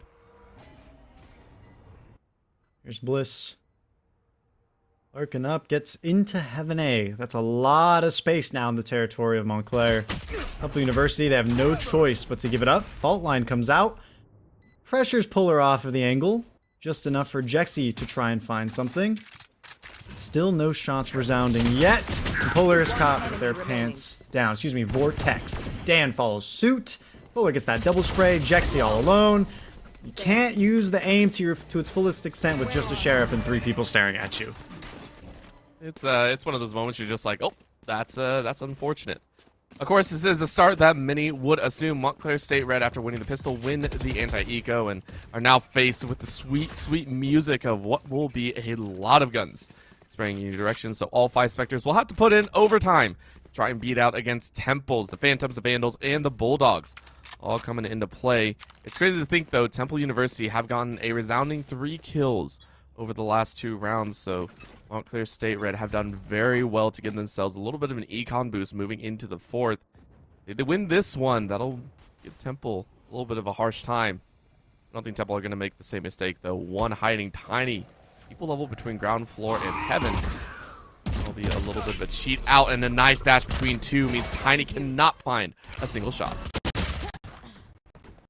Transfer, Cake finds the pick out into the market. Jexy falls. That's going to be a defender down. And that is something Temple University has to think about, right? That, oh, there's presence across the map. We can't rotate in full commit. Meanwhile, Montclair, they definitely can. They're more than happy to take up that opportunity. But they run around. Tuppy now has all the information in the world, except they don't have any slows to deal with it. Feels a little bit bad, but not terrible. It is going to be a problem, though. Tuppy is able to find Cake's life, and now with the hard rush into B, it's going to be a challenge to back out. Trog is going to find Tuppy's life. Tiny is going to find Divine. Deals the kills being traded back and forth, are leaning into one or the other, but neither is currently having the value. It's going to be back and forth. Vortex with the 3K. It was hectic. It was hazardous. It was, in the end, a Temple University win. Round right back to them. It was expensive, though. Only 1 rifle carried into round number 4. It was so expensive. Just to bring out some numbers, right? Split is the most defense-sided map, most defensive biased map. And I don't think that doesn't surprise anyone, but specifically 46% in attackers, 53, almost 54% for the defenders. The conversion rate, though, for the attackers, if they win pistol, winning round number 2, is 91%. They almost won the 3rd as well. Montclair are here to do damage. Here to do expensive damage, and the mental and the physical. Right now, Temple University going in with, I think, just shy of a single rifle. They're going to try their best to do some work. However, that poison is going to force Tiny out of that corner. Feels good to get that flush out. But, of course, they need to do a bit more. Tiny, with about 27 HP, is now going to fall. That means Montclair State Red have full advantage. Divine is going to grab 2 very, very quickly on. And they're going to look for a bit more. 2v4. Montclair State Red have the advantage. That neural theft reveals the final 2 of Temple University. They have no choice but to go forward, because if they survive, they won't have any money for the next round. And they're just giving up ult orbs towards Montclair. Right now, they get to build up ultimates, and although sure Temple University are getting them from dying, it's not the most optimal exchange for them, let's put it that way. Now Jexy will have the showstopper no matter what after this round, but they want a frag at least to go do a little bit of damage, at least 3 to 4K's worth. They got the utility if they wanted to. Just playing so patiently. Can't find the flick onto Bliss. They do the second time around. Can they find Cake? Now we're seeing that mechanical skill. Jexy spreading their wings, and they fly away with the Vandal in hand. they're more than happy to now move on into round number 5 with the showstopper and a lot of extra cash. They can toss that Vandal to someone else or buy someone as well. Feels good, feels good. Happy days to at least grab something back. Still a little bit up a creek without a paddle, but now you have about 4 in your hands. Trog is the only one that might be working with a short buy. Taking a look, might decide to pick up. There it is, the SMG. I was curious about that one. Or instead decides to lock back down. Go ahead and purchase up, decides to forego some utility for outspending for that Phantom. So all hands on deck right now, as that's going to be a nice little stun there. Polar going to be on the receiving end of that blow. Temple University do call out, though. You can hear the sounds of Montclair State Red immediately say, we don't want anything to do with that. It's an area we don't want a chance. That was about 2 or 3 people shooting. They go down. They go down into the cellars, and they're going to walk their way back to mid. Temple University should catch wind of this very, very soon and play appropriately so. I like the Sage Wall to secure Heaven B. The trademark is going to give early information, allowing Tuppy to throw the slow orb and play a much safer angle, and making the wise choice to move over to rafters. If they moved over to stairs, giving up that territory, it'd be impossible for Tiny to hold here. But even still, they fall, just losing that gunfight, and that's a lot of open space. Sage left all alone, and a lurker mid means the rotation cutoff is going to be huge. Temple University, it's not looking good for them. It is not. And if Montclair State Red can continue this sort of firefight, this is going to do wonders for their future matches. I mean, to go from a 13-3 or 13-4 straight into their own sort of run around, it will feel great. Tuppy says, I don't want to give this one up just yet. This is our gun round. We are going to fight to the bitter end, 2v3. Bliss and Polar are going to take a few along the way. And now inside of that poison cloud, it's going to be Bliss that finds Dan's life. 1v3, it's all down to Tuppy. You do not enjoy this sort of play. Tuppy getting spotted out on the top rungs. Is now going to get a cheeky headshot on the Bliss. Is able to flush it out to a 1v2. You aren't going to win any rounds that way. Temple University are going to fall short at 1-4. Towards the half of the half. Tuppy with the 3K. Feels good to carry 3 kills over. See how the economy looks like, though, right? I feel like in that kind of a situation, you want to have that Vandal for the next round, and it looks like it, right? Because at least with a Vandal in hand in this round, Temple University might have been able to hold an angle, move forward, take an aggressive play, kind of like what they did on Breeze, full send it, and just let things play out. They could still do the same thing, but obviously it's going to have a much lower success rate. Now, they have been building up ultimates, and those might be their shining ray of hope. If anything can change the flow of the game, it is ultis. It is the big utility pieces, but Trog says not even close. You don't get utility. Instead, I have my utility. There is a showstopper on the side of Montclair State Red.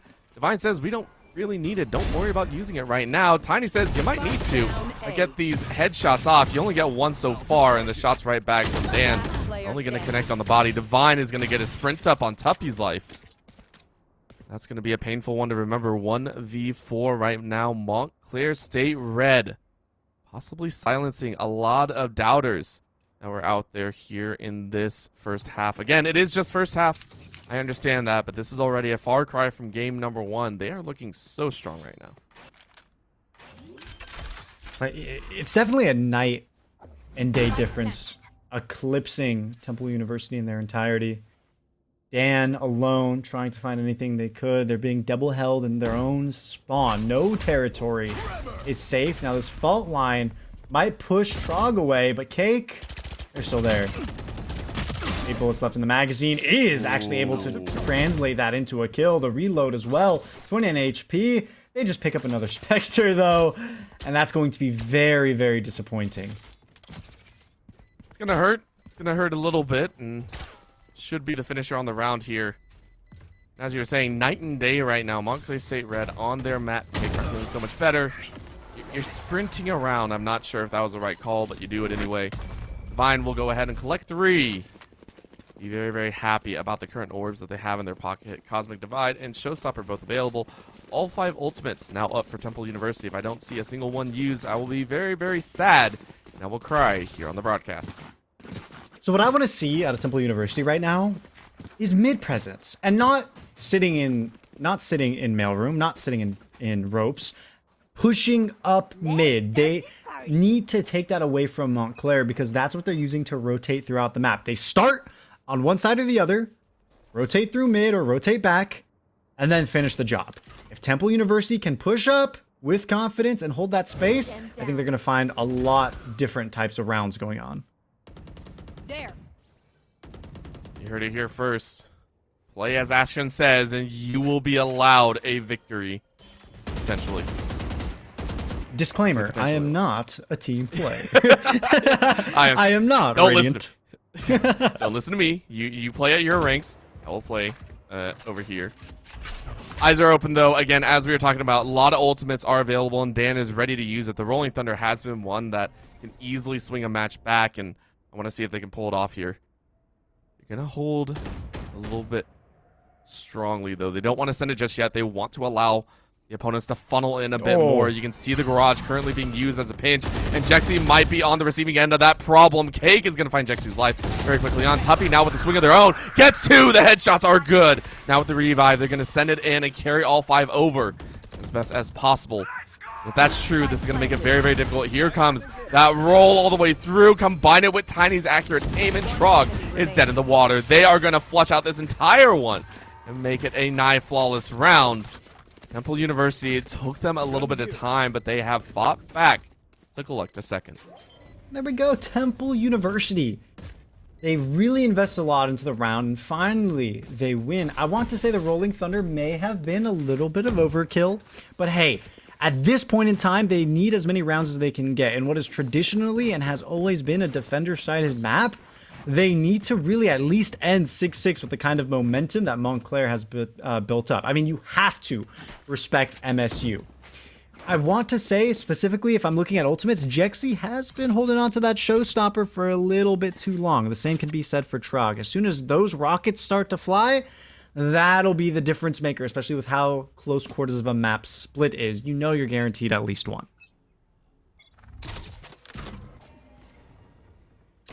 Camera goes out. Fuller is gonna go ahead and collect that one back. Say, okay, that was enough. Where do they move from here, though? You know the slowing orb is there, and then a second one goes out, so double slows are down, and should allow a little bit of confusion along that end. They see the slows, they say, okay, no more. Let's go ahead, try a different route. Mid is going to be the call out. Temple, though, shoving up fairly far. Look how far up they are in accordance to the rest of the map at the halfway point. Saying, listen, if Temple or if Montclair State Red decide to pressure up any further, we should have that information. The wall goes down without anyone shooting. Boom bot. The alarm bot is finished off. The poison goes all the way to the back. Tiny now getting caught up in this corner. Only takes a minimal damage. It's gonna slow you down, not allow you to play out, and the Fate ulti rolls through. Showstopper keeping him low, keeping him tight inside this corridor. Shot on the ground. Trog is going to find Jexy. A trade of ultimates still goes the way of Montclair State Red. Spicing it planted. There's a flash for Dan, but I don't think it actually went through with the cage. Tiny finds their own pick. The numbers are dwindling little by little. The angles are a little bit difficult to isolate, but they are doable. Waiting for the Cosmic Divide to finally fall. It does. Bliss over by Pillar finds one immediate refrag. It's the double hold, the one signature to split, and it's going to flow in the favor of MSU. Tuppy, you really don't have a choice but to be on the receiving end of 2 gun barrels, and that's a 6th round from Montclair State Red. It was looking a little bit dicey there when the Cosmic Divide lifted, but that double stack in the back of B site, it's just so strong, Orbital.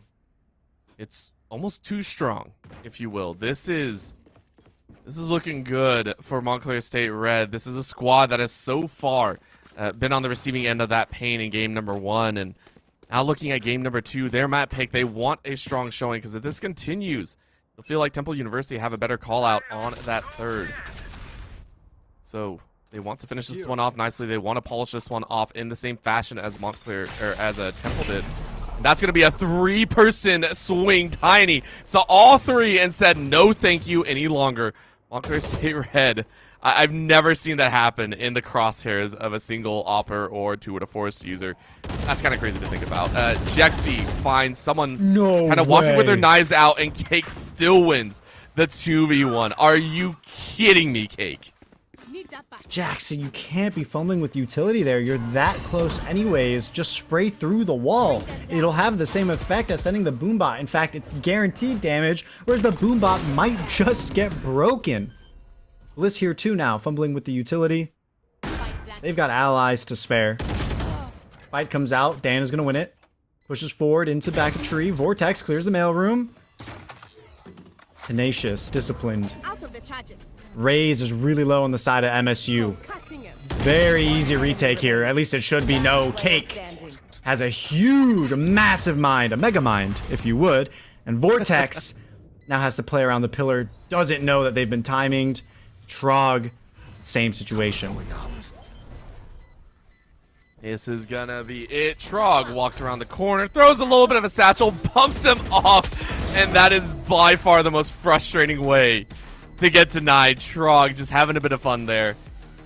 That's 7 to Montclair State Red. 3 left here in the in the half, and this could easily be double digits as well for the side of Montclair State Red. Ashkan, I feel that this is going to continue. This is going to go to a game 5, and I'm going to be hard-pressed to find a better way to close out this series. I mean, this is feeling like the teams are going to go blow for blow after every single map. Oh, absolutely. I mean, we're seeing that momentum build up for Montclair. They rehearsed clearly. I have a compliment about their utility usage, but I'll save it for the next pre-round. Right now, we see a full send towards A. Temple University, no money in hand. It's this round where they finally push up mid and take space. But I don't think that they'll actually have the weaponry to back it up. And that's what's really tragic, because it gives MSU the opportunity to adapt to this flank in the next buy. Making it a little bit tough there. Dan, though, in the back line, is able to find one with the Sheriff. Immediately taken out by Cake, but trading in any scenario is nice here. So currently 4v4. Flank goes down by Bliss's feet. It is going to be a wall up to try and hop over that little that Cypher tripwire.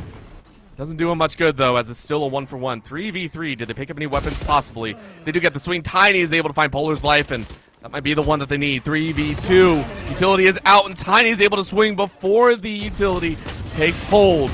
Well fought, but Divine gets a swing of their own and clutches up with a 3K. Divine goes godlike.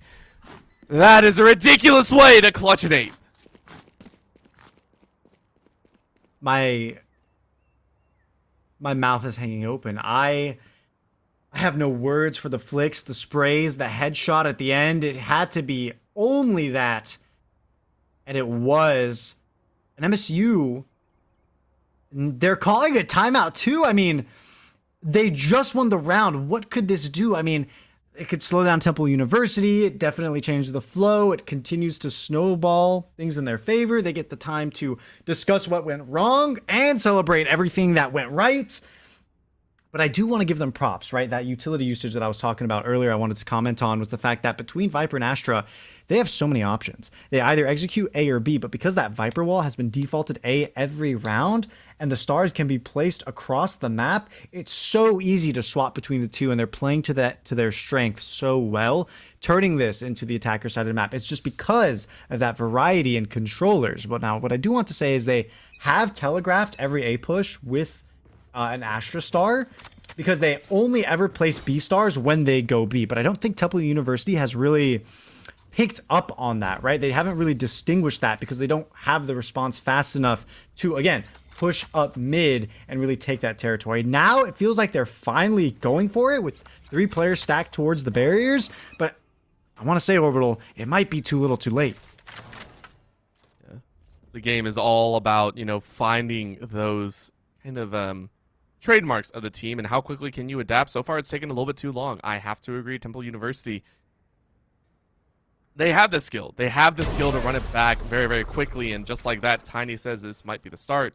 But it's going to be a long and hard one to try and follow up on. It seems that the flank has made its appearance, though. Montclair State Red have fought against so much and have an 8-round or 6-round lead. This time around, though, Temple University say, this is ours. We're not going down without a third in our hand. Divine, the one that clutched up last time, is looking for a 4K. Needs to go retake control of the spike. Does have Viper's Pit in case they're able to do so. First pawn has been taken off the chessboard. Now another 3 to go. Tries to keep players off the aggressive angle with that snake bite. No one's there though. And with their presence revealed, Temple University, they're all going to gather around the objective, right? Look at this 3-man crossfire.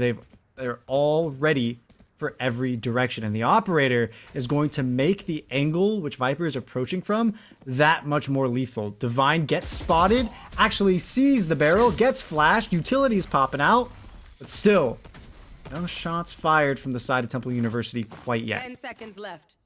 Yeah, you know where it is, and there's no reason to chase either. So appropriately so, Temple University are going to contain their third. And as you're saying, it was just well fought all the way through. They did, excuse me, they did identify that B side is one that they could possibly try and aggress on, and they do just that. Last round of the half, though. 4 ultimates are alive for Montclair State Red. They might try and use every single one, possibly. Careful. Either way, it could be very, very entertaining. Taking a look across the board, Temple University have 2 of their own. Rolling Thunder as well as a little bit of a resurrection, so they can try and be a bit more aggressive. Tiny is the one to kind of watch for, though. 10, 9, and 2 on that side. Hopefully picking up a bit more steam, but Divine has been on fire this entire time. 12, 5, and 6. Really, really nice job throughout the remainder of this game. Number 2. Dan wants to send it. Is waiting with that ultimate. To be a dangerous factor if you are not careful. Currently, Heaven is being completely cleared out. Montclair State Red not taking any chances here. Oh, Temple University's breach isolated from the rest of the team. And then eventually eliminated. Trog gets right onto the site. Now Polar has taken residence in ropes. We'll find Tuppy and the neural theft on top of it. Will pretty much all but close out the round because the free information is exactly what MSU wants. It's looking like a 9-3, but Tiny, they're aware of this ropes player and they want to get that kill before pressing forward for the retake. Vortex, they're moving a little bit too fast and forces the hand of the rest of the teammates, eliminating them one by one as Cake. And Tiny still holds the operator solo until Polar rips it out of their hands. Just a powerful round. Montclair State Reds say, listen, we gave you 3. Good luck trying to claw back. All down to Temple University. If they can close things out here, that'll put them at 2-0. But for Montclair State Red, they feel confident. 9-3 is a score that many attribute to, I want to say, a very dangerous curse in Valorant. I don't think they're worried about that right now. They should be very ecstatic about how far they have come in this game. And Temple University are going to try their best, though. Shorty being bought up just for a little bit of fun. Deciding if they do want to try and use it or not. No, that's not going to be round number 1. If it were a round 1 Shorty buy, I'd be very, very impressed and respect their decision. But it'd be a rough one. It'd be a purchase of one that might or might not bring the value. Jexy going to go ahead, send out that boom bot. Both bots are going to meet each other in the middle of mid, most respectively, and decide against going any further. First 10 seconds, use to send a few greetings. Pretty tough mid hold here, but Trog is ready to anchor down, finds one on their own. We're here 4 for 4. Dan pushes through. Polar is just going to go absolutely ham, putting the numbers in the favor of MSU. Dan, though, has something to say about it. They push forward, but I think they drop a little bit too early, putting themselves in the middle of a crossfire. That is double digits for MSU, and I want to talk about the utility that they have. They get to buy up in this round, but if TU takes their time, bleeds out the stars, bleeds out the snake bites, gets rid of those tripwires one by one with the blast packs, with the satchels, they should be okay, right? Because a lot of the utility that's going to deny space to Temple University by Montclair is not going to be rechargeable. Just only a few steps, right? Only a few steps. There are a few steps to go through. Step 1, step 2, step 3, step 4, step 5. Try and get through step 1 and 2, though. Montclair State Red mow down Temple University. Very, very powerful start here, as again, they do have the weapon advantage. They don't care about the amount of weapons that they do, or ammo that they do use right now. They just say, we know we have the upper hand. We took 2. We know there should be a chase, and Bliss finds a jumping Tuppy. Feels bad to lose that one. Of course, right now, the Sheriffs can't do too much. Bliss with the 3K. Wanted to look for one more, but it's a flawless thanks to Divine's finisher. 11 rounds for Montclair State Red as Temple University deal with the fallout of the fact that they are now stuck into what could potentially be the last 2 rounds of this game. Yeah, and now we really are seeing that sort of foil, that parallel with the previous map on Breeze. I think it's actually the exact same positioning here, but in reverse, where if Temple falls, they're handing the map on a silver platter to MSU. They need to, again, take their time. We know they have the discipline. We've seen it. So it's just going to be a matter of whether or not they commit to that idea, because, I mean, it is a really long and arduous process to bring a map like this back. Try their best. However, NECC takes a hard swing. Bliss is able to find Dan's life, and now up in heaven, Divine sends NECC to heaven. Bliss is going to hide out on this angle, and in a perfect spot, be able to find Tiny's life. Tuppy's now going to take the crossfire angle. Bliss is narrowly going to dodge out. This time, though, Tuppy says, you are going down. Vortex brings it to a 2v2. Clear State Red have a chance and are going to find it. Polar finds Tuppy's life, and Vortex is going to get a bit of a teleport. Not going to go too far, though, just to the other side of that billboard. But it is enough to scare out Polar. 3K for Vortex. Can you get the swing? Yes, you do. 4K clutch out. Vortex brings a 4th. And on top of it all, gets the plant for the final orb from the shadows can now be implemented to get a little bit more information. Split is the kind of map where Omen's ultimate can't really be committed to. I think the few places it really can be is in Tree Room over at B, or a little bit further past screens towards A, right on the backside of Heaven. Otherwise, you're really going to be using it for information. You can maybe get into the backside of B if you're feeling confident in denying Heaven B. It's really about it. As they move in, I mean, information at this point is going to be key to Temple bringing it back, and they're taking the steps to do so. Right now, a lot of mid pressure, but no spread across the map with the exception of a lone chamber. This is going to be a little bit dicey here. All 5 members still alive right now. Temple University stuck into a little bit of a rut. They tried to power through mid, but might not bring too much value. Up on top they go. B side is going to be completely destroyed. Vortex is going to find Polar, but not before losing 2. Moldo Den wants to get a little bit more. Trog is going to lose their life. 3v3 here. Divine heading in a corner is going to get a spray through that wall. That might be enough. Divine finding Vortex is down to a 1v3. Montclair State Red say, we do not want a revenge revamp here. We do not want to allow you to get back into this lead. We know it's a long road ahead, and we want to keep it that way. 11-4 and a 1v3. Tiny with a hope and a dream. Gonna flush out this angle. Gets Bliss. That's 1. You need to get 2. Look right. Didn't look left. Divine makes it to 3K. 12 rounds to Montclair State Red. They're 1 away from tying things up 1-1.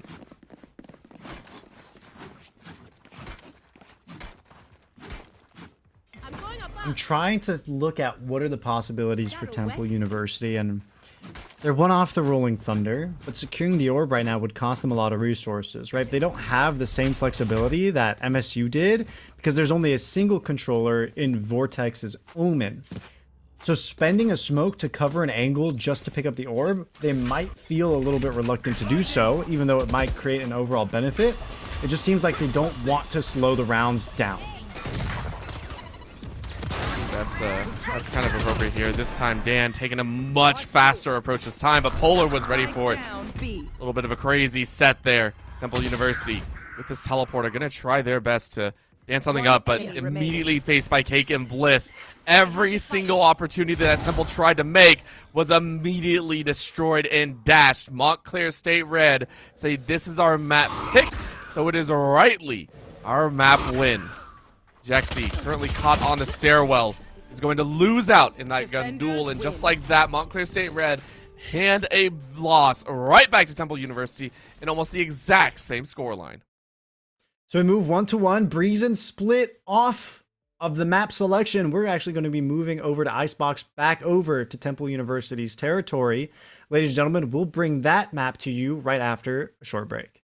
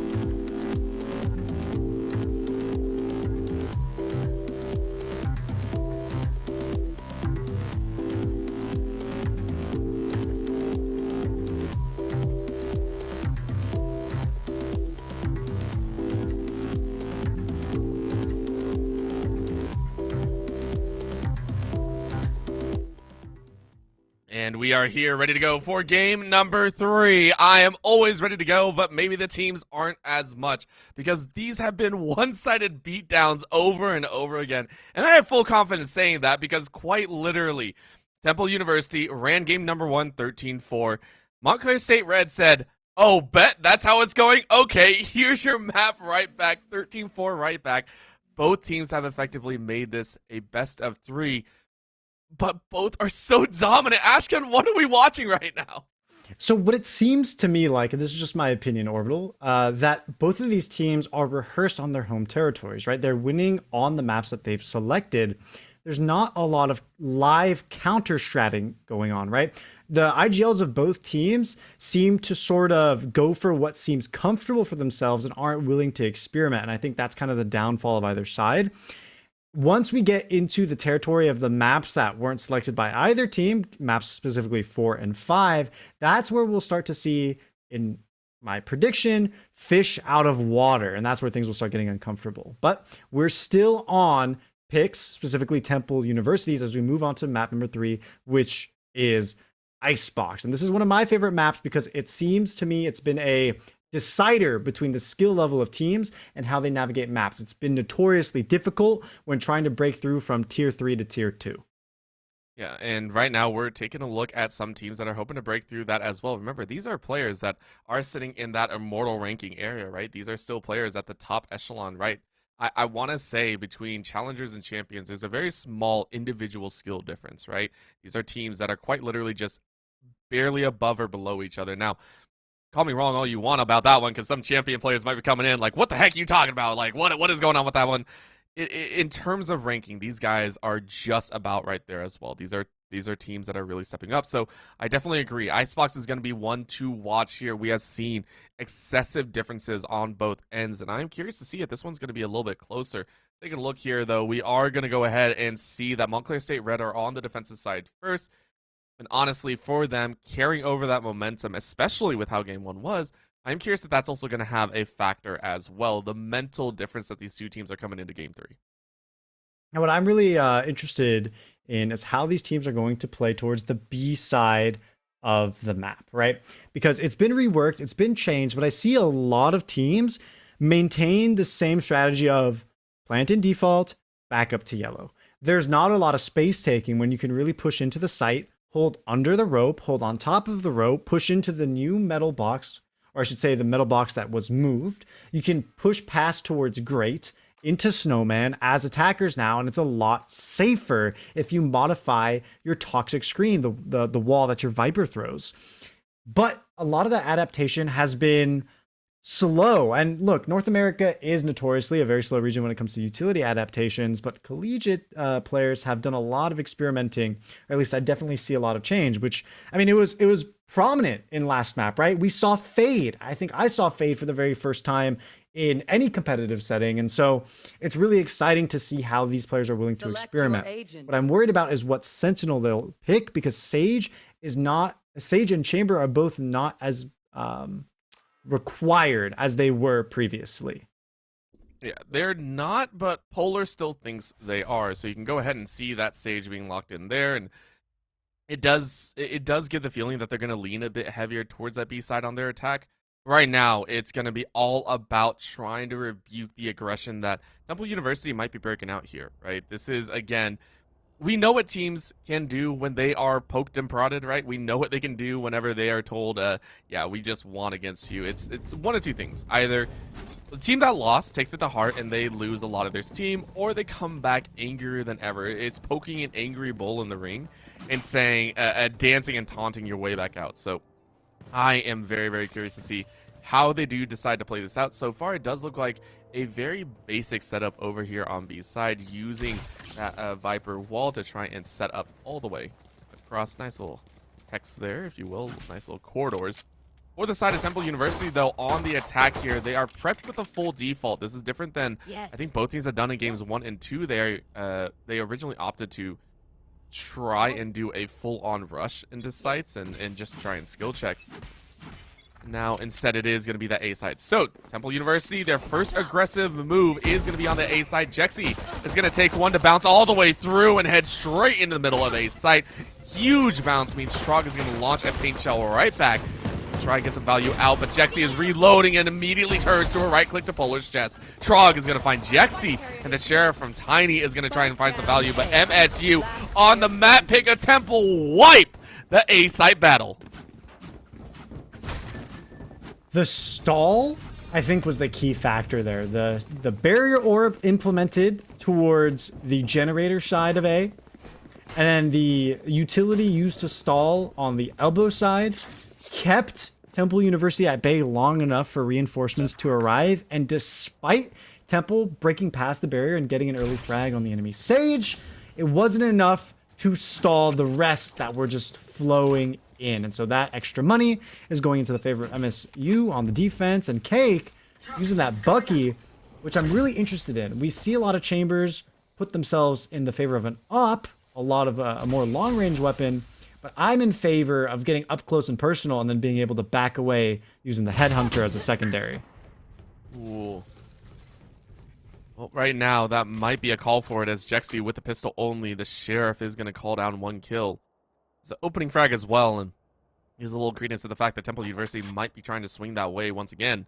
However, it's a one-on-one. Tiny was waiting for it. Cake takes out that possible Headhunter usage and is now going to pop open that dash and says, all right, this is the opportunity. Hard rotate, coming out. Take flight. Whoa. Temple University say, okay, this is how we're going to play. Divine says, I have 20 HP. I need a lot of help from my team. And Temple say, we're going to fight right back. This is a possibility chance for them, and they do. That's going to be a Headhunter from Tuppy.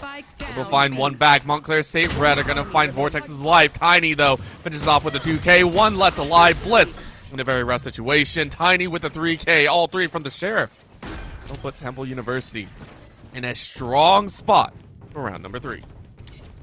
This is huge for their economy. It breaks down MSU for a little bit, who could still force if they wanted to, but is generally seen as a risky move because Temple, they can push forward here, bonus up, and then buy, and assuming they can continue that streak, we'll just find absolute domination over the half. It's kind of a very awkward result when the map goes, first half goes 1-1, and of course that's exactly what MSU are trying to avoid, but I think that early frag, specifically on their chamber, really lost them a lot of control on the map, because that trademark was what was holding Kitchen alone. It hurt quite a bit, but they're looking to try and even things up. This is going to be a rush. Temple University understands that they have the advantage here.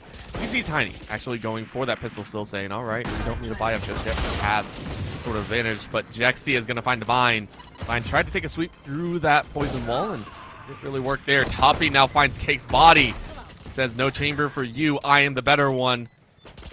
And is going to find Trog's life, and just like that, Montclair State Red falling like flies here. Bliss got a few good shots. Able to take Tiny's life, so it's not a flawless round, but it's still fairly close to it. One member left alive in Polar, who was just trying to heal right back up. Didn't even need the recon bolt. Jexi makes it a 3K. They win there. Temple University, they win there because of that gun advantage, right? They split round number 2, they take it. Round number 3, they move forward. They have the momentum, they're fearless, but again, still behind yellow. Right? Still giving up that territory. For MSU, that means when they do have guns, they're going to know exactly where those attackers are hiding on the post plant, and they will have a much easier time isolating the fights if they can save their own Viper's wall to cut off yellow in its entirety from that angle from orange, perpendicular to the yellow box. Really is been something to kind of glance at here. Of course, right now, as you were saying, that B side is not going to be played any longer. It was a kind of a one and done. It was a nice play at the start, but you got to shake things up. A side is going to be the run out here. It's a little bit of a hard challenge. Jexi takes a swing on a Polar. Divine is able to find Vortex. And it looks like Trog is able to find Tiny in that gun duel. So far, Montclair State Red even more so. Jexi ready for Bliss, though. Now comes the showstopper, firing it on the top side. Misses that angle and immediately falls into Trog's crosshairs. Really well placed by MSU. Feeling much, much better here. That's going to call for the rotate. This is going to be 2 members facing the sweet music of this potential fight. Just like that, Cake was able to find Tuppy, and Cake cleans it up with a 2K. There's State Red keeping it even here on Temple's map choice.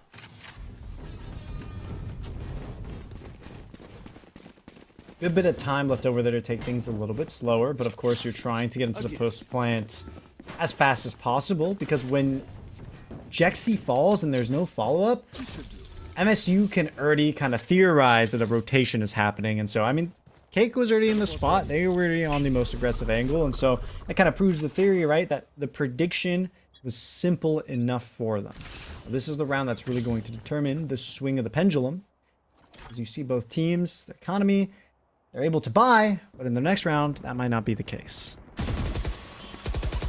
This is where it all kind of lays out. This is where we start to see some of those breakaways, depending on how the teams like to play. Polar sitting with that judge. That's about all I can do right now. Tuppy is up on top, sees a gun barrel. So look down, though. He's a frog. To blame, and you can't be reloading right there. 2 for 2 so far in this A-side battle. It's there once again, and Jexi wins the rope battle. This time around, though, Divine is going to get taken out. Dan was able to avenge the life of Jexi. It's down to a 1v1. Cake on the far side has been that B-site holder and been phenomenal at it as well. The recon bolt, I don't think it's going to give too much information. Dan has to flush back and say, I don't want to take this chance. So it seems. Dan saying the rotate isn't coming through. And Cake waiting around. Opted to not go directly into A and is instead going through the mid. 30 seconds left. As soon as that spike sound goes down, you know MSU is going to immediately turn around for the recovery. There's really no utility except with the recon bolt coming up. Time has been ticking away.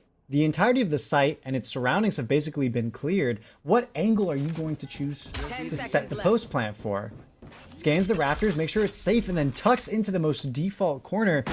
Dan has to find somewhere that's abnormal, has to find an off angle, something different to secure themselves. I do like how they get off the site. They're searching for the possible angles Cake could be approaching from, and they are in the best place. Win the fight. The angle supports them. They see him first. In the 5th round, in the favor of the attackers, Temple University finally take a lead. I mean, I would say that's one way to open up on a weird angle. You know, that awkward angle that no one's... It's just out in the open. Just screw it. It's out in the open. They would never think to look there. It seems to have worked. It was a very tough gun battle at the end, but Montclair State Red, it's not too bad of a deficit, right? You're only 1 round down. It's not one to terribly give over. Both teams have had fantastic runs at the start, so to have it kind of go back and forth lends it to the fact that Montclair State Red might be able to take this map as well. Temple University, though, they're saying that we want to be aggressive no matter what. And you were talking about the IGL and their callouts from War and what it felt like. It felt like they're all kind of playing to their own tune. Right now, we are probably going to see that. Dan just says, hey, yo, I got this one. Gets a 2K out of that one. Normally, you only get 1 like we saw Divine get. Dan said, I'll take 2.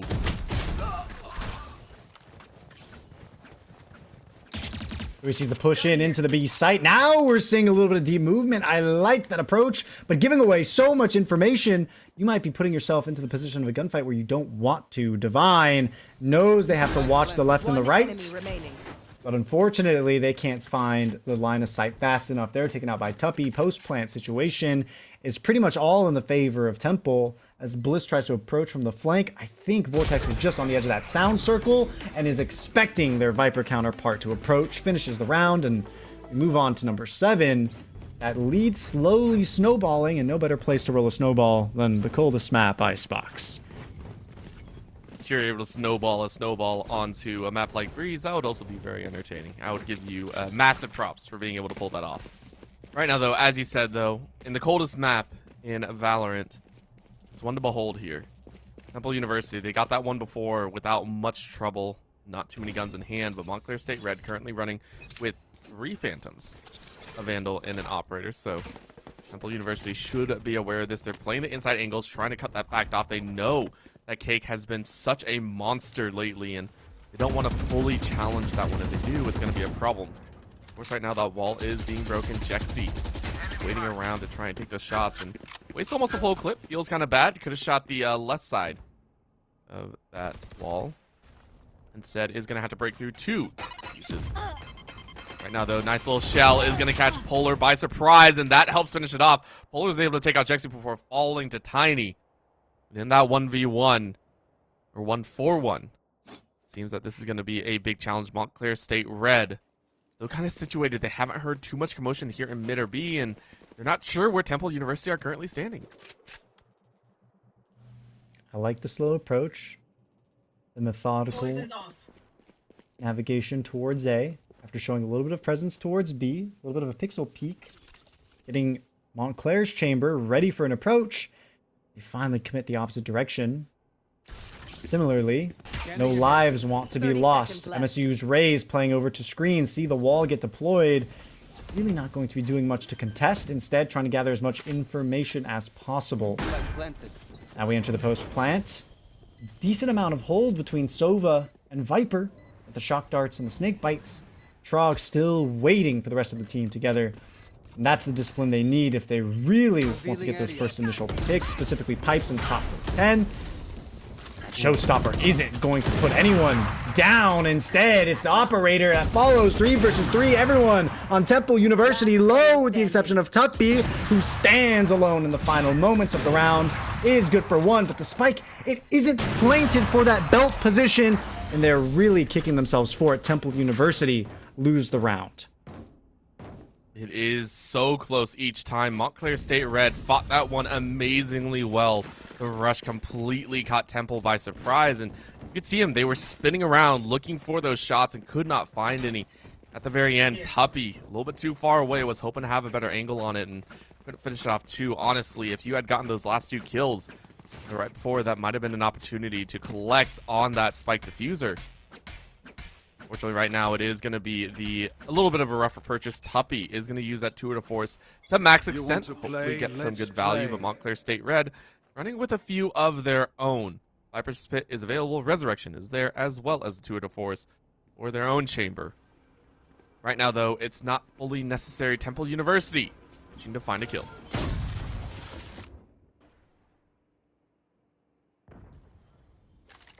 Tuppy has an inkling of where Cake is, and gets the pixel peek, gets the information, and gets out alive. Cake unscopes at the unluckiest time and is going to walk right into the crosshair of Tuppy, who whiffs the shot. Needs to back away. That's not the type of angle you want to recommit to. You've lost your momentum there. You've gained the information, but that's all you need. You can be satisfied.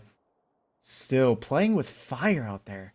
It's a game of chicken between the two. As the rest of the squads move over to A. Just look at how much territory has been taken, and yet no noise in terms of the battle. Finally, it all pops off.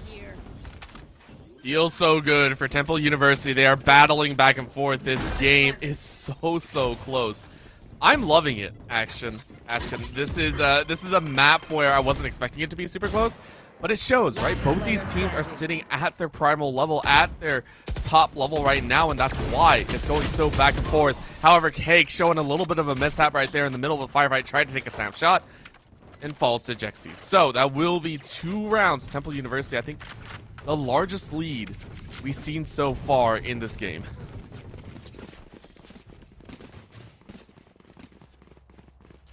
Looking at the ultimate build-up, Cake can still hold with that operator. They lost in the previous round, but 2 to force can easily replace it, right? That's no problem. Polar needs the teammates to fall in resable places, which so far has been the case. When we look at the A-hold by MSU, it's very laissez-faire in terms of allowing Temple University to take as much territory as they want and then trying to retaliate in the post-plant phase. And it's gone okay for them so far, but now with the res playing so far close up, Polar, you're really risking that ultimate, and you're actually going to get it tossed out of the round completely. The Blade Storm doing work. Tiny backing away after getting the first pick. That's discipline, making sure the numbers stay in their favor. Do keep 5, as you were saying, keeping the numbers in their advantage, and also backing up, going real long range, saying, hey, listen, if I'm going to have the knives, I should have the biggest range advantage available. 4 for Montclair State Red, though, as they spread themselves fairly thin. A site completely open with 2 hanging outside the doors. This could be This is an important the chance that they need, but with 1 being spotted there in mid, it actually called it down. Bliss was able to take out Jexy, and that is an all-hands-on-deck call. Temple University are going to try and rush into A now with the opportunity. Do they get it? No, they do not. Trog is able to take out Tiny Phenomenal pick to keep it at 3, and they catch the spike planter as well. No plan for you 30 today. seconds left. Divine with the 2K. Really nice read on that situation. And now a whiff by Tuppy means Bliss gets a headshot. Montclair State Red keeping it within one. With a man down, that round, in terms of success for Temple University, hinged on Vortex's spike plant being held by a teammate. And although it was, the shots whiffed, nothing connected, it wasn't fast enough. That's really the game changer there. Look at the ultimates. Post plant should be secured though, moving forward, right? They have their own Viper's Pit. So this time around, they should be able to implement it before planting. But you generally don't want to allow your Viper to be the one to plant after they put down the ult. You want them active, roaming around and taking that space because, again, they have that advantage of seeing the enemy so much sooner. A little bit of advantage to their side, and whoever spots who takes that victory, Bliss is going to go ahead and walk around that wall here through the kitchen hallway and just narrowly avoid seeing two members. Tuppy and the Viper have been able to kind of wander their way into this battlefield and haven't really met anyone, so this is going to be a surprise, I think, for everyone. This is the call out. They do find Cake, and they immediately nap that one up. And now it's a challenge, right? Can a Montclair State Red get around fast enough? It doesn't seem so. Wall goes up for the Viper. It is going to cut off information travel. And guess who's in the back line? Guess who's ready and waiting? It is Tuppy, ready to go with that potential kill. And they do pick it up. Divine, hot on the rotate. Now the poison is down, though. Bliss is going to find Tiny, Tuppy, and Jexy each take one apiece. Polar takes Tuppy's life. And in the 3v1, you really don't like what's about to happen. Vortex comes out of the shadows of fog.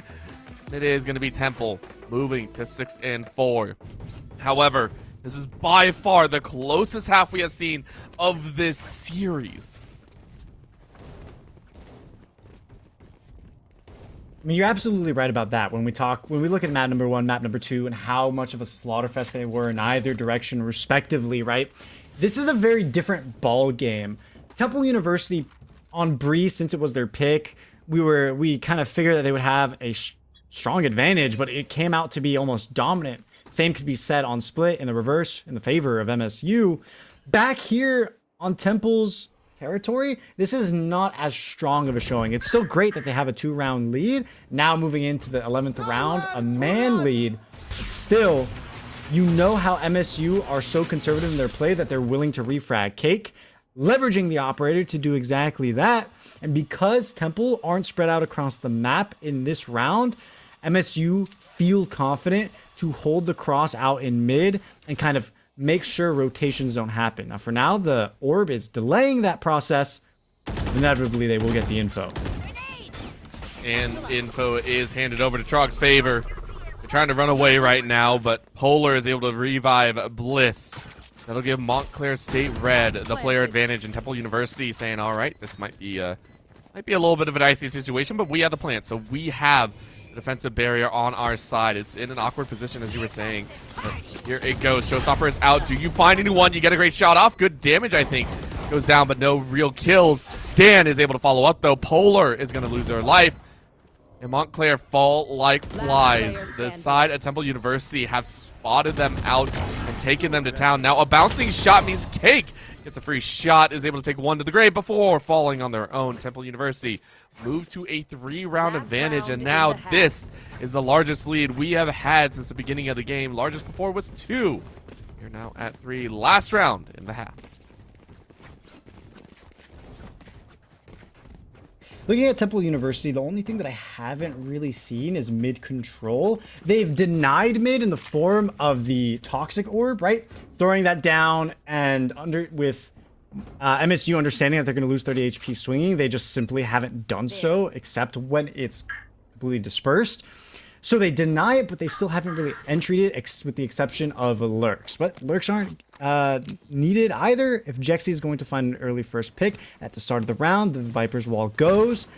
Again, it's that old Viper's Wall that's going to relegate the entirety of Temple into yellow, but still, they get the site for what is essentially free, but Cake has something to say about it, sprays through the screen, and now, all of a sudden, Temple has cold feet. Divine wrapped around the back, gets rid of their counterpart, and the round slows. It immediately slows down. The aggression that Temple were building has been nullified, but Vortex able to sneakily get one back. This could be the opportunity maker. Look how far up that Jet is playing. Look how far up Tiny is playing. And Vortex passes right by another member. This could be the swing that they want if they're able to collect. Would allow them to pick it up a few. Tiny brings it down to a 1v1. Vortex able to trade one for their life.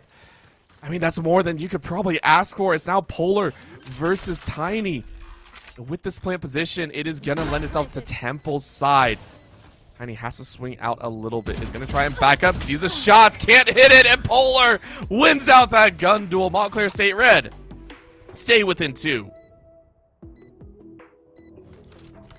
Quick zoom in into the what a BM thing to do, kind of staring into that last kill animation, but it is such a nice one. Stand the Zed skin swaps over. What is the I don't know. Elongated I lost chin. it. Yeah, that's what the chin close up. Top 10 chin Valorant close ups in 2022. No, absolutely. We move forward into the second half. Now, Icebox, when it comes to statistics, has generally been an attack-sided map, but recently, we talk about the past month, 53.77% in defense.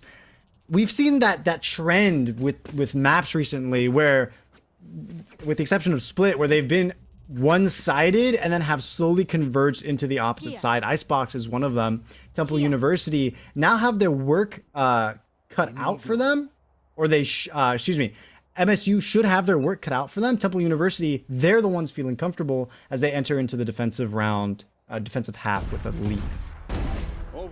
So much to keep track of, but what you can keep track of is Tuppy being so annoying to the side of Temple, to the side of Montclair State Red, that Polar had to take them out. It was a good trade, though. A lot of information handed over. You saw all of the members of Montclair State Red pretty much handing over to the B side. So you're going to call for the flank. There is one rotating around. This could be a possible flank opportunity. The pincer could grant itself a lot of value, especially if you had the paint shell available. It looks like you do. You just have a single one. You see Jack C. Gets one. Gets a spray down. The transfer is good. Whether on purpose or by accident, that paint shell is going to do a little bit of damage to the back of Bliss or not. Yes, it does. There's the tag that you're looking for. It's all down to one left. Wildoden waiting for Vortex to finish it off. It is going to be there. Just like that. Temple University moved to 8. It's 3-round advantage and a pistol round win for the TU squad. I don't have any more seat to move forward on. I'm quite literally at the edge here. 2 players left with less than 10 HP each, if I'm not mistaken. Look, Temple University, they're more than happy to win that round, though, because, of course, they get to move up.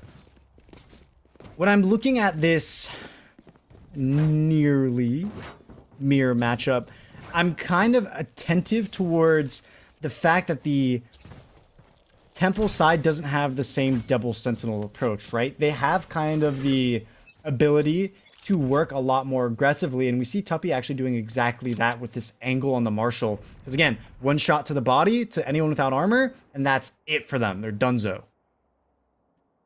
It's really all it is. It's just the simple fact that you have to be aware of these differences when it comes to the agents. Right now, Tiny, though, saying there's a difference in skill right now. Headshot to the side of Divine, who, again, has been one of the prominent members at MSU to help them out in terms of getting some of those kills. Bliss, though, is going to find Tuppy's life, so it's an exchange of blows. Tiny able to find Cake. It's all down to this situation. Dan and Vortex going to take one apiece with those Spectres, and you know what they can do. Polar with a classic in hand. Ooh. He's going to try their best to do the same, but Dan was ready to go. It's 9 rounds to 5 here as Temple look to try and reclaim themselves as the series leader. They can go ahead and close out this game. They'll feel pretty good to go into game 4 at a 2-1. Oh, this is an interesting buy out of Tiny, right? Round number 3, you go for the operator because you full save the first 2. That makes sense, but you're expecting the rest of the team to force up with you, right? Vandals and Phantoms, even if they have to go light shield. For the rest of Temple to not back up the operator buy is a risky play, but if this operator can pay off its price with 2 frags at least, it'll do its job. But unfortunately, the Owl Drone and a Pixel swing denies it. But for some reason, MSU keep approaching. They lose the life of Cake. What is going on here, Ashkin? what is going on here right now? Montclair State Red say, crap, we made a mistake. Let's go ahead and pack our way back out. This is a Monka Temple University. Yeah, finding these early kills has granted Temple University some sort of confidence here.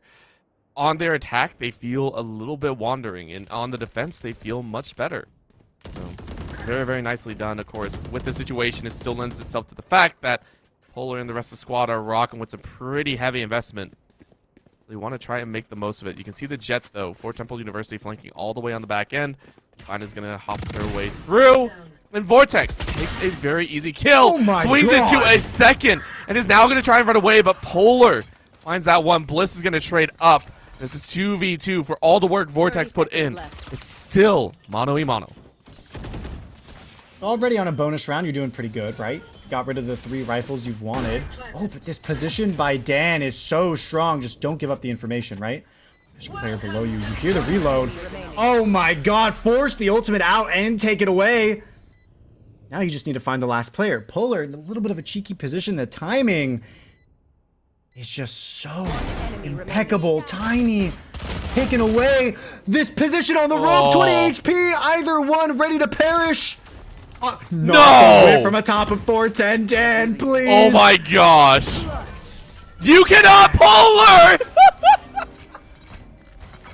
Alright, Dan's gonna be kicking himself all the way back to the drawing board because that was a bit painful to watch. Dan, I'm not gonna lie, that one hurt. As much as I want to say that was a good play, that hurt to watch. That was phenomenal right there by Polar, being able to stay alive, take a 4K, and clutch it out. Montclair State Red gotta hang on to a round that they were supposed to expectedly win. So again, very rough purchase from them, and that leaves Temple University with the gun advantage. You can see them all laid up and ready to go. Ulti is out from Tiny, as Tiny wants to make a very large impact. Oh, this updraft, get into the reposition, the timing by Divine, the knives. Ooh. Didn't connect. Divine gets to get away. Oh, and they had only a light shield as well. That could have been a lethal play. To back away. I like the discipline to not lose one too early for the side of Temple University because they get to find an initial pick. The resurrection has to come out immediately to ensure the territory of A can be secured. It is. I like the wall to hold off anybody trying to push through the underside of rafters, but anyone peeking through that window is still going to find a way through. Divine has lurked up mid successfully, but refragged even faster, and we see the post planters being closed up on. These trades, a 1-for-1, are actually favoring Montclair State Red as they take a hard swing. Bliss says, I'm done trading 1-for-1. Let's take a few more. Tiny, with only a pistol in hand, couldn't get any resets. That brings it to 2. Montclair State Red claim 2 in a row here, very uncharacteristically. And it feels good for them. This is a squad that wants to try and really put themselves on the board here. Temple University struggling to find any semblance of flow that they had in game number 1. On their map pick here, they are up 2 rounds, and it's looking a bit dire. Right now, gun advantage for Montclair State Red. 3 Phantoms, 2 Vandals. Looking on the other side, it is a Marshall, Judge, 2 pistols, and a Spectre. Not what you'd like to see, but Vortex is going to try and give it their all. Poison is out. The Viper's Pit on the top side to block off a lot of vision. Top 410 is a risk though, right? The cloud blooms at the top. You see the shots going out. Montclair have an idea of where Vortex is. Now, the drop to pillar, to pipes is dangerous because exactly that can happen. Bliss can just swing across the rope and end you after you've already been chipped out. And Divine, with the same lurk up as they did in the previous round, has not been read by Temple University's defense, but Jexy might not need to read at all if they can find 2. Tuppy does, however, as they fall. Divine with that position comes up clutch. Too good for themselves, and It looks like Temple University, now they're in the position to adapt, right? They've ignored mid for a little bit too long. After 2 key rounds lost there with a lurk up by Divine, you need to make sure that it's on lockdown one way or the other. Whether that means moving the trademark to hold the side of Boiler, whether that means to move up aggressively down tube, whatever the case is, it can't be allowed to happen a third time. It looks like it won't be. You can actually see Tiny's position on the map, ready to walk down tube.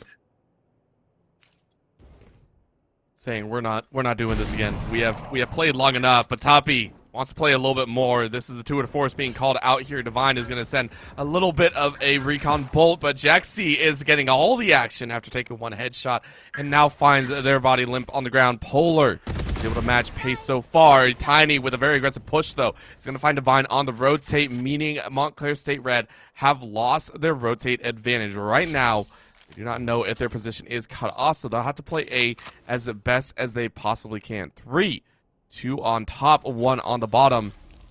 They're going to try and give it their best shot. Eyes are up. Vortex eyes appropriately. The poison, a very nice bounce. Get it in and around the corner. Montclair State Red are going to drop their own poison stack. The Viper's Pit goes down. The plant should be enough. You can see the ping out saying, plants are right here. Let's go ahead and get that money. Shock Bolt. Polar's life, and they catch it right before the spike is played. Because of that, Temple University are granted a 10th with 4 alive. What a time to go ahead and push for double digits. They're inching towards the finish line, Temple University. But MSU have something to say about it, right? You see those first 2 rounds go into the favor of the defense, but then 3 rounds strung along in a row, it takes a lot of effort for TU to break the momentum. This isn't, as you mentioned it earlier, Orbital, you brought it up, that this isn't the same as the first 2 maps. It's a completely or much more even matchup between the two. Tuppy bringing out the signature operator once again, posted up towards A. Decent enough utility for MSU to try and scout it out, but they're on the opposite half of the map. What I like is that Temple University aren't just sitting back, they're pushing through both mid and A to give the rest of the defenders some early information. This Hunter's Fury, also early damage, forget it, it's an early round, forget it, it's an early damn round, 11-8. Dan, you can't do it to him like that. Listen, I got on your case a little bit earlier. You missed the top row shot. You made up for it. You made up for it. Are you kidding me? So far, Dan has. I will sing this to the end of the end. First time, first kill. You know, with that Hunter Series, great. You got 1. The second Hunter Series I think we saw was a 2K, and now it's 3. Are you freaking kidding me? This is out of control. Dan has to be stopped right now. And that honestly is probably the biggest confidence booster I have ever seen a team get. Temple University should be running on a high of highs right now. And Montclair State Red have to be worried. All their spirits could be dashed. Now Trog, though, is going to try and play it up as well. Tiny is going to play out the back. 2K for that Jet player. Cake is going to hide off on the wings and wait for that solid moment to make a play. Montclair State Red, though, cannot get close to this site. Divine is going to find Vortex's life. This is going to keep it even at 3-3. Dan hiding off on the far side of the doorway, and it seems Montclair State Red have been able to stem the bleeding so far. Got to be worried about the flank.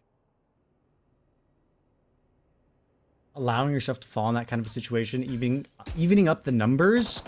Now you've allowed everything to go either way. Actually, Temple a little bit worse off right now, having their jet so low, and now that position is cemented, right? Jexy also falls, and this is the perfect opportunity to rotate over to B, but TU does have the read, even though they may not have the numbers. Now that pick is valuable, right? Because Tiny didn't have the pool to really work for a second one. At least being good for one relieves the burden on Dan. 1 versus 2 situation with the recon bolt, which is coming up. Very much doable, but they have to be wary of this off-angle approach, right? They hear one player in B main, but they have no clue that someone is in kitchen. Divine taking the slowest route possible. Now Dan needs to reposition. They're giving away so much info by just running around over the snow, and that gives Divine enough time to find their 3rd and final frag, closing up the round and denying match point towards Temple University. That one hurts quite a bit. Moldovan has been phenomenal in terms of trying to play things out and being one of those clutch players. Some around couldn't do it. Just a little bit rough on those edges. But right now, Temple University, as you were saying, 1 away from match point.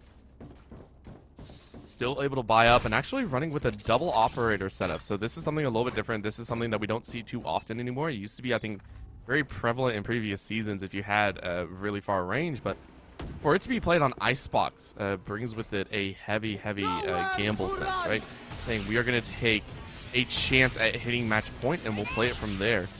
Right now, though, the Hunter Series goes out, and unfortunately, it's not Dan shooting it, so you really don't find any kills.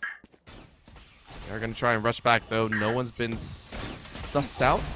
It is going to be that A. Nice little shock bolt goes in. Tiny is going to be the recipient of that damage. And alarm bot going off. Divine able to open up with first blood. This position on top 410 is so strong. If Cake can maintain themselves, Screen should be great. But do they have someone watching Rafters? That's the question. Trog was holding that position and they're put down. But there you go, right? The full value of the 410 hold is held and the TP out secures them. But Jexy retaliates. It's all utility. Hey, utility doesn't kill, by the way. No, not at all. No, Never. not at all. I've never seen No. a Hunter Series kill anyone. I've never seen it. a showstopper. Never seen it at all. But you know what does kill people is Divine coming in with that jumper and gets it back. Clutch for clutch for clutch. Divine pieces it together with a 4K. But still loses the round. I forgot to add that on. Very sorry. Oh my god. Here's the match point, right? I had so much fun yelling that. I did not see the uptick. I'm not going to lie there. I did not see that the fuse went through. Oh, man. Your backs are against the wall if you're MSU. You got a little bit of money in the pocket. Still very doable, right? They're down, but they're not out. But Temple University, the defense so far has been relatively calculated in terms of the post plant. The way that they allow territory to be taken and then they retake with specifically Ray's utility. I think what's been noticeable is every round that they find their Rays gone within their first few kills, they've suffered in the post plant. Now though, they're doing A-okay. They get rid of Trog. They push forward Tiny back literally now against the wall. They're trying to find some shots, do a little bit of damage, finally get rid of Bliss, and that barrier orb actually helps Tiny. If instead MSU swung, there would be one less player on Temple University standing right now. But no, instead, it's TU that gets to take the lead and Tiny presses forward. My gosh. This might just be the ace to end up the map. It's turning into a highlight reel, Ashkan. This is just hardcore turning into a highlight reel of highlight reels. Tuppy is going to finish it off. It's a 4K still. But this is back-to-back-to-back high kill streaks. It's out of control. That's it. That's game. Temple University close it out with a phenomenal piece and move to 2-1. Ashkan, we're moving into that fourth game with Temple University up and ready for that crown. But my gosh, has it not been an easy journey? 9 rounds in that game for Montclair State Red. And they know it. They know that they had the potential to win these games. Game 4 is going to be another spicy one, I think. Oh, absolutely. Series point is in favor of Temple University. Will they close it out or will MSU rise from the ashes? Stay tuned. We'll see after a short break.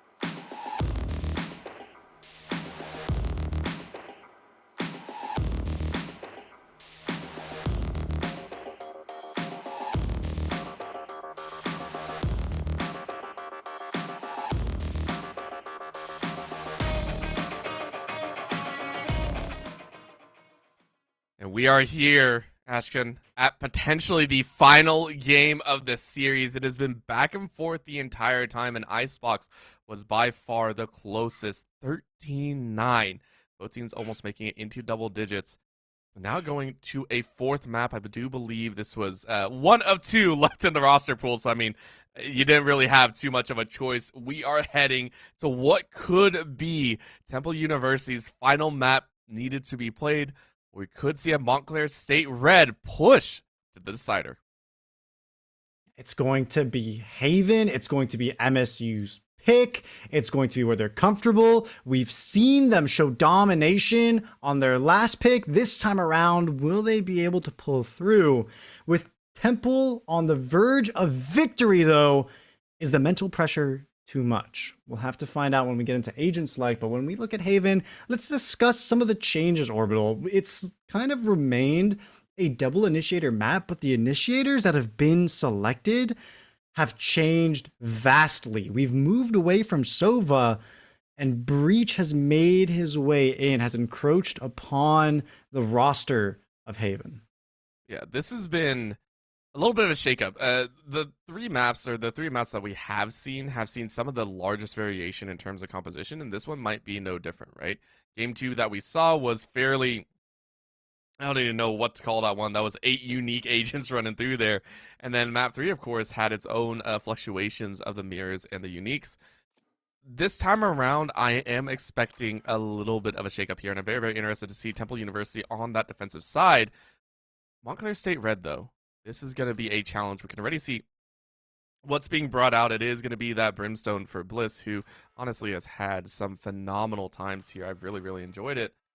Eyes are open, though. What will they go ahead and take? We need that 5th agent being locked in, and it is going to be that Killjoy. Very much appreciate a good Killjoy.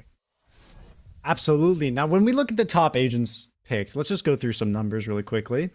Omen with 86%, Breach 79%, Chamber 66%, Jet 63%, and Sky 48%. Those are the top 5 agents that we're most likely to see. So let's take a look at Killjoy, right? 20%. She's not too far behind, but still, compared to Omen, right? Almost 90% there. It's a very interesting take. So I wonder how they're going to be implementing that Killjoy, especially here now on the defense, to hold. Generally, when Chamber had both trademarks, he was a better Cypher, because Cypher, when he was in his prime, could hold a lot more of the map and create very unique space holds. Now, with one trademark only, people have adopted to the other Sentinels, and Killjoy should be a very interesting dynamic to deal with. But what I'm really concerned about is this Reyna pick, right? 2.26%. Now, we have seen Divine pop off, right? Their mechanical skill is not to be put in question, but the value of having only 2 Leers, which are very easily destroyed, could be different. It could be the nerf that is necessary to keep Divine down. I mean, at this point, you don't want to be kept down at all. You want Montclair State Red all on peak form.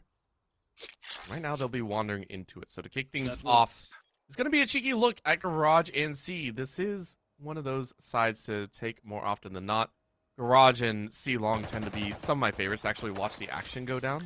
I personally enjoy watching them try and duke it out. Right now, though, Tiny goes ahead and takes out Cake early on, and that's going to force that A side collapse. You can see it here. Temple University say, we already know you're not going A, so we can rightly contain that you are over here on C. Montclair State Red, though, going to take one before falling. Divine able to get some value there. However, still in a 4v3 situation you don't really want to enjoy.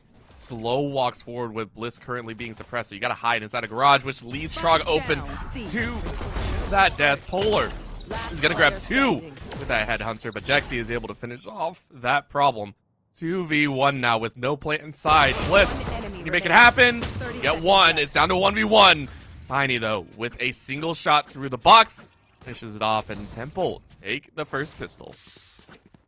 No one is safe from the Deagle Demon that is Tiny, and they're hinting at something that I usually harp on teams for, rather for not doing, and that is taking early map control. I love how Temple worked up with 2 on A, did not give up the space, found their early pick, pushed up into window, and casted the net around MSU to eventually dwindle their numbers to win the round. That is something that defenders oftentimes fail to do on Haven, and if they continue that pattern, I will only have applause for this hold. But MSU, of course, they're going to retaliate. It just might not be in this round because Tiny is having more than a tiny victory. It is an ace in number 2. They whip out the Sheriff for the final frag. And just look at that, the Blade Storm already in hand.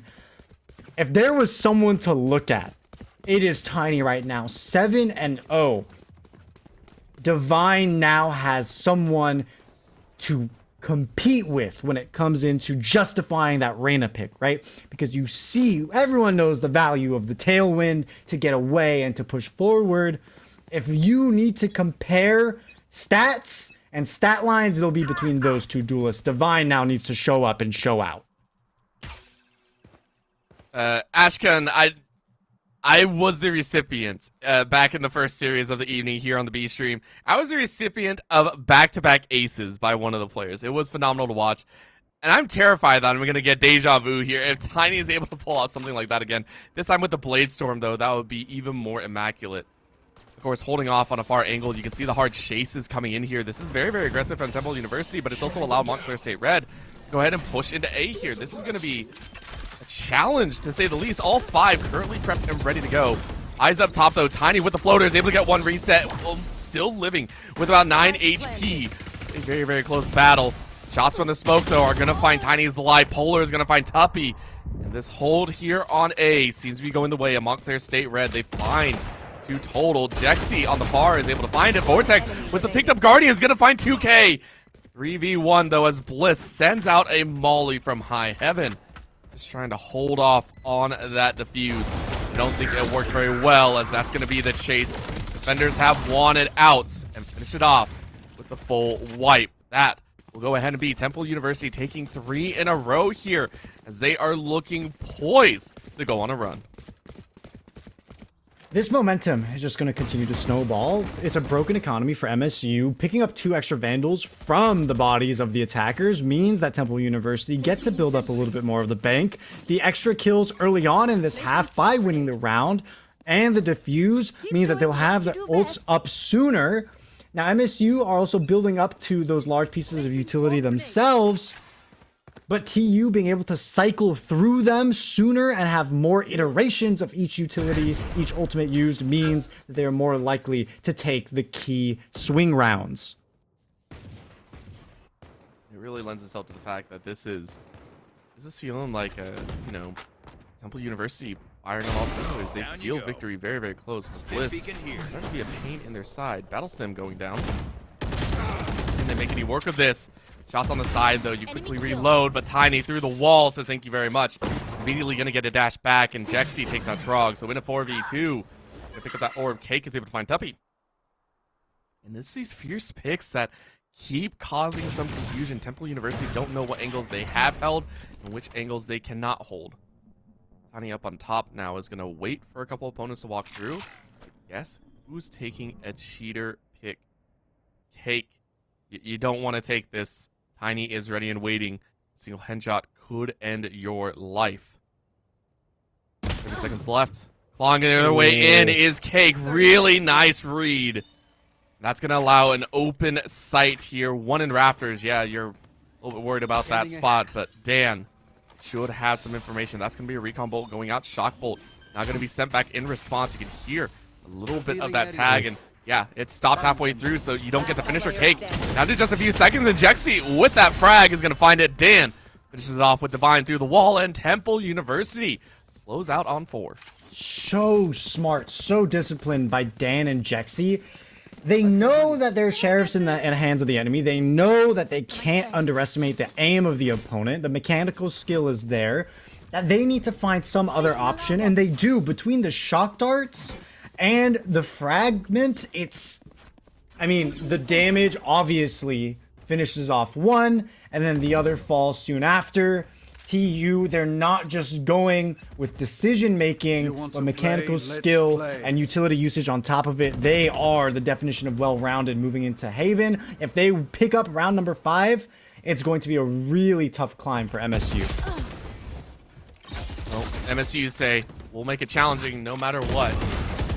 What do they try and do here? Tuppy is going to find Bliss. Divine is going to find another 3v4. Temple University on this defense now in round 5, as you were saying. A bit more difficult. If they were able to find it, they would have had a very nice pair, but Montclair State Red able to fire right back. Good rotate back out, saying, all right, we took the kills that we need, and Garage is a single play. Down they bounce, and they do get the swing. Vortex is able to find Divine. The lurk is no more. 3v3 now.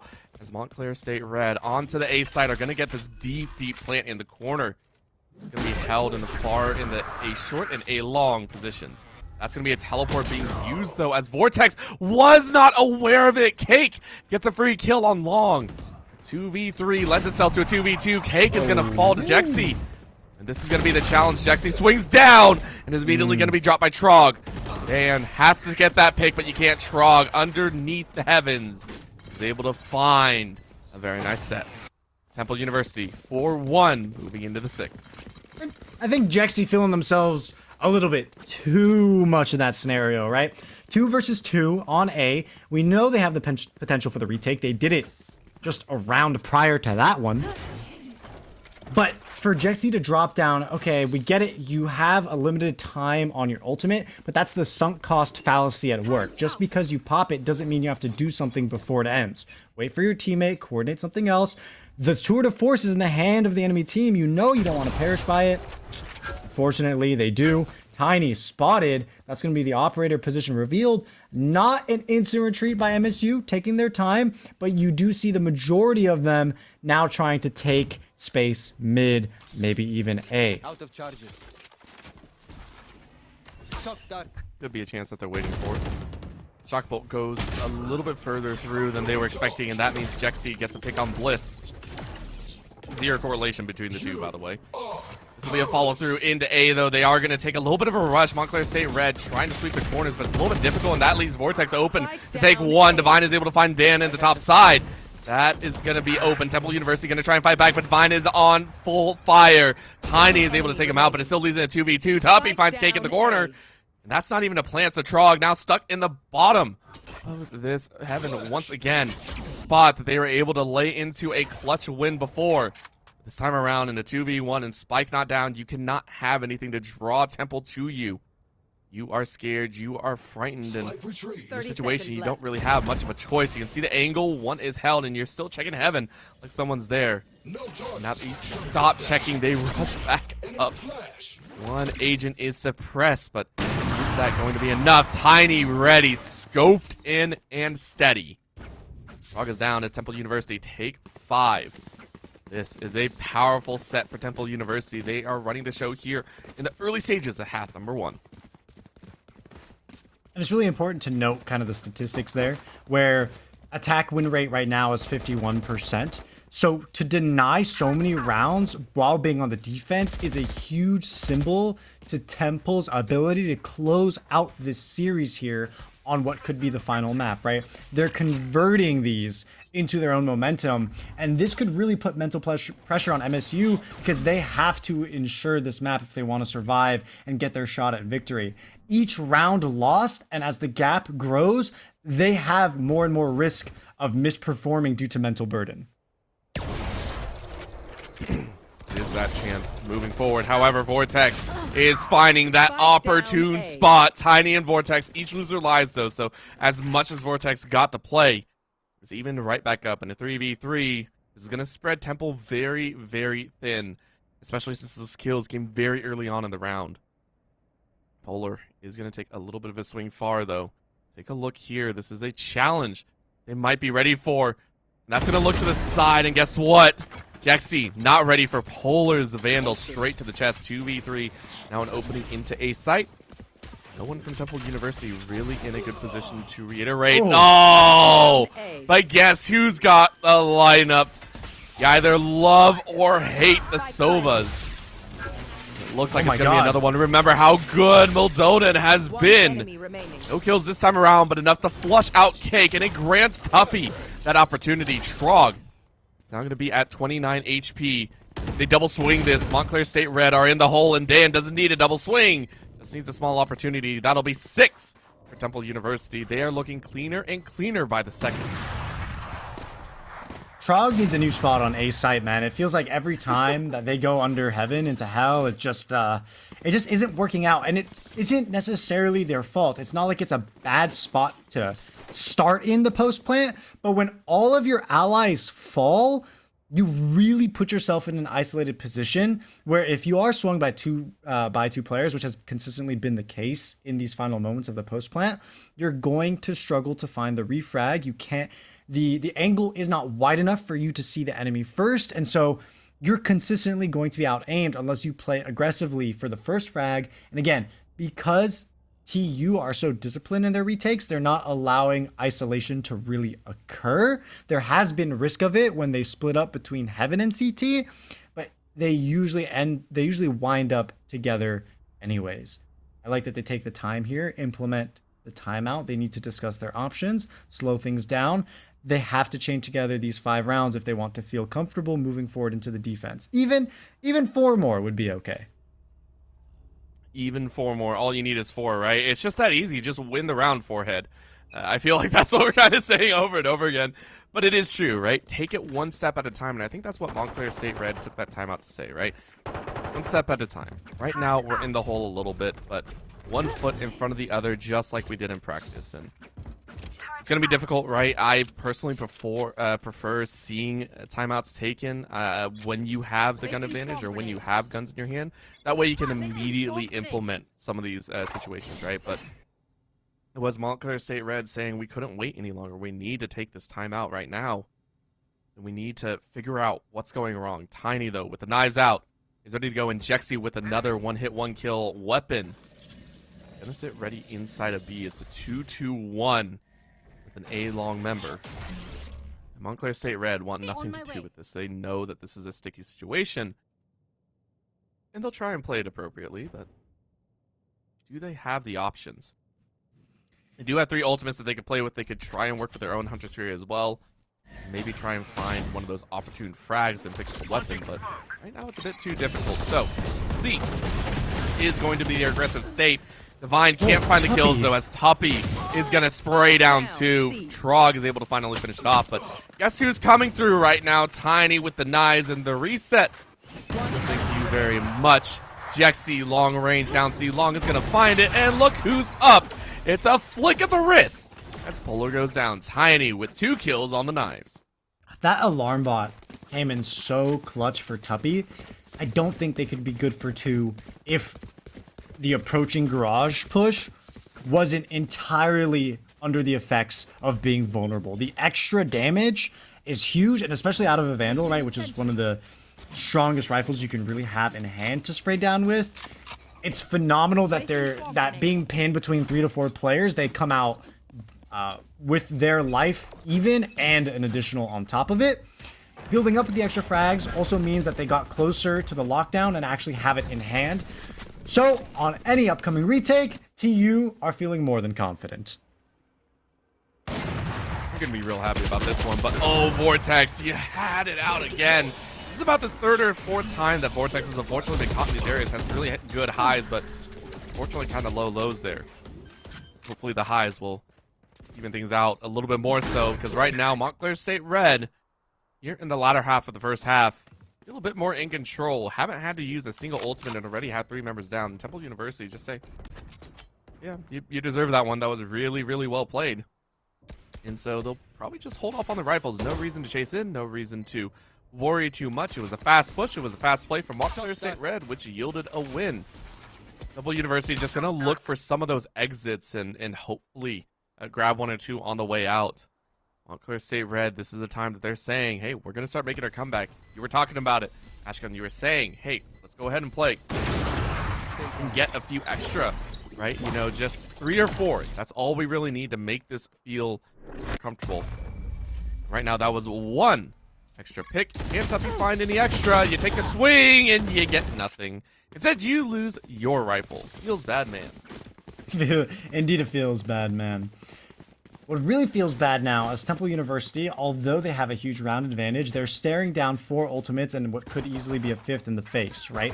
Now, Divine on the Reyna I can't say much for the Empress, right? It definitely has a lot of individual potential, but I think that they aren't cycling through that ultimate fast enough. As a duelist, you're already getting those initial picks. I feel like it could have been popped multiple times by now, and really they've been holding onto it just for a little bit and using it to kind of speed their way in and spray down an initial pick, dismiss, and retreat, allowing someone to refrag anyone attempting to make a trade.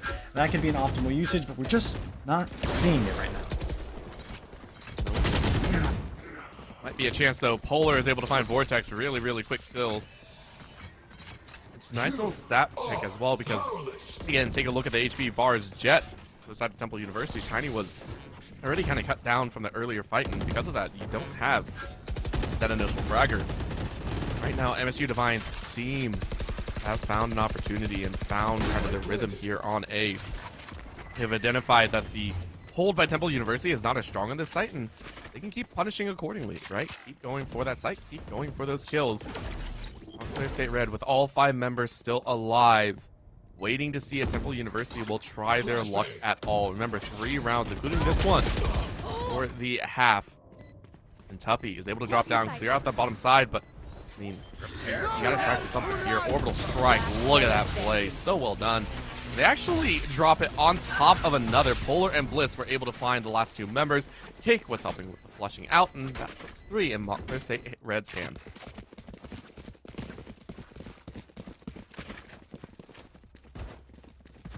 Two rounds in a row. Could it be 3? Could it be 4? Could it be 5th? I want to say that if it's a 7-5 pickup, MSU will have what they want moving into the second half. Right now, they spent 3 ultimates to preserve a second round in a row. Not having the same ability moving in doesn't look too well for them, but because of the damage they did economically, they can find a lead in the weaponry.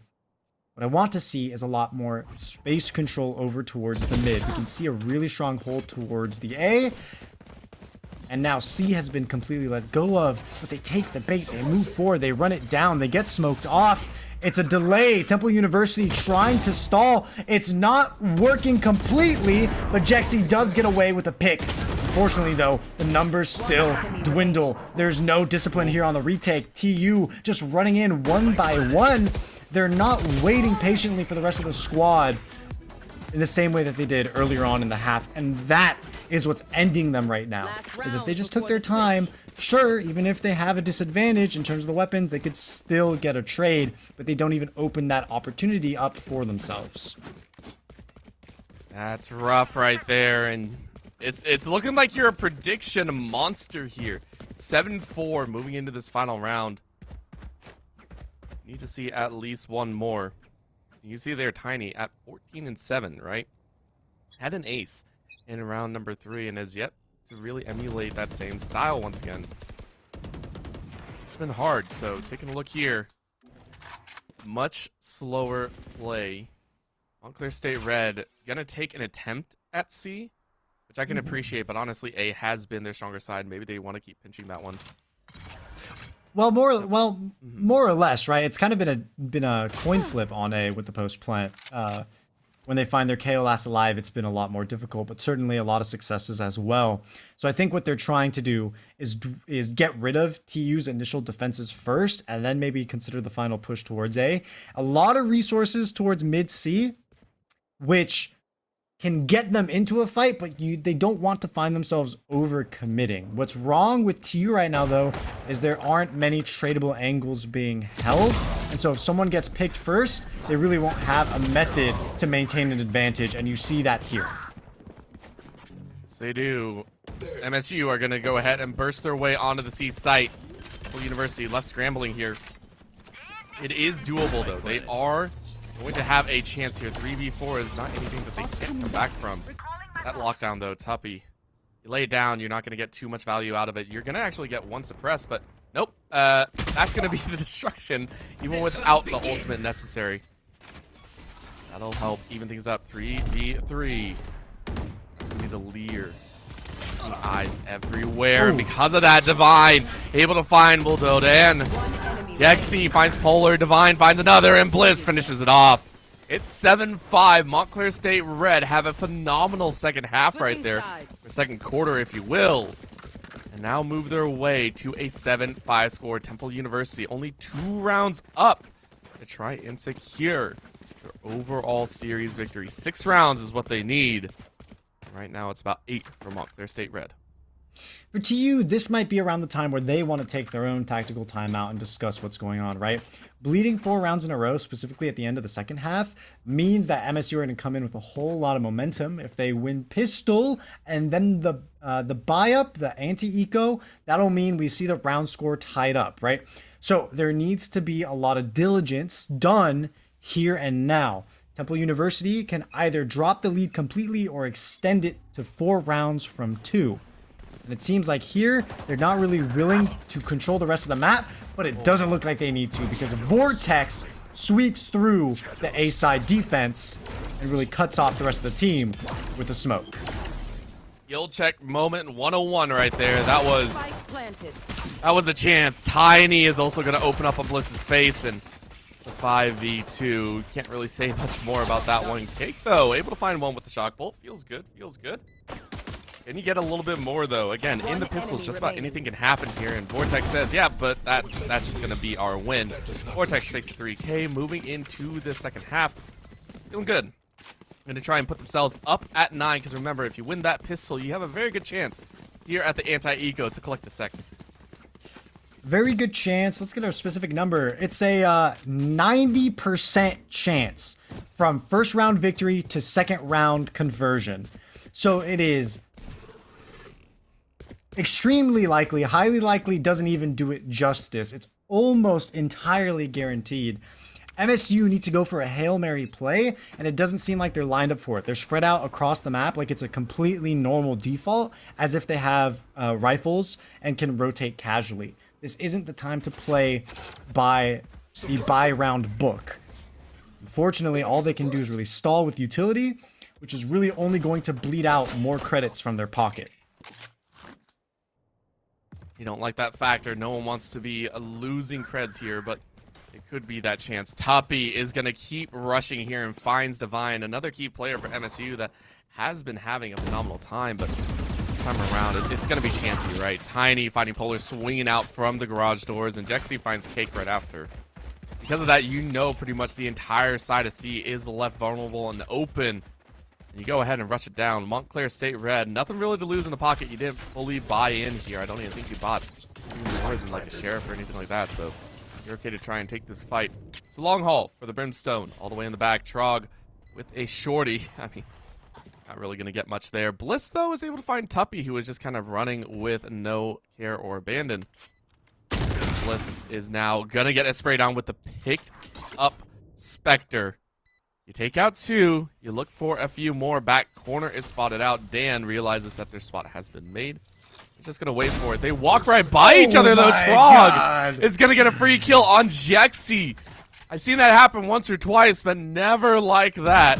In garage with all the jumping. Bliss almost gets a headshot on Moldoden, but Vortex is going to find Trog's life. And just like that, it is over. Temple University claim a 9. They can't let Bliss get away with this Vandal, though, right? They need to they're not chasing him down. 20 HP. Certainly that information is available to the remainder of TU, and they allow the Vandal to fall into the hands of the enemy. That's going to be a really difficult third round. Losing out 2,900 credits. I mean, you add the 400 on top of that. Let's do the math. 3,300 specifically. But a huge chunk. I mean, you look at Tiny now.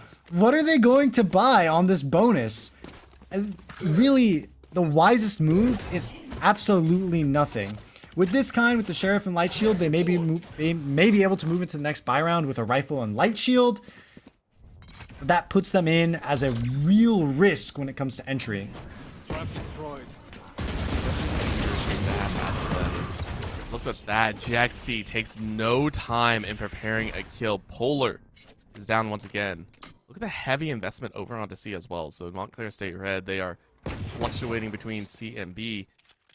Temple University are able to spot this out. This could be a free rotate into A, right? That would be the opening opportunity that they need. Of course, shots go out. Tuppy says, all right, I spotted about 4 there. maybe just 3. I don't know. Maybe it was 2 or 1. Couldn't really count them. They were shooting back at me. A little bit difficult time. There you go. There's a full rotate. 3 moving over, and now the Brimstone soon to follow. But it's a fake. It's a fake here. Temple University have called it out and are now making the way to C. I love it. I love it. I love it. It's a full send. There's a few agents ready to respond in garage and in the CT area, but the long range will be to their advantage, specifically Cake, who finds 2. But the numbers remain in Temple University's favor. The guns aren't within territory that they own. They can't convert those kills into a weapon upgrade. All they can do is hold the corners and hope for the best. And unfortunately, the best does not arrive. It's Divine who comes in to end 2. Now, Tuppy has to stall out with only a ghost, and they can try their best. But unfortunately, Trog has their number. Head against the wall, and that's going to be a 6th round. Temple University is still holding the lead, but MSU have something to say about it. That was much closer than I think Montclair State Red were enjoying, right? That was one that it felt like they were going to lose. Thankfully, with the rotate from garage into the connector was a solid one for Divine. You got to be careful about those situations, right? Temple University now being able to buy up and watching the buy round of Polar sitting with nothing more than 1,800, so may pick up an SMG or may just try and work with basically nothing. This might lend itself to Temple University gathering a 10. They have done so well on this attacking side to kind of lead their own advantages here and make their own moves. From what I can see, though, this is going to be a challenge. Eyes are open here. A little bit of information, a little bit of a bolt. So Cake is currently on C. Do they want to take that chance, though? They know one's held. Do they have a second? Maybe so. Temple University taking this one as slow as can possibly be. Oh, this is an interesting smoke, right? With this Allo drone, the C players will suspect a push down long, but it enables the garage players to freely work their way into the window. They are not taking the risk just yet, but it's one that could very well pay off. Now, the dark cover disperses. Jexy has a nice line of sight on Bliss. They make a mistake in where they retreat to after the C-long smoke disperses as well. No, they go for the shot on Cake, and they can't find it. 5 HP left, though. Something that could be converted later. It is! The shock dart comes in clutch, and the push through. Bliss is ready for it. It's an exchange that goes into the favor of MSU, and what options do TU have other than to drop? Vortex, they don't want to fall yet. They're actually going to push forward. The blind is going to do so much damage to Polar's vision. They can get the spike down. The TP gets him into a nice position in the garage, but not nice enough. Divine was ready for it, and Trog was ready for Tiny. Montclair State Red fire back in an extremely unlikely scenario. Well, I wouldn't say extremely. I take my words back because that rush did Temple no good. They funneled into scenarios. They didn't clear their sight and realize that, hey, Montclair State Red might have Bliss hiding off in a corner, and they did. Bliss pulling off a fantastic 2K right there was the linchpin to that victory, and because of that, Montclair State Red have bought themselves a little bit more time. Temple University back on that save. They are rushing with 5 shares. We see what Temple can do. We know what Temple can do in some of these scenarios, but this one's an even larger uphill battle. 3 ultimates. The Null Command, that will strike, as well as the Hunter's Fury. 3 ultimates that can really screw with you right now. Montclair State Red are ready for whatever Temple University have to throw. Interesting orbital strike. It's going to secure Dan, though. And an early frag in this type of round, I mean, is it worth it? Knowing that the attackers aren't in the best place economically, do you really want to expand your orbital strike? I guess you do. I mean, with Tiny remaining on the map, they are a threatening presence, but they're put down. Leaves Tuppy in the 1 versus 4. They do have the spike, and they have a great position on A. If they can land a kill onto Trog, this round might be workable. The chase down and the safe retreat enables Trog to reposition and catch Tuppy moving and unable to restabilize the spray. It is there. It is in their favor. They are 1 away from closing this gap. Temple University have to feel this weight against them. They have to realize that, hey, this is a problem. We don't want to go to a map number 5. We don't want to have to deal with this right now. See it there. 2 ultimates for their side as well. And 3 still available now, even though they use that orbital strike. Got him a kill. Now they have the Reina Empress in their pocket. So where do they go? Temple University. They try a speedy play of their own right now. There goes the overload, and it is going to be a little bit suppression moving forward. How many do you catch? It's a hard rush. No one else is there, but guess what? MSU with gun duels win out on all points. What a collateral set of damage. Temple University fall like flies as Montclair State Red tie things up. No, this might send us into a map 5 this round, because it ties up the round score. It enables MSU to take an economic lead. They have more ultimates to work with, so when they eventually lose the momentum or lose the money, they can still retaliate. And on top of it all, Temple's mental has to fall, right? They gambled their buy round and all of their resources into entering A and were utterly denied. It is nothing short of a slaughter what happened. MSU are more than happy to come out on top, and for TU, they need to reset. Now would be the time to take their pause. Now would be the time to discuss what's going on, but they're not slowing down, and that's going to lead them to burnout. Out of here. Oh man, and Montclair State Red, I think burnout is the right call. Tiny and Jexy, 2 of the players that have really been on the forefront, they are starting to fall so quickly. These early gun duels, they need to get their head in a good spot. Vortex is ready, but I mean, honestly, is that going to be enough? No, Polar takes out Tuppy. One enemy University remaining. feel like they're in shambles right now. down. Yes, this is an eco round. Yes, this is one of those scenarios, but not even getting a single kill back. I don't even think they landed a single bit of damage on the Montclair State Red. It's just a flawless. It's just that easy. Montclair State Red from behind have finally reached the double-digit scoreline. All set up. A second pivotal round in a row. Number 20. A gift. Number 18 was where TU had the wind taken out of their wings. If they fall here, it's going to be a very easy match point for MSU. Slow and methodical is the name of the game. Mid control, very early on, taken by the side of the attackers. Get rid of that trademark, but so quickly they harass the C-site players without regard, and Bliss has been finding consistent value on this angle, still going unpunished, finally traded out, but I think it's too little too late. You shouldn't be allowing that kind of a player to consistently remain in that spot. Regardless, TU enters the post-plant phase with an advantage in the numbers, but they spend Killjoy's lockdown to secure the territory. It is going to be held quite well, and now with the other 3, you're chasing in. Will Temple University have their opportunity? The Empress is open. The Empress is on fire. Now you're going to chase in this corner. You know one's there. Divine is going to find it. Jexy trades it back 2v2, and they go down to a 1v1. Tuppy, far back side. 88 HP and then some. You know you can wait it out here. Suppression still doing some work, but Trog finds it.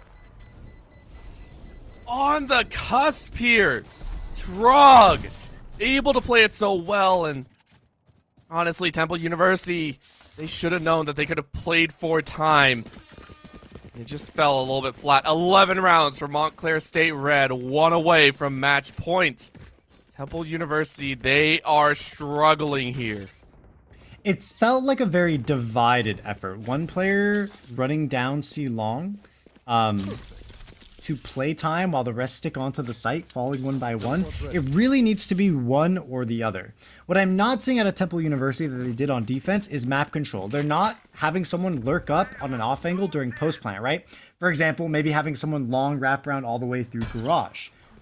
On defense side, they were able to push up on territories that they controlled. Not having that mirrored is really biting them in the posterior, because MSU, despite having a great job on the retakes, are honestly giving up so much of the map, and they haven't shown any signs of early round aggression. It really is only when the spike is planted that success is being found by them. So much on the line right now, and Temple University, I mean, they're going to try and take their chance. Garage has yielded some results. They've been able to find at least a first pick, but Bliss has been on point the last few. Go ahead, spray through, nothing through that little stack of crates. Oh. Ooh, and Polar able to find Tiny, and guess what? You don't check your Clear the corners. corner. Stim beacon down. Rule number 1 of Valorant, always check your corner. The other one is to never have your knife out unless you know for sure you're going to get the kill. Always have it out, please. No. It's going to be a zap though. Divine finds Vortex, and Moldodan wants to find an 30 seconds opportunity. left. Got to have a big play here. If you want to keep Temple University in this game, you bought out. You're trying your best. Bliss is One backed enemy away to the remaining. back corner, and Cake was ready for it. Tuppy is going to fall, and Montclair State Red, Ashkun. I'm feeling a game 5. Montclair State Red are feeling a game 5. I think this game is going to go to the very, very end. Earlier on in this series, I was talking about how it comes down to a matter of strategy versus strategy. There's no live adapting, and I think this proves it. It has been the same 2 to 3 spots played by Cake and Bliss, and they have found at least 1 frag each on those 2 spots for the past 7 rounds. Temple need to adapt now or never, because they are against the wall in match point. Trying to go with the full aggression isn't going to work, and they haven't learned that lesson, and unfortunately they will take it to the grave. 13-9 is the final score that enables Montclair to rise up to a 2-2 map score and take us into map number 5. It has been a long series orbital, and it's about to get longer because these two are neck and neck, and they've got something to prove when we come back from a short break.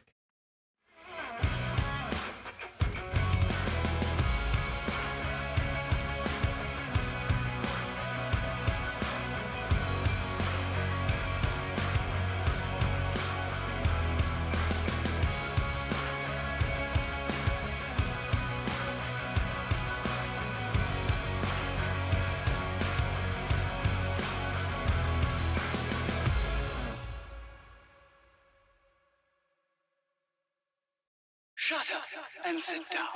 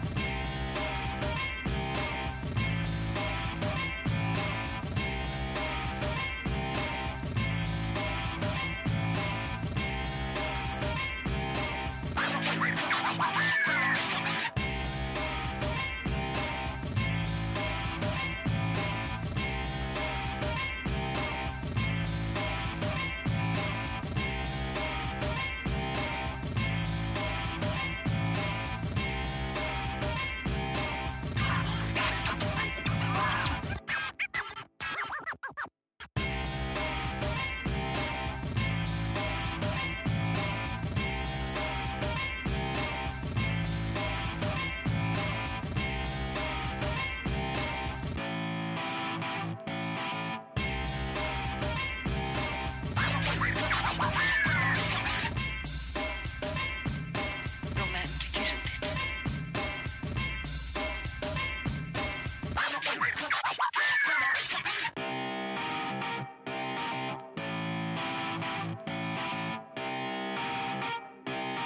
Shut up and sit down.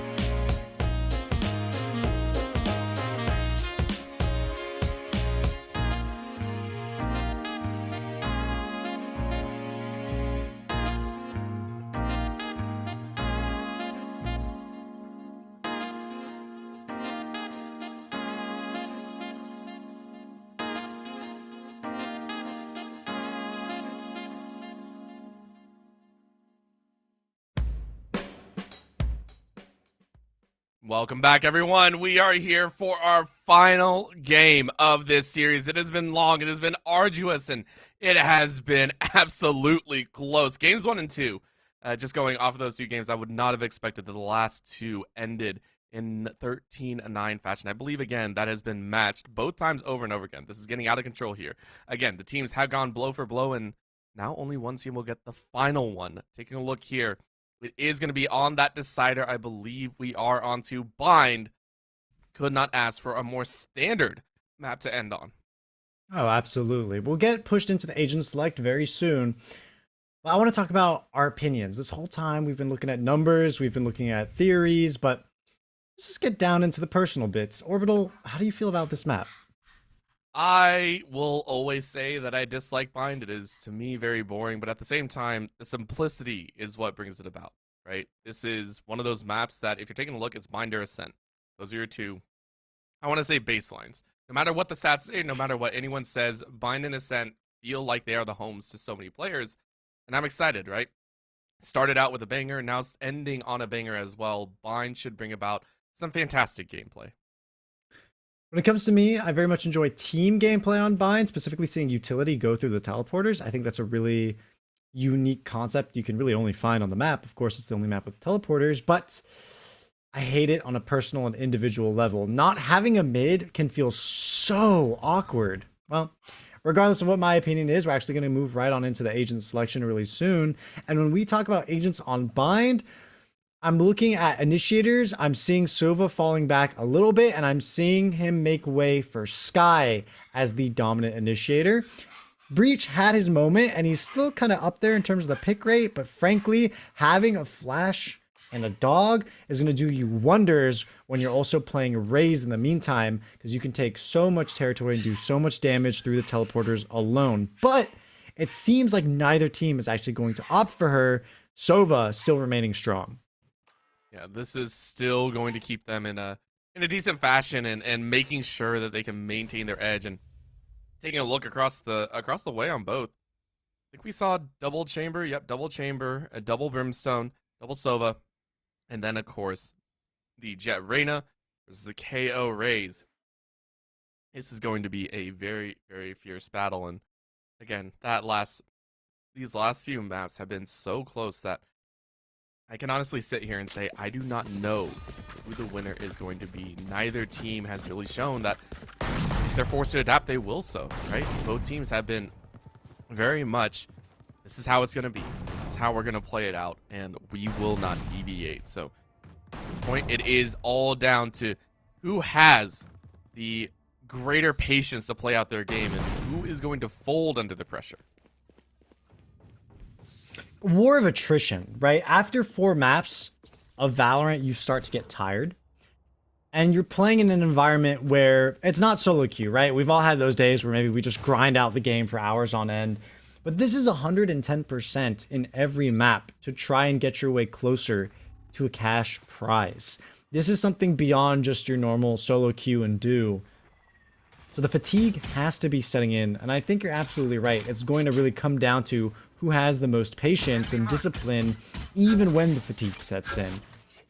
We see a big default out of Temple University across the map. It's a matter of whether or not they can land the first frag or if they fall short. Not a big fan of their Brimstone's position down short because it's extremely vulnerable to all 3 angles being held on A. But the Showers push might just bear fruit. It might, but Trog has always had a way of finding those small opportunities and always finding those angles to be held that it seems Temple University are just not aware of. Jexy, though, realizing that this might not be the spot to be in, is going to hard rotate back out. This is going to be the flank out that Montclair State Red need to read and get ready for on that B site.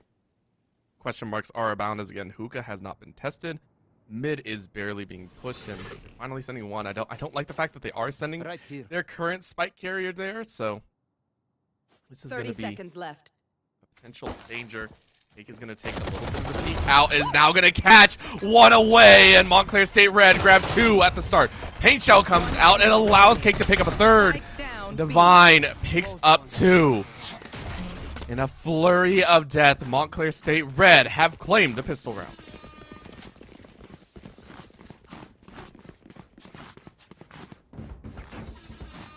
I enjoy Temple's initial approach. Right here. They showed patience. I think their decision on where they put most of their manpower was where they fell short. Shower could have bared fruit, but I think there was a lot of hesitance moving forward into it, whereas short seems a lot more natural. Just in general, it's the angle that any player would prefer to move into. And so not having the extra manpower to trade and find the first pick there might have been an initial issue. Now we see this again, and on top of it, they give away the information early by grabbing the orb. Now, it's kind of what you want when you're low on economy. But losing the early frags, that's a completely different story, and it looks like across the map, it's just the end of the line with the exception of Tuppy. You can use the Headhunter to live up to its namesake. Not just once, but twice, but can they do it 3 more times? You can do it as many times as players are around. Tuppy gonna try and sprint away. I have the spike. Does have the spike, so that's always a nice one. At least it's not out in the middle of some random spot. However, you're going to be in a bit of danger. Polar swings just a little bit late. So that's a hard rush. Frog says, I hear you coming a mile away. Thank you very much. 2-0 to Montclair State Red to kick things off.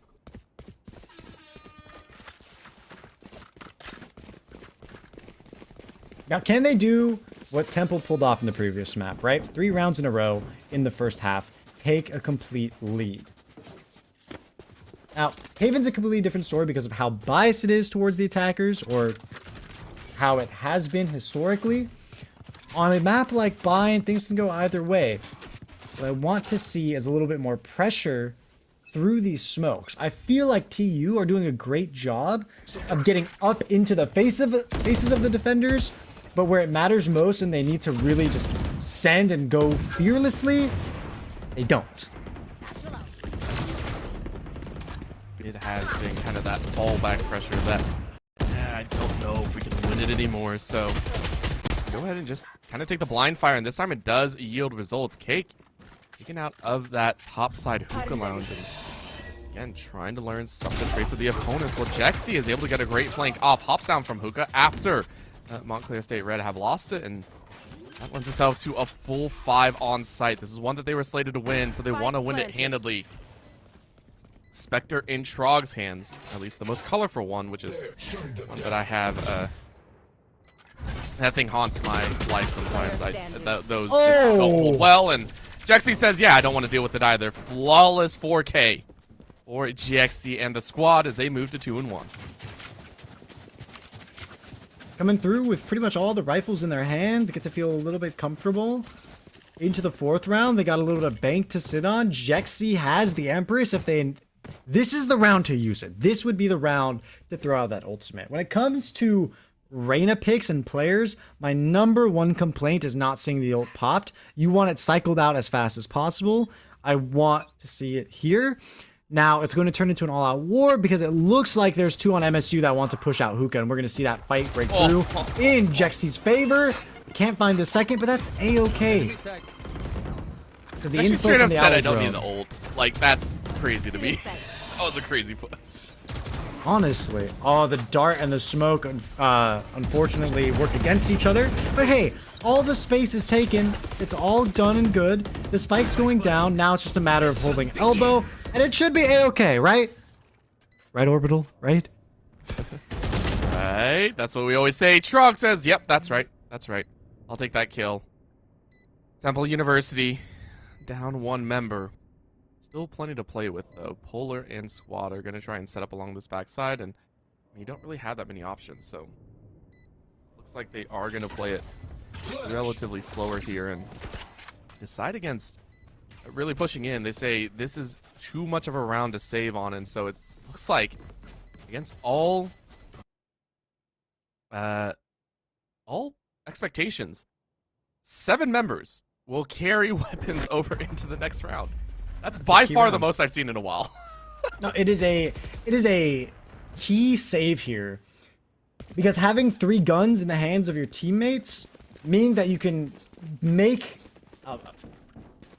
how would you say, off meta play. You can do something a little bit different, and you can find some success moving forward. Whereas if you move into this round with no guns at all, well, now it's essentially a guaranteed loss. Having what they have in their hands right now is the ability to retaliate, but if they aggress is where they'll find the most success. Last round it didn't work. This time they can expect Jaxi moving up. They deny some initial space to ensure that the cross happens. And this is where things really start to matter. Now the other 3 players who are with rifles, they have to be good for 1 each at least. One enemy remaining. Well, a flurry of blows comes out in Temple University's favor. And in less than 5 seconds, we have annihilated 7 members of this game. Planted. That was an explosive hookah lounge, if you will. But Temple University, of course, have the control. 2-1, 2v1. I think Blizz definitely made their presence known. That'll be Tuppy to finish it off. Very quick round into the favor of Temple University.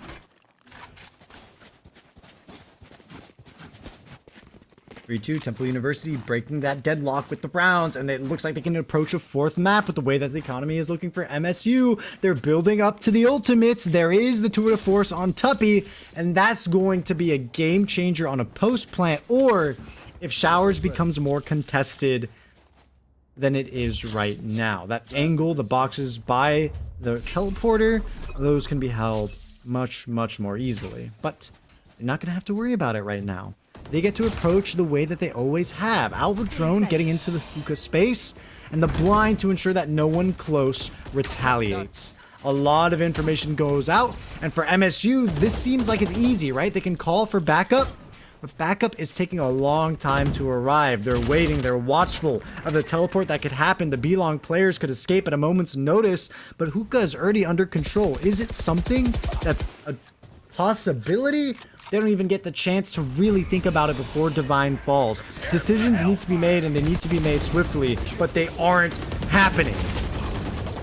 They are now, though. Temple University rush in behind that orbital strike, and Vortex didn't get a kill with the orbital strike, but definitely flushed out 3. That'll be all on Cake to try and make something happen with a pistol in hand only, and praying for that showstopper. I mean, there's not much to pray on here. Down goes the smoke, and you're stuck between a rock and a hard place here. Temple University feeling like they can move on to 4 rounds. You were saying it earlier, Ashken. It seems to have come to light. Temple University here. We see the gun was spotted. Tiny. Tiny said thank you. Cake is like, oh my god, I see his gun barrel. I can get a kill here. And then immediately Tiny flicks to the head and ends him. That's got to be a moment of deflation for you when you see the light of hope extinguished in front of your eyes. But it's okay, right? You move into number 7. You were kind of expecting to drop that round if you're MSU. It's not the end of the world. You get to come back now with 3 ultimates of your own, and good retake ultimates at that. The null command and the showstopper will get you the territory you need, and in the meantime, Tour de Force can hold down the fort. But knowing that Chamber has consistently started on B, Temple University is going to do their due diligence. They'll get the Owl Drone, and that'll force a teleport out of Polar, meaning that they can feel confident that they've taken the territory and now can back away for a fake towards A if they so choose to commit to that option. They want to try, but at the main point here, they just want to try and find a kill. Divine, though, found that information and said, Jexy, you're going down. Really, really great shots to be held there. How can you get a bit more? Again, that shock bolt up on top doesn't really find anything. Also kind of a, I want to say, interesting angle to be held. I don't know how much damage that would actually do to someone hiding in the hallway, so maybe a little bit of a miss input, but there we go. Tiny getting a little jump off, is able to spray down Cake, and Cake not going to enjoy that one. Around the corner to go, though. Temple University, all 4. Get the plant. Go ahead and fall back once again, but look at that Hunter's Fury. Divine able to snipe out one. Tuppy is down. That lends itself to a little bit of a rebuttal here. 2 agents are currently being suppressed. Montclair State Red want to try and rush this one in. Trog gets a nice fragment kill on Tiny. In a 2v4 scenario, it's a rough spot to be in. You only got 1 alive, and with the smoke down, you have to take that rush. Vortex is going to try and sprint, gets straight a 2 and immediately back in. get the reset. Can you get another? No, you ran out of bullets. Feels so bad. Montclair State Red will go ahead and move to 3 and 4. It would have been a very, very different story. They lost a few more members than it feels like they should have.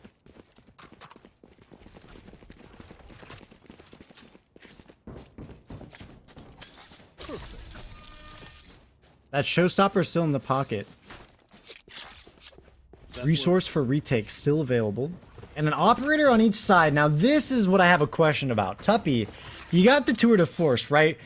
Maybe at least test the waters with the ultimate before spending 4,700 credits. We get that you got money in the bank, but is that option going to give you a return? Out in showers, they're already smoked off, and in B-Long, the same can be said for the opposite chamber. Polar can't find anything. Both teams kind of at a stalemate when it comes to the big stick. The rest of the map, in A short, the hold is so weak, yet Temple University, they still want to force the issue over at B, and they're having no problem doing so as Tiny makes a large impact. And it looks like everyone on B have fallen to the ground, buried in the sand, with the last two defenders moving through CT, a very predictable route, and TU, they haven't bothered to even plant the spike yet, taking their time. They want to clear out every single angle. They want to ensure that no members truly do fall, and Whoa. it's only one. Tiny is the only one to fall down. Jexy with the operator just snipes out that last member and now move to 5 and 3. Slow goings, but they're still in the lead here. Temple University trying not to give up their advantage. 4 rounds to extend that lead, and we push to 9. Be something that they hope for, but Montclair State Red might make it easy for them. You look at the weapons that they're purchasing. It's a save round, one that we kind of expected.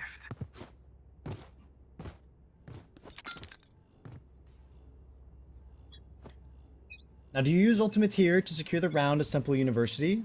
Or do you have confidence in your mechanical skill and just win by guns alone, and the utility you have in your back pocket?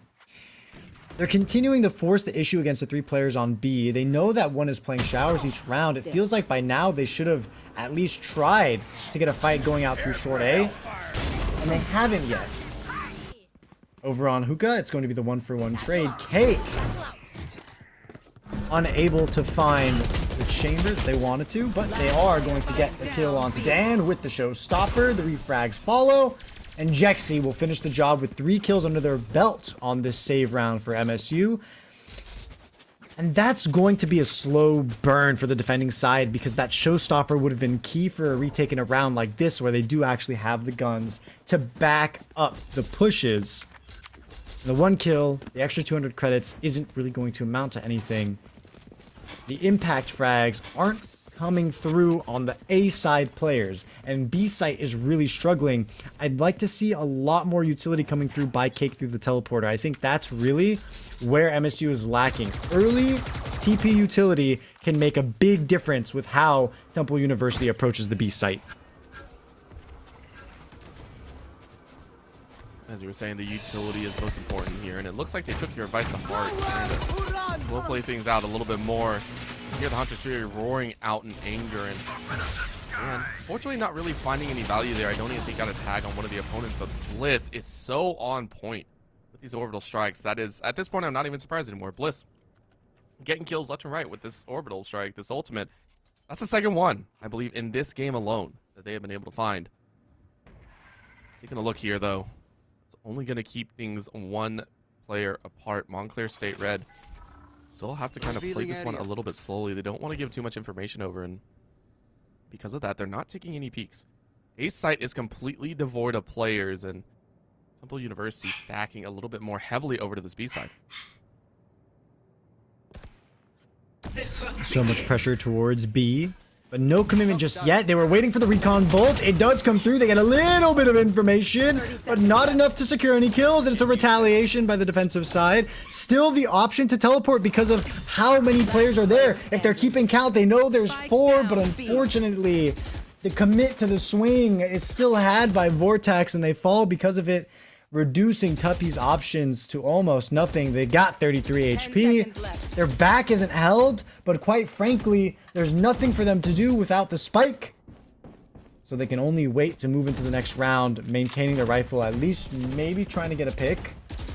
They're flirting with the idea. They commit to it, but none of the bullets land until the very end where Trog ends Tuppy. It was a little bit of an awkward gunfight at the end of the 10th round. You ever seen full clips used in like the last like 4 seconds? That was it. That's a good Yeah. start. That was it. Feels bad. Feels bad. Overall, though, taking a look here, it is still 6-4 in favor at Temple University. If they win one, they feel pretty confident, I would say, considering how close these games have been.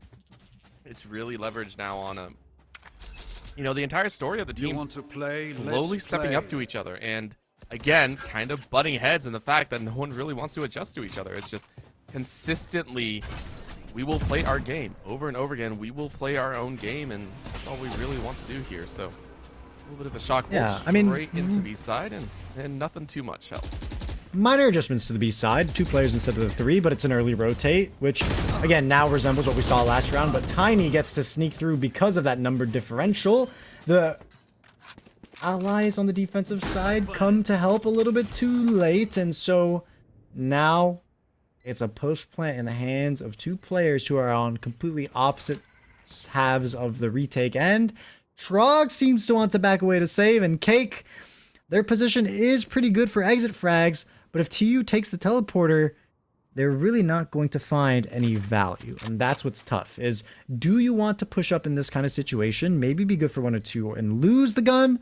Or do you want to stay where you are and just hope that someone walks your way? It seems that, like, for the time being, it will be the sit around and wait for someone to run into your crosshairs. And Tuppy said, I'm in your crosshairs, but you're in mine. And still destroys Cake right there.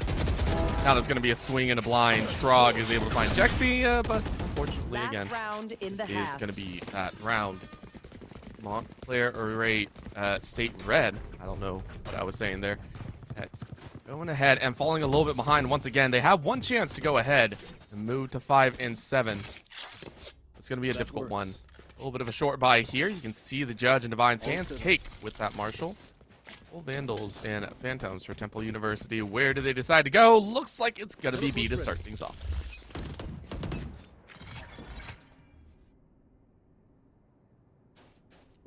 No Showers presence. Short still, weak as always. MSU kind of adapting and realizing that it's consistently a B hold. If there was any time to fake out the B push, it would be now for Temple.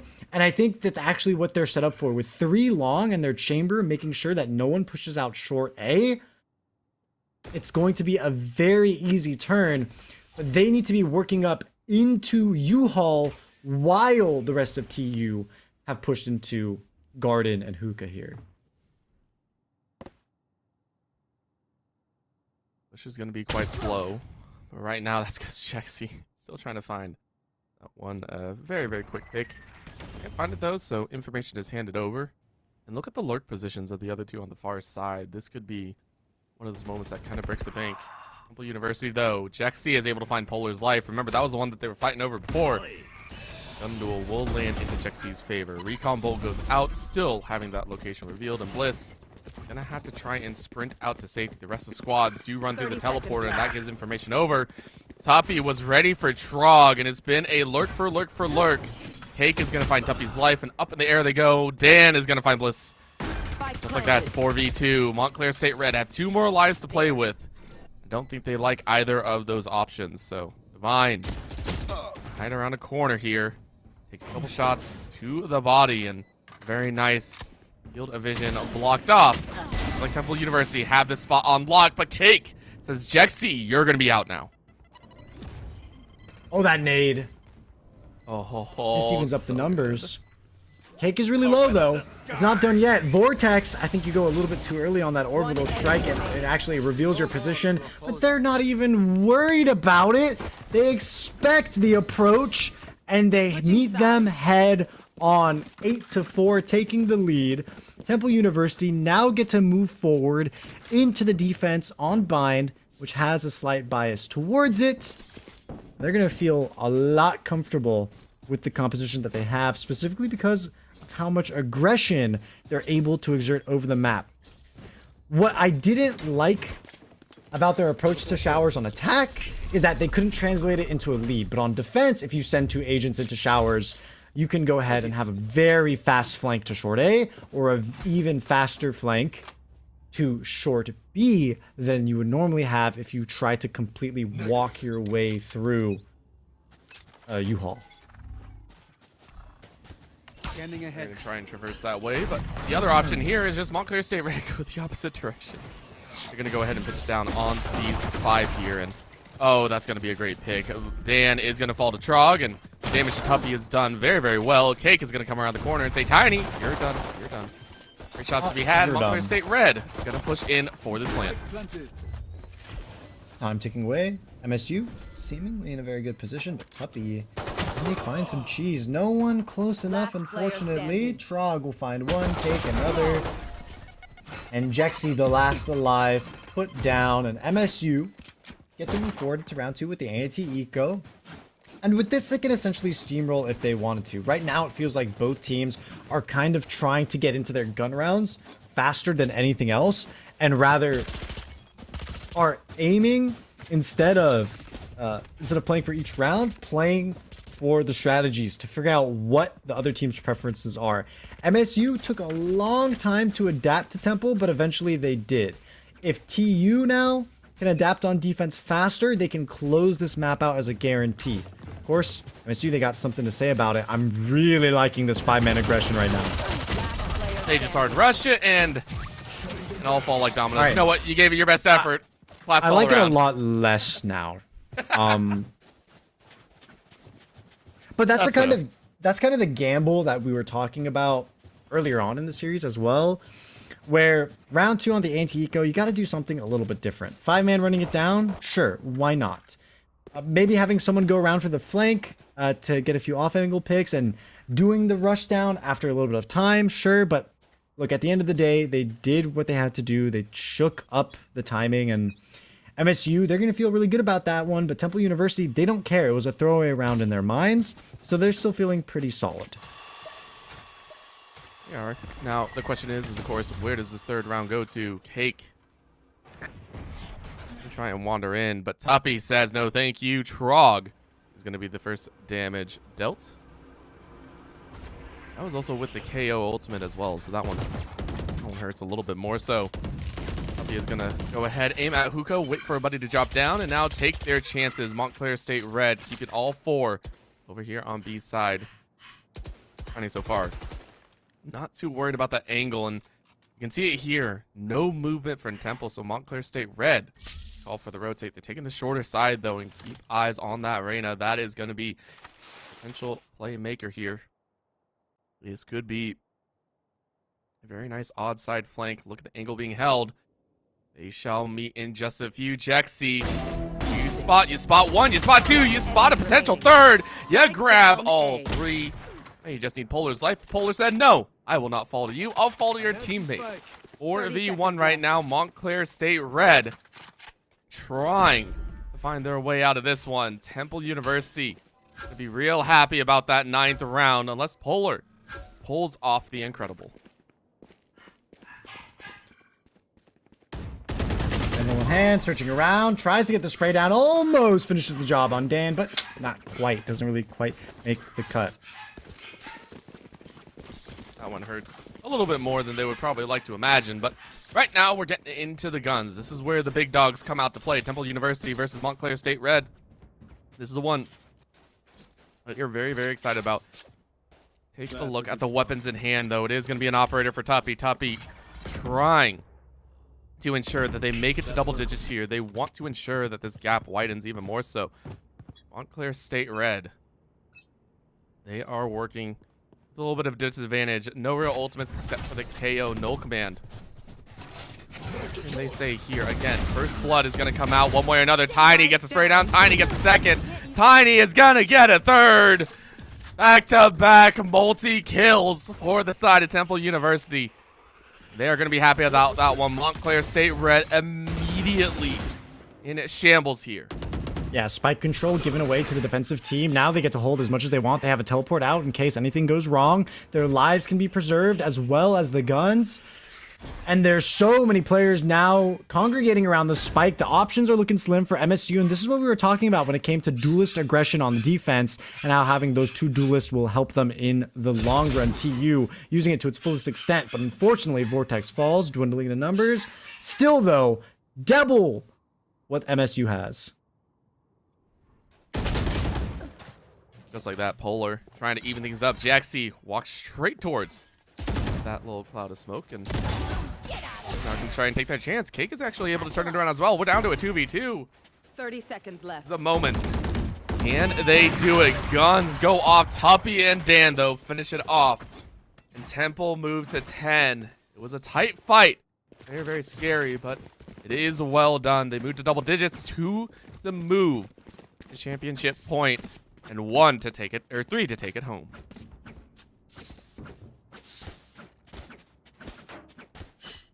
They'll get it to Sheriffs, only one stinger on the board. Could build up to some ultimates. It could be a very different round if Polar finds an initial frag with Tour de Force and Shrog snowballs off that disabling utility.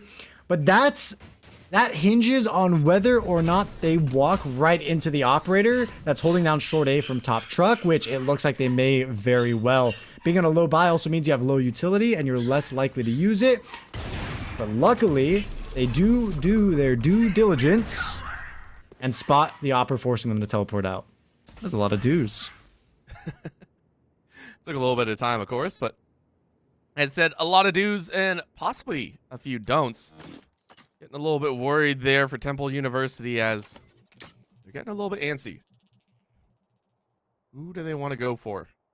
And where do they assume the Montclair State Red are going to show up? That's going to be one of the stars down. Polar trying to take a snapshot, but immediately shot through the box. Jaxie has had one of those do-or-die performances so far. Either you have a fantastic time or you fall down. You lost to one of the members. Teams thus far having a 4v5 works in their benefit. Jaxie can't get anything out of the Empress, though. That one kind of stings. Frog is going to sit with about 5 HP. Tiny takes out Cake. And now comes the sprint. Bliss is now going to take a kill. Dan finds Trog and is down to a 3v2. Who finds what? Vortex finds 1, and that leaves it at 1v3. Bliss, you got nowhere else to go, and Muldoden will finish that one off. That'll be 2 members left alive as Temple University move 1 step closer to the Challenger Division Championship. As you see that gap grow, if you're MSU, you can feel yourselves faltering, and this is where they really need to pull up big. This is their final rifle round before everything goes awry. And if they don't pop those 2 ultimates here, I don't think they'll have an opportunity to effectively use them after this point. This is Out of charges. This is a chance right now, and honestly, a full buyout from the side of Montclair State Red. They are going for it. They are going for it. Cake, of course, not buying up. There we go. We finally got the buy-in. Will they get the opportunity, though? If they lose this one, this is all it's worth. Montclair State Red betting all of their eggs in this round. And they'll bet it on the no command. They go overloaded hits galore.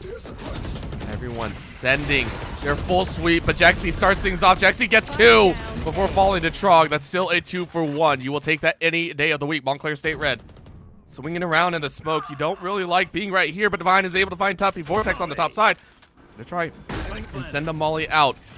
It won't land in the spot that they really wanted it to, but in a 3v3. Mini flush will do. Tiny hiding around the corner. Vortex finds 1. Tiny finds the other. Montclair State Red sitting on top of the orbital strike. Divine eats it all, and Vortex takes that one home. Temple University now on 12. They could not ask for a better time to handle it. Montclair State Red have 1 chance and 1 chance only to get back in this game. They will have money to buy, thankfully, but it's a desperation one. Polar gonna try his best to follow up. Need equipment. It's Thanks. do or die time for MSU. Showstopper still hidden in the back pocket. Cake's really been holding on to it. Feel like it could have been a game changer in the last round, but no matter, this could be what keeps them afloat into the next couple. Tiny's got the Blade Storm, but look, when you're to get a rifle, why implement it? So when it comes to ultimates, both teams really low on the draw. Cake building a lot of space here, especially so after finding a frag. Almost gets traded, does in the end. Jexy continues further to get a second, and Divine is heavily damaged by the Hunter's Fury that follows. This is gonna be Jexy carrying it over. 3K so far. Bliss and Trog take one apiece though. You don't want this one to end right away. Tuppy finishes it off and says, hey, it is our time. We battled through 4 games to get here, and we are not about to be shut out. Trog needs this swing though. Can you find it? It is gonna be there, Trog. Still fighting back. Who will take it in the 1v1? 45 seconds. That is still so much time to play with right now. And Trog and Dan have to be on a nice edge right now. Even the fish don't want to see what happens at the end of this round. All eyes are open right now on Temple University. 30 seconds left. On Dan, the lone player that might be able to make this happen, but that's going to need a teleporter used. And Trog says, hey, I'll pull a bait and switch. The bait is you hear the noise, and the switch is I got the spike, and it's going down on B instead of A. Will they be able to do it? Dan sends out a shock dart. Finds no information. Second one lands right at the feet, though. Good little chip damage. 84. Can you look left? Do you look left? Do you look around? Yes, you do, but Trog gets it. Clutch out to keep Montclair State red in this game. They're hanging on by a thread by the heroics of Trog. It came down to pure game sense, right? Not having the fragment to play post plant, not having the flashbangs to take aggressive swings. It really was just all timing and all angle holds.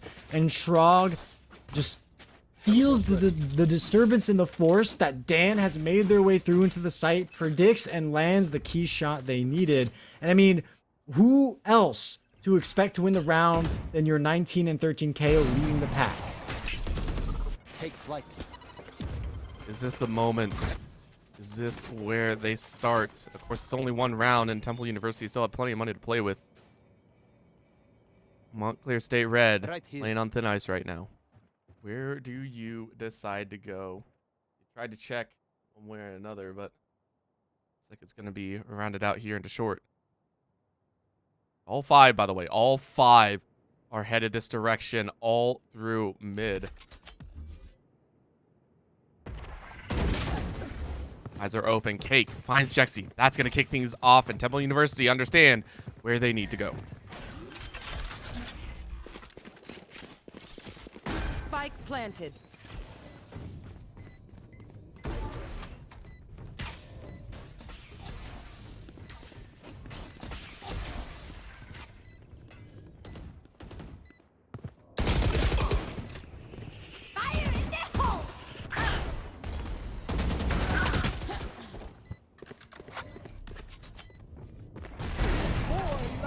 Oh.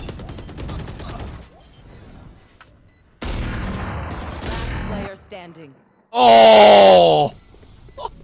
Nowhere to run. One enemy remaining. Clutch.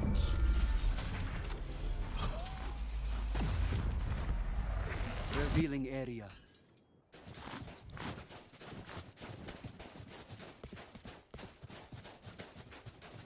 What is happening, Ashkan? What is happening? Temple University been on match point for the last 2 rounds into the 3rd here. It's danger time. It is looking like one of those rough moments. Taking a look, Montclair State red. You have to be thinking. You have to be getting a bit giddy. You won 2 in a row. You win 1 more. You put Temple University into a bit of a deficit. Do they understand that they are up against the guns? Maybe, maybe not. Jexy finds one. Get a little bit of a swing. You get some tag damage, but Blitz fires right back. It's a 1-for-1. Has to reset, takes the space. It's enough to put stress on Temple University to split down their defensive numbers 2 and 2 on each site. On top of it all, those remaining on B aren't exactly in tradable angles. Now, if you're someone like Tiny, you don't need to be traded out. You're not going to fall. And Tuppy is good for one as well on that pixel angle that it comes up completely unexpected. And they daringly move on top of the pipe once again to try and get another angle for the second player that they know is there. Trog as well, working up. Tiny finding the frag, and this is it! It's everything for Temple University to finally close out the best of 5 series. And boy, was it a roller coaster ride, Orbital. It is done. It is finished. Temple University. It was not as clean as they had hoped, but it's a victory nonetheless, and every single player stepping up in the last moments. And even then, it was scary to think about. Montclair, they had an opportunity. Honestly, both teams deserve so much praise for the games that they have laid out today here in the Challengers Grand Finals. They have battled their way through so many matches, and we come to this conclusion. Temple University are your Challengers Division National Champions. What a phenomenal showing. Ladies and gentlemen, if you want to have more Valorant content or really any type of esports collegiate content on your feed, make sure to follow the NECC for more esports and to keep up with any streams that are upcoming. If you guys enjoyed the cast, please follow Orbital and myself. You can see the tags right below us. But with that, we'll be out and we'll see you next time. No, actually, I lied. Hopefully, we're still on here. We will be getting an interview. That is what we hope to say. So we'll be going to a very quick break, not closing out the broadcast. We'll be right back in just a few with the interview with one of the members from Temple University to get a little bit of insight into their victory. Don't go anywhere.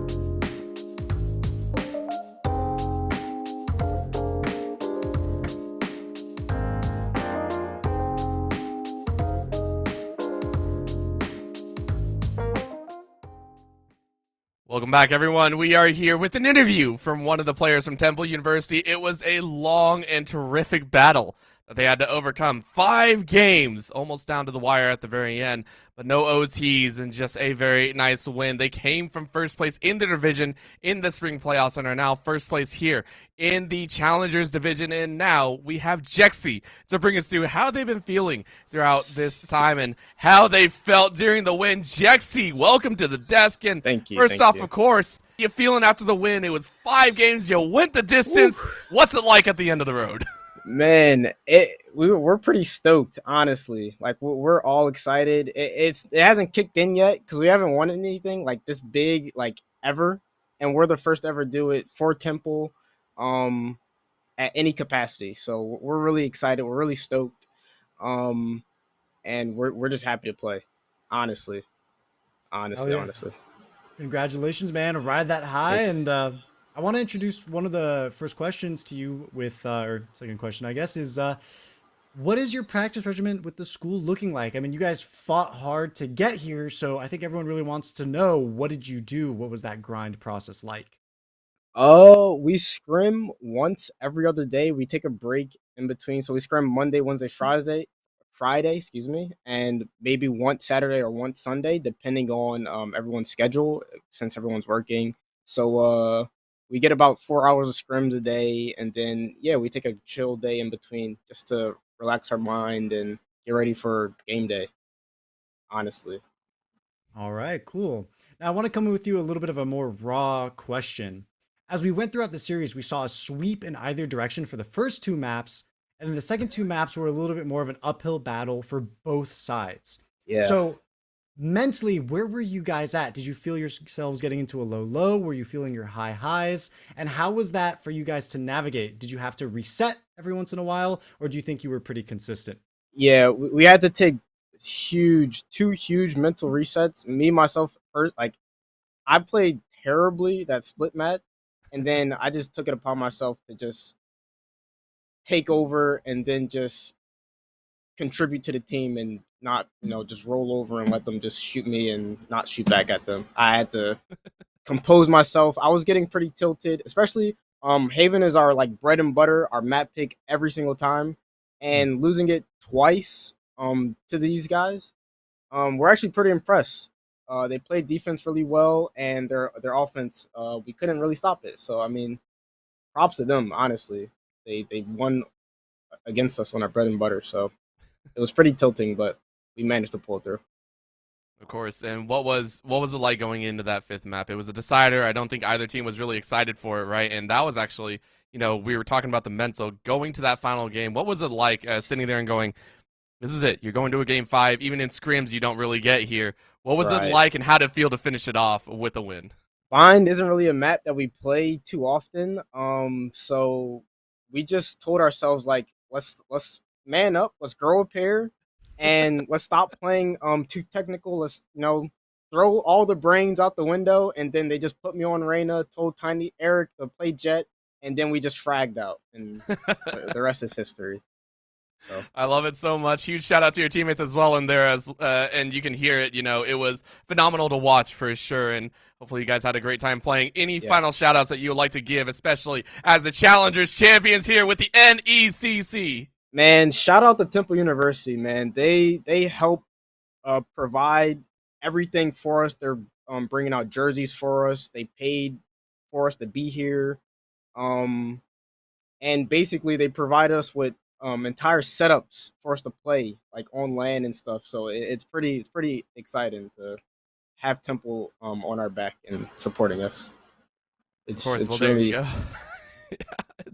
It's sometimes you don't get that level of support, so that's awesome to hear. Temple University really putting it in for you guys, and I mean, it paid out. You guys are the champions. Your squad running it from back to front. Phenomenal job, Jexy. Thank you so much for being on this interview desk, and congratulations on the victory to you and your teammates. You placed first in the spring split, as well as the champions here in the Nationals. Again, congratulations. Thank you. Undefeated this entire season. Heck yeah, that's the way to go. With that, we'll go ahead and close out the broadcast here for today. It's been a phenomenal day of Valorant action with the NECC. Thank you so much for tuning in. My name is Orbital, as Ashkan already said, and Ashkan right there alongside me with all 5 games. We had an absolute ball. Thank you so much for tuning in, and have a fantastic evening.